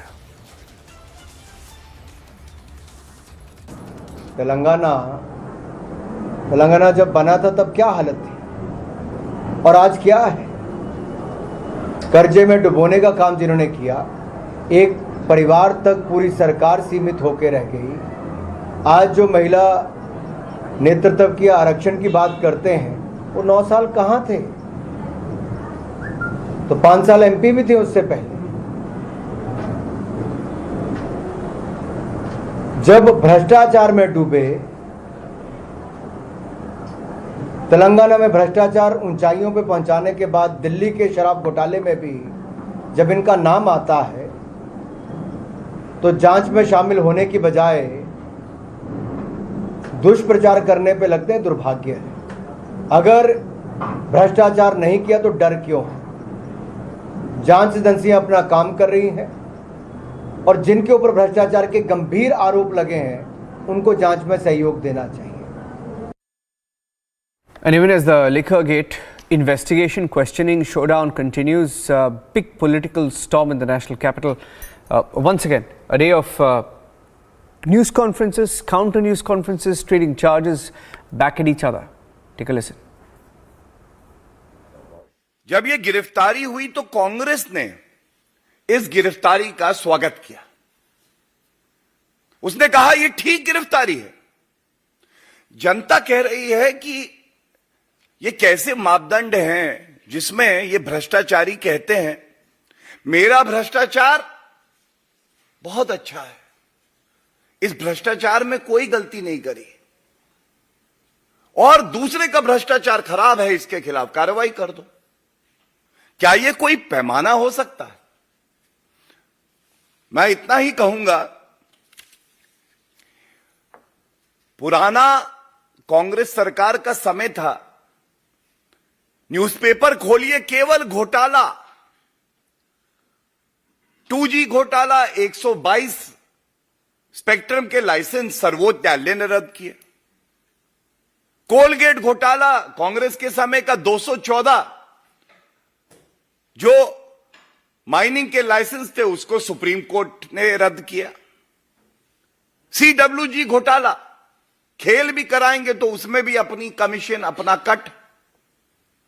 जीजाजी घोटाला, किसानों की जमीन हड़प रहे थे। आज जनता की उम्मीद यह है कि कोई भी भ्रष्टाचारी हो, उस भ्रष्टाचारी को यह एहसास हो कि कानून का डंडा कितना मजबूत है।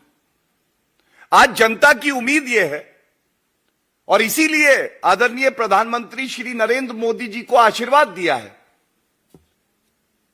कि इन भ्रष्टाचारियों को यह पता चले कि कानून से ऊपर यह नहीं है।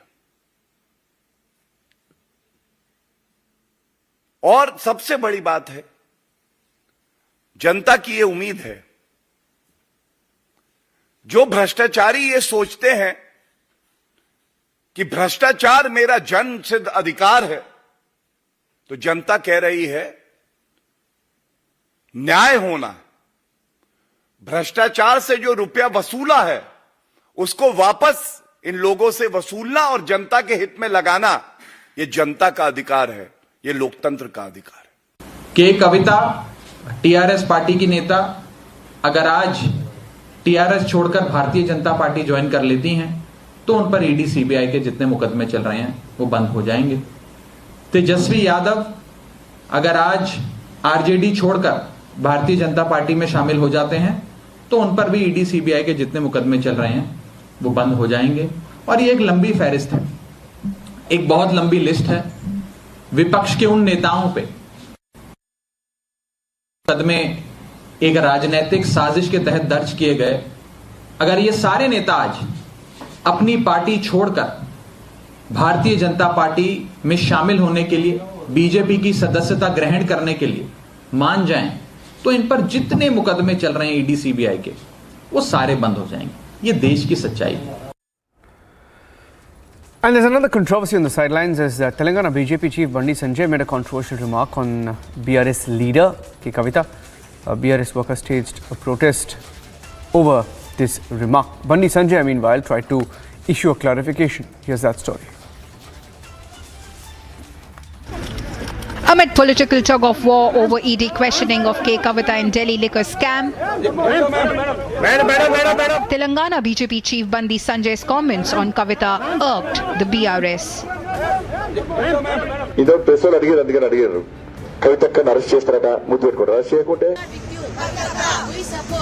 BRS workers, especially women, took to streets, raised slogans against the BJP, and burnt effigies of Bandi Sanjay outside Telangana Bhavan. Not just the comment, but the BRS also criticized the ED move to question K. Kavitha, calling it a political vendetta. K. Kavitha, who has now been facing the Enforcement Directorate's heat, will continue to be with the BRS and she will not be joining BJP, where we have been seeing that how there has been a massive political face-off over the ED summons to K. Kavitha, and now as she continues to appear before the Enforcement Directorate for the questioning in connection with the liquor scam.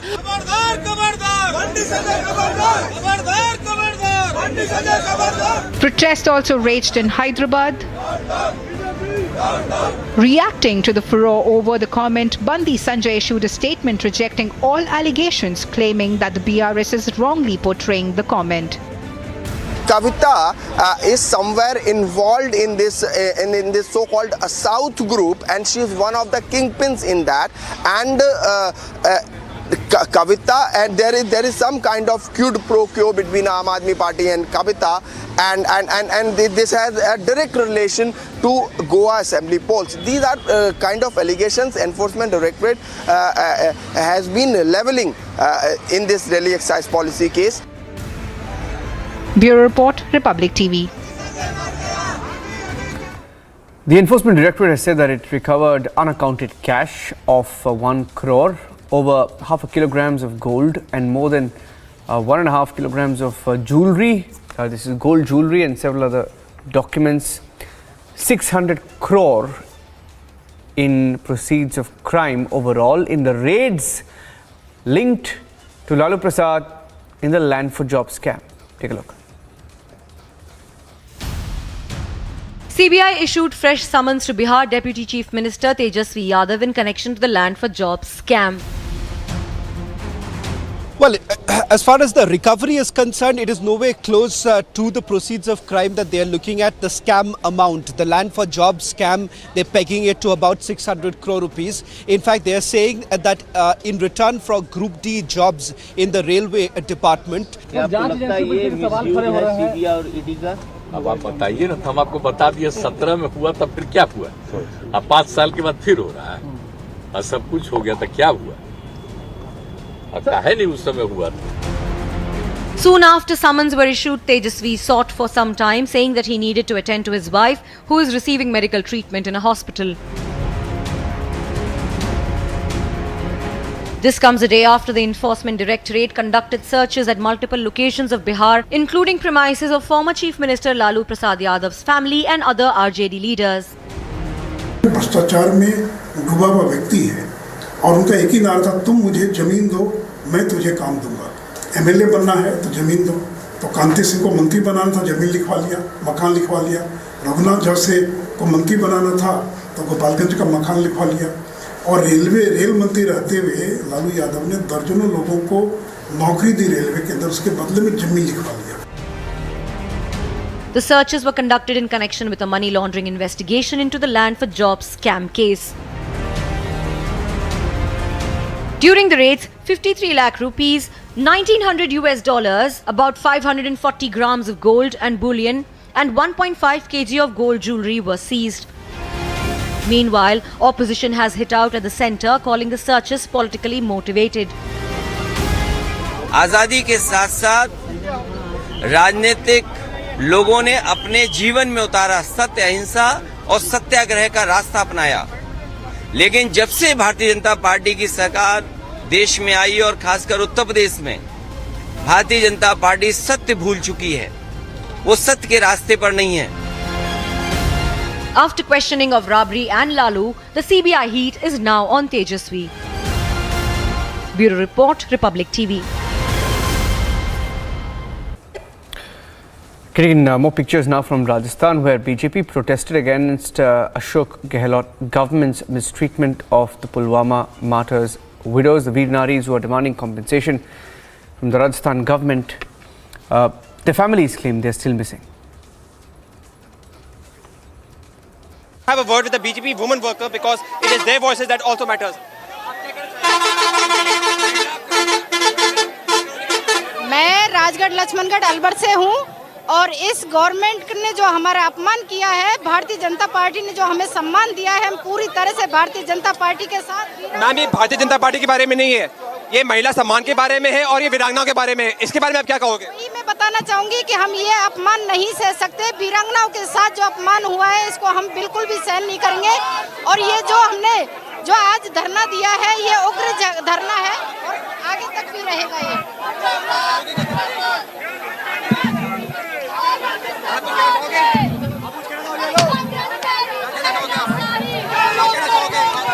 महिला सम्मान के बारे में, वीरांगनाओं के बारे में क्या कहना चाहोगे?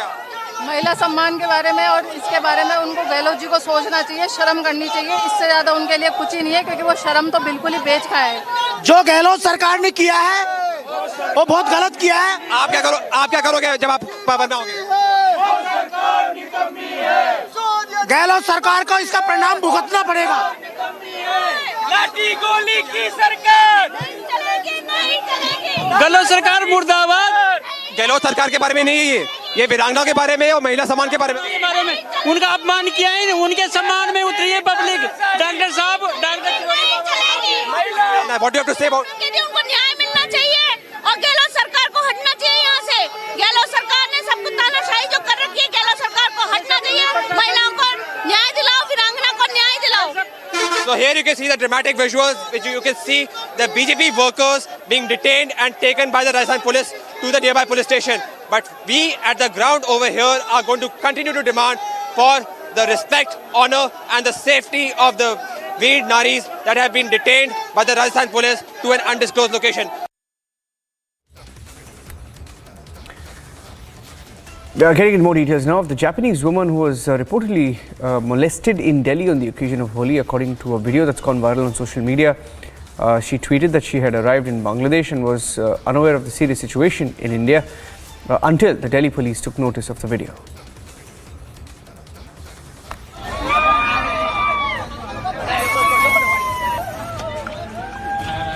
On March 8th, this video went viral on social media.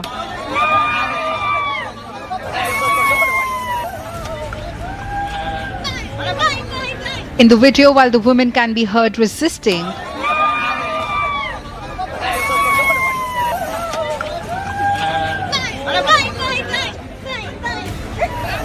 the bunch of young boys could be seen grabbing the woman, smearing her with holy colors and breaking egg on her head. Apparently tweeted by the woman and later deleted, claiming that she is fine. There is massive anger over the video. It is really shameful. I have come across a lot of such videos where one can see that Japanese girl is being harassed online, she is being molested, and one can easily see how these men, on the pretext of applying colors to her, are sexually molesting her. She's screaming throughout the video, she's saying that please, it is hurting me, stop it, and yet these people are just laughing and just acting in a completely criminal manner. We are issuing a notice to Delhi police. I want Delhi police to immediately identify these people and investigate the crime and put them in jail. And I think strongest action needs to be taken against such people who misbehave on the pretext of a pure festival like Holi. Police have now initiated a probe and said that the video is being analysed to ascertain the requisite details. The police further said that they have established through the landmark seen in the video that it was shot in central Delhi's Paharganj. Officials said that Paharganj ACP and SHO have also been asked to collect the details of Japanese foreigners staying in the area and to establish the identity of the boys seen in the video through division officers and local intelligence. According to officials, 3 boys, including 1 juvenile, have been apprehended and inquired, and they have admitted about the incident seen in the video. They added that the girl departed for Bangladesh yesterday and hasn't filed a complaint. Meanwhile, Delhi police are making further efforts to establish whether it's an old or a new video. Bureau Report, Republic TV.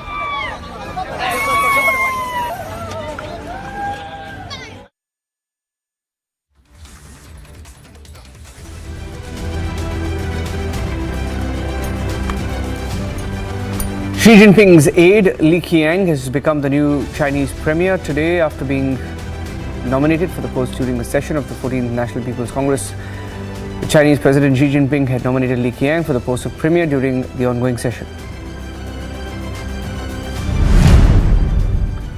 Fighting in the Ukrainian city of Bakhmut has escalated with another push by Russian forces to break through Ukrainian defense lines that have largely held firm for the last 6 months.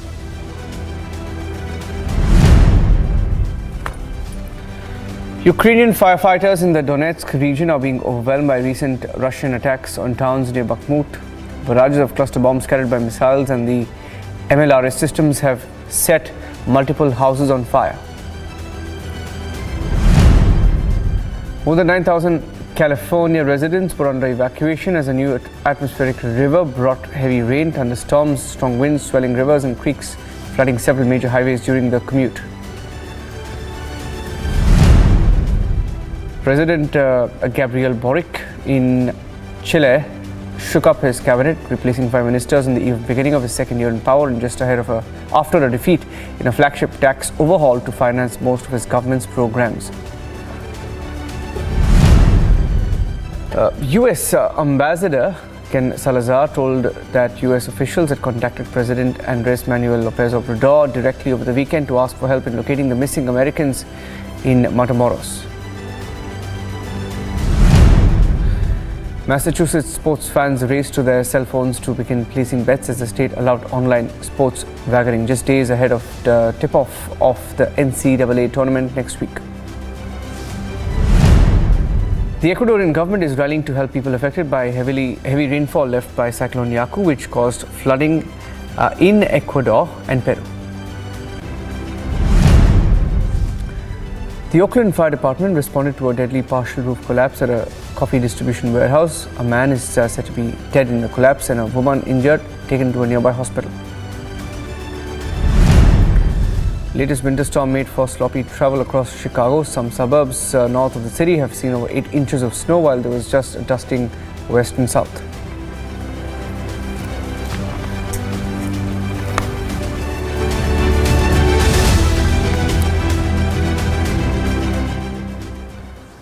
And on to some news from the world of business. U.S. regulators and the Federal Deposit Insurance Corporation in America have now seized the assets of the Silicon Valley Bank, marking the largest bank failure since the Washington Mutual during the height of the 2008 financial crisis. The Federal Deposit Insurance Corporation seized the assets of Silicon Valley Bank, marking the largest bank failure since Washington Mutual during the height of the 2008 financial crisis. The bank failed after depositors, mostly technology workers and venture capital-backed companies, began withdrawing their money, creating a run on the bank. The financial health of Silicon Valley Bank was increasingly in question this week after the bank announced plans to raise up to USD 1.75 billion in order to strengthen its capital position amid concerns about higher interest rates and the economy. Shares of SVB Financial Group, the parent company of Silicon Valley Bank, had plummeted nearly 70% before trading was halted before the opening bell on the Nasdaq. The FDIC ordered the closure of Silicon Valley Bank and immediately took possession of all deposits at the bank on Friday. As the bank had USD 209 billion in assets and USD 175.4 billion in deposits at the time of failure, it was unclear how much of deposits was above the insurance limit at the moment. The California-based bank mainly served the U.S. technology and startup industry, which have been worst affected after the development in the U.S. The situation at hand basically means that unless someone comes in and is able to support Silicon Valley Bank through an acquisition, through other means, a lot of us are going to be in a very painful situation very quickly. And so the big ask is for the federal government to come in and step in. Nearly half of the U.S. technology and healthcare companies that went public last year after getting early funding from venture capital firms were Silicon Valley Bank customers.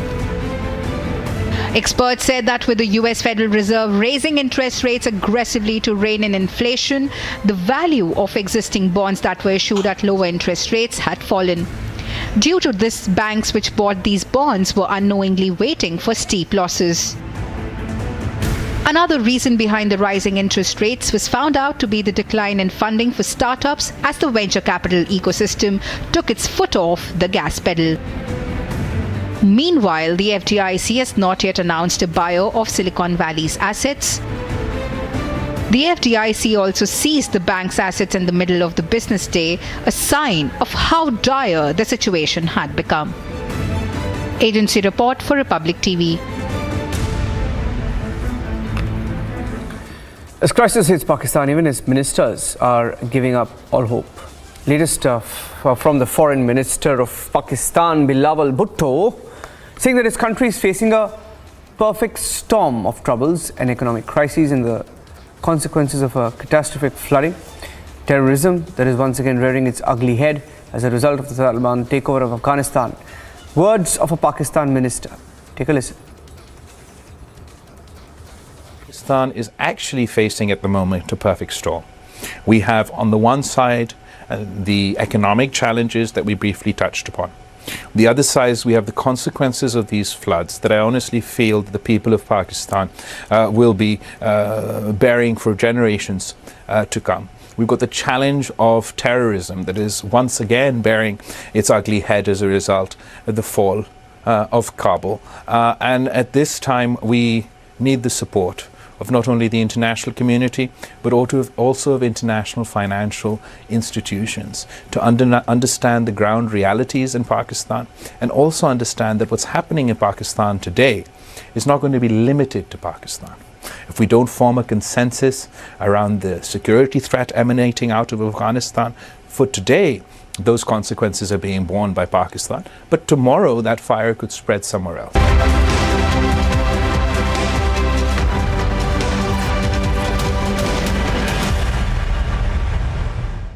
Right now we are in the Kheri area that falls in the Garota police station, where 5 HE-36 grenades were recovered by the Jammu and Kashmir police, out of which 3 have been destroyed, 2 are yet to be destroyed. But this is a major tragedy that has been averted by the Jammu and Kashmir police. The Jammu and Kashmir police senior officials are here at the spot at the ground zero. It was at around 2 in the afternoon when these grenades were recovered. This is a major tragedy that has been averted by the security forces.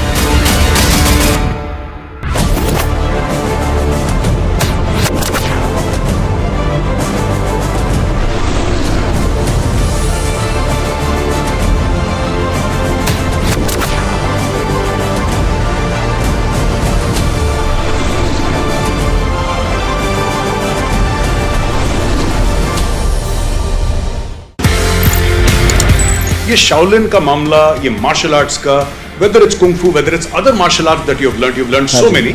Shaolin कितना tough था? Sir बहुत tough था। वहाँ 6 दिन 7 घंटा हर रोज हमारा पहला exercise होता था। 1000 मीटर का पहाड़ है, उसको हमको भागना पड़ता था 20 मिनट में, and like a dog on hand and feet we had to crawl back the hill, then we had to be in a squat position for at least 1 hour, और हमारी टांगें ऐसी हिल रही होती थी, and each and every part of my body was paining, it was crying, muscles were sore। मतलब उस वक्त मैं कॉम्बी फ्रेम होती थी, कॉम्बी फ्रेम ले लेके ट्रेनिंग करता था मैं।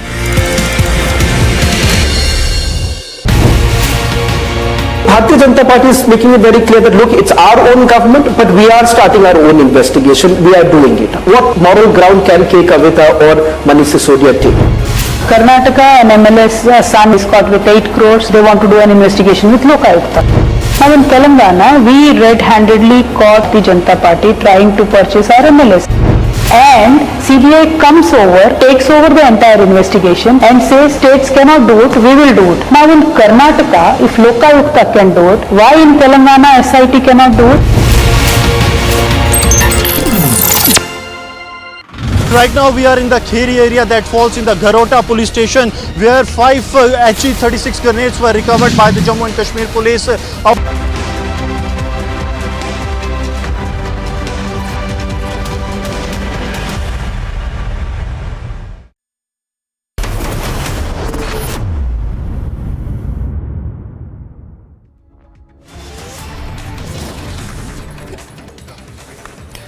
BBC suspends star presenter over UK government criticism. Doublespeak exposed as Gary Lineker is booted out.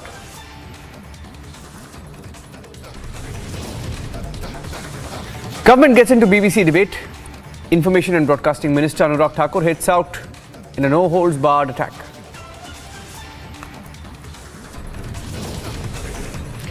In the dock for Liquorgate, K. Kavitha quizzed for over 9 hours by the Enforcement Directorate, summoned again on the 16th of March.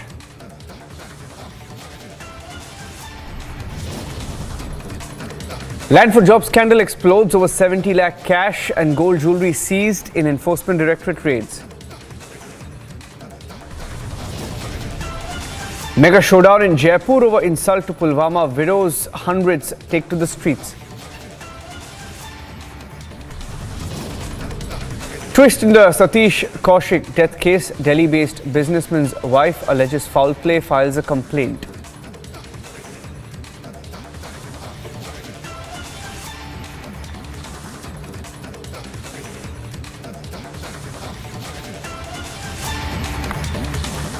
Thank you for joining us here on Republic TV. BRS leader and daughter of Chief Minister of Telangana, KCR, K. Kavitha, deposed before the Enforcement Directorate today, with the agency confronting her with an arrested accused in connection with its money laundering investigation into alleged irregularities in the formulation and implementation of the Delhi excise policy, what is now called Liquorgate. The BRS leader has been summoned once again on the 16th of March in connection with the case linked to alleged irregularities in the Delhi excise policy.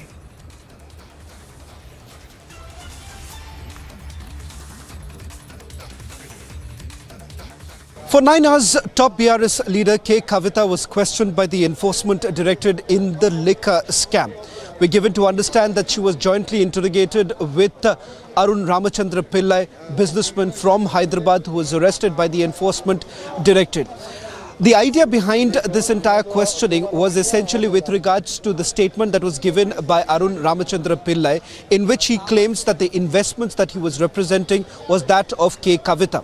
In fact, the Enforcement Directorate in multiple remand copies have also cited the fact that there has been destruction of evidence. About 10 mobile phones were allegedly destroyed by the BRS leader, and that is the reason why the summons at this point in time became extremely important, crucial for this entire investigation. Not just that, the Enforcement Directorate has also heavily relied on the statement of another accused, Samir Mahendru, who's gone on to tell the Enforcement Directorate that there was a meeting that took place in Hyderabad in which he was present along with Kavitha, Abhishek Boinpalli as well as Arun Ramachandra Pillai. Remember, all these allegations have essentially been refuted by Kavitha in an interview to Republic TV, in which she said that she's a political leader. She may have met a lot of people in the course of the last couple of years, and it does not mean that she can be held responsible for the alleged crime that have been committed by those whom she had met in the past. In fact, the BRS has also hit out at the Bharatiya Janata Party, saying that where there is no scam, a scam is essentially being invented by the Bharatiya Janata Party, and there has been a misuse of the central agencies. As far as the investigation goes, it remains to be seen whether at all the Enforcement Directorate is once again going to call Kavitha. In fact, this is the first time that the Enforcement Directorate has examined Kavitha. In the past, the Central Bureau of Investigation had also examined Kavitha. Meanwhile, the government has questioned the Aam Aadmi Party and especially the Delhi Chief Minister Arvind Kejriwal, the Union Information and Broadcasting Minister, asking some straight questions to the Aam Aadmi Party while making some very, very serious charges, especially after the arrest of Manish Sisodia. Telangana जब बना था तब क्या हालत थी और आज क्या है? कर्जे में डुबोने का काम जिन्होंने किया, एक परिवार तक पूरी सरकार सीमित होकर रह गई।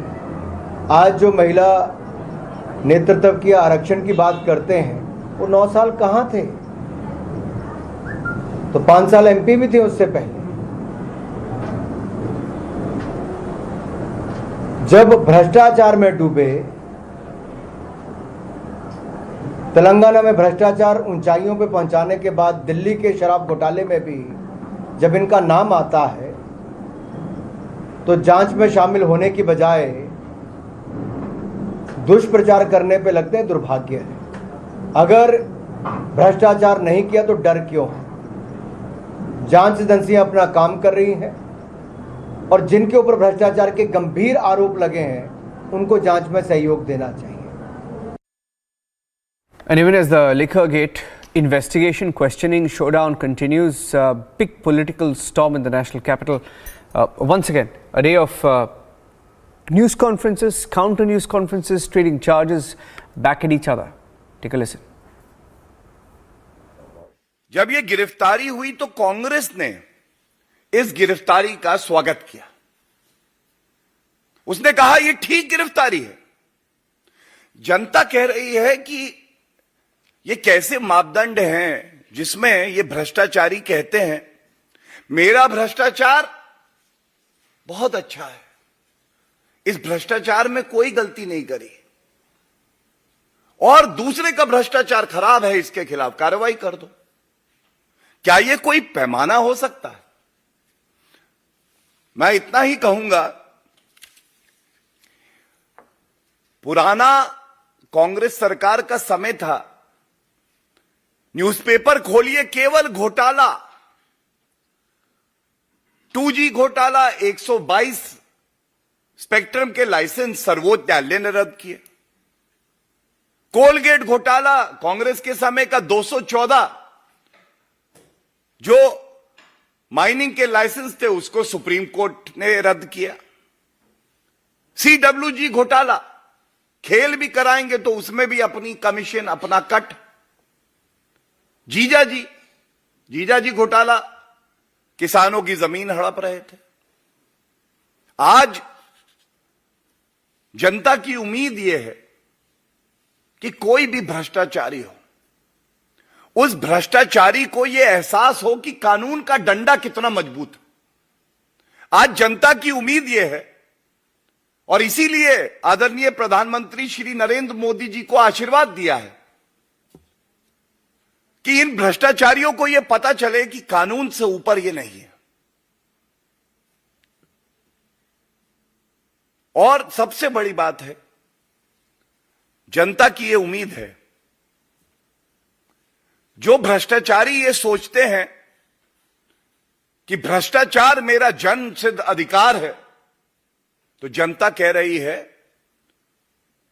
न्याय होना, भ्रष्टाचार से जो रुपया वसूला है उसको वापस इन लोगों से वसूलना और जनता के हित में लगाना, यह जनता का अधिकार है, यह लोकतंत्र का अधिकार है। के कविता टीआरएस पार्टी की नेता अगर आज टीआरएस छोड़कर भारतीय जनता पार्टी ज्वाइन कर लेती हैं तो उन पर ईडी सीबीआई के जितने मुकदमे चल रहे हैं वो बंद हो जाएंगे। तेजस्वी यादव अगर आज आरजेडी छोड़कर भारतीय जनता पार्टी में शामिल हो जाते हैं तो उन पर भी ईडी सीबीआई के जितने मुकदमे चल रहे हैं वो बंद हो जाएंगे। और ये एक लंबी फहरिस्त है, एक बहुत लंबी लिस्ट है विपक्ष के उन नेताओं पे मुकदमे एक राजनीतिक साजिश के तहत दर्ज किए गए। अगर ये सारे नेता आज अपनी पार्टी छोड़कर भारतीय जनता पार्टी में शामिल होने के लिए, बीजेपी की सदस्यता ग्रहण करने के लिए मान जाएं तो इन पर जितने मुकदमे चल रहे हैं ईडी सीबीआई के वो सारे बंद हो जाएंगे। ये देश की सच्चाई है। And there's another controversy on the sidelines as Telangana BJP chief Bandi Sanjay made a controversial remark on BRS leader K. Kavitha. BRS workers staged a protest over this remark. Bandi Sanjay, meanwhile, tried to issue a clarification. Here's that story. Amid political tug-of-war over ED questioning of K. Kavitha in Delhi liquor scam, Telangana BJP chief Bandi Sanjay's comments on Kavitha irked the BRS.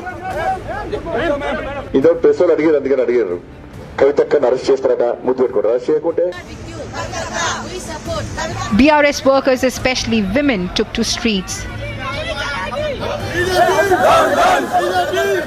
raised slogans against the BJP, and burnt effigies of Bandi Sanjay outside Telangana Bhavan. Not just the comment, but the BRS also criticized the ED move to question K. Kavitha, calling it a political vendetta.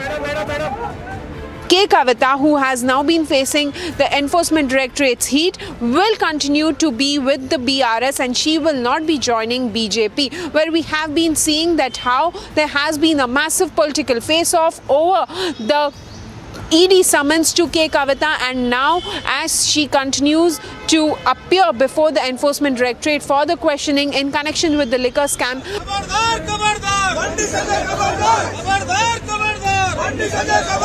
Protest also raged in Hyderabad. Reacting to the furore over the comment, Bandi Sanjay issued a statement rejecting all allegations, claiming that the BRS is wrongly portraying the comment. Kavitha is somewhere involved in this so-called South group, and she is one of the kingpins in that.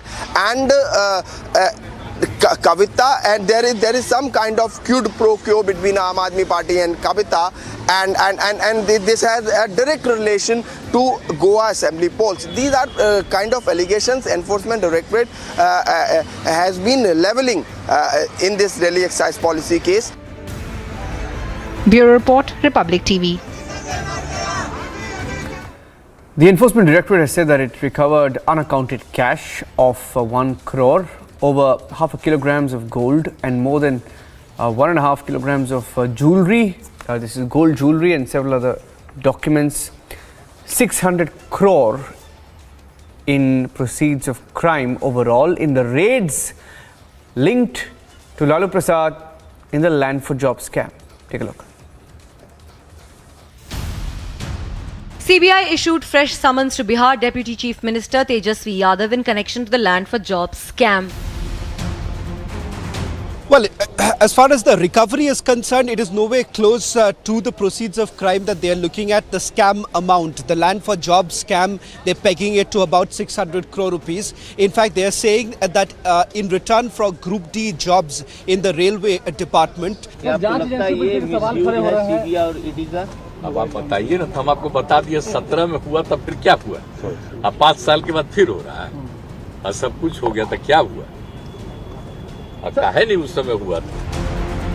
Soon after summons were issued, Tejasvi sought for some time, saying that he needed to attend to his wife, who is receiving medical treatment in a hospital. This comes a day after the Enforcement Directorate conducted searches at multiple locations of Bihar, including premises of former Chief Minister Lalu Prasad Yadav's family and other RJD leaders. भ्रष्टाचार में डूबा हुआ व्यक्ति है और उनका एक ही नारा था, तुम मुझे जमीन दो, मैं तुझे काम दूंगा. एमएलए बनना है तो जमीन दो. तो कांति सिंह को मंत्री बनाना था, जमीन लिखवा लिया, मकान लिखवा लिया. रघुनाथ जैसे को मंत्री बनाना था तो गोपालगंज का मकान लिखवा लिया. और रेल मंत्री रहते हुए लालू यादव ने दर्जनों लोगों को नौकरी दी रेलवे के अंदर, उसके बदले में जमीन लिखवा लिया. The searches were conducted in connection with a money laundering investigation into the land for jobs scam case. During the raids, 53 lakh rupees, $1,900, about 540 grams of gold and bullion, and 1.5 kg of gold jewellery were seized. Meanwhile, opposition has hit out at the centre, calling the searches politically motivated. आजादी के साथ साथ राजनीतिक लोगों ने अपने जीवन में उतारा सत्य, अहिंसा और सत्याग्रह का रास्ता अपनाया. लेकिन जब से भारतीय जनता पार्टी की सरकार देश में आई और खासकर उत्तर प्रदेश में, भारतीय जनता पार्टी सत्य भूल चुकी है, वो सत्य के रास्ते पर नहीं है. After questioning of Rabri and Lalu, the CBI heat is now on Tejasvi. Bureau Report, Republic TV. Getting more pictures now from Rajasthan, where BJP protested against Ashok Gehlot government's mistreatment of the Pulwama martyrs' widows, the Veer Naris who are demanding compensation from the Rajasthan government. Their families claim they are still missing. Have a word with the BJP women worker because it is their voices that also matters. मैं राजगढ़ लक्ष्मणगढ़ अलवर से हूँ और इस government ने जो हमारा अपमान किया है, भारतीय जनता पार्टी ने जो हमें सम्मान दिया है, हम पूरी तरह से भारतीय जनता पार्टी के साथ. मैम, ये भारतीय जनता पार्टी के बारे में नहीं है, ये महिला सम्मान के बारे में है और ये वीरांगनाओं के बारे में है. इसके बारे में आप क्या कहोगे? मैं बताना चाहूंगी कि हम ये अपमान नहीं सह सकते. वीरांगनाओं के साथ जो अपमान हुआ है, इसको हम बिल्कुल भी सहन नहीं करेंगे. और ये जो हमने जो आज धरना दिया है, ये उग्र धरना है और आगे तक भी रहेगा. ये